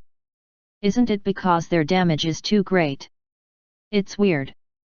Kantien was an important region that they had to conquer to proceed. If their intention was to swallow Khan Kingdom as a whole, this region was important. They must be up to something. Prepare our defenses and gather information. Yes, Commander. Grandel knew they were up to something. They were not going to get any more reinforcements, so they had to defend the place with Kalagol. Dragona began training as the attack slowed down. There was the occasional cannon fire, but Dragona was temporarily off duty. After the battle, the new recruits learned the importance of formations and teamwork. They had no deaths, but most of them suffered wounds. Panolan and Gran barely escaped death and experienced severe trauma. They were now more subdued and were working hard to work as a team. And Xian came back from a forge. Xian, what's that in your hand? Celine asked Xian when she saw that he was holding something. They're iron marbles. Hey? What are you going to do with those? I have a lot of uses for these. Hee. Xian added that he had used 500 already. Celine did not understand what he meant, but she soon realized it. Oh. So it was you. You helped, right? What do you mean? Don't lie. The Canyuans that were destroyed by the marbles. Oh, yeah. I couldn't bear to watch. Celine shook her head and sighed. Aren't you mad? They think it was Kalagol. They respect him while they are ignoring you. I don't care. I never cared about my reputation anyways. I wasn't trying to hide it, but I have no intention to show it off. But... Celine was angered by the fact that Xian was being ignored. They needed to know how they were still alive. If it wasn't for Xian, most of them would have already been dead. Xian thought Celine's reaction was cute and smiled. Haha. It's okay, Lady Celine. I don't need their respect. I'm just happy if I can live happily with the people I love. I don't need respect from others. Oh. Well, you sound like a saint or something. Celine ranted. Xian wanted to correct her that a saint was something different, but held back. He just didn't find getting respected to be worth it. So when are we going back? We're not going to stay here forever, are we? Xian thought about multiple ways, but he had given up already. We thought we were moving to another place, but Commander Grandel seems to think differently. He thinks our job here is not done. Xian closed his eyes. Celine then looked at him curiously and Xian spoke up, opening his eyes. That Grandel has good sense. Hey! Something huge is coming. Celine couldn't understand what that meant until the next day. They're trying to destroy this place entirely, Grandel moaned after taking a look at the far plains by using Exer. There was no difference in the number of Canyuans. The problem was the Kelrufans. 70 Kelrufans. Did they have that many? He knew something was going to come up, but this was unexpected. It was as if they had 70 master warriors that could move day and night as one body. After looking at the numbers, he knew what it meant. They would have been more successful if they had set up an ambush. There was no need to show off like that. It only meant one thing. They're telling the Grand Bander to back off. No Grand Banders would fight to the death at a foreign war. 70 Kelrufans was dangerous, even for Grand Banders. Grandel moaned and turned to Kalagol. Kalagol was also looking at the plains. This place had to be defended. There was no other way. That's the weapon from the Empire. Kalagol realized the Canyuans and Kelrufans were from the old Empire he fought. These machines had no chance against as they had great magic. These soulless machines were no match against them, and that was why the Empire gave up using them. But with his current human body, he had no way of using the great magic to subdue them. Kalagol began calculating his chances of winning against them without the great magic. I can handle 21. I might die while fighting 33. More than that, there's no chance. There was the possibility of winning if the powers were all combined, but Kalagol had no intention to do it. I should draw back. I'm not sure how strong this Xian is either. Kalagol still hadn't seen how strong Xian was. Kuntarian was too weak to draw his true strength out. Even when he became a Grand Bander, he was still much weaker than King Narisha. Even if Xian was stronger than Kalagol himself, it was still a suicide mission to fight against many Kelrufans with 2 Grand Banders. He had no intention to risk that. I'll need to talk with the king. He seemed to be picturing something on a much bigger scale. Kalagol began moving to send a message. So, that's where we stand. Yes. What do you want me to do? Should I join them back at the capital and fight there? The king must have been surprised by the enemy. He must have sent them because Kalagol was enough to fight them off. Kalagol also thought the king would know that he did not intend to take the risk if it came to this. That was why he spoke about the option of falling back to buy more time. No. I wish we could buy them a few more days, but that's enough. I can't stress him out for any longer also. Bring everyone back. Use the Ra Shar Roa nearby. Kalagol was surprised by the decision. The king was smiling. He's hiding something. But it didn't matter. It was good that he did not need to fight any longer. Well. Ryan and Celine won't be too happy though. Kalagol turned off the machine and began walking to share the message with Grandel and Dragona.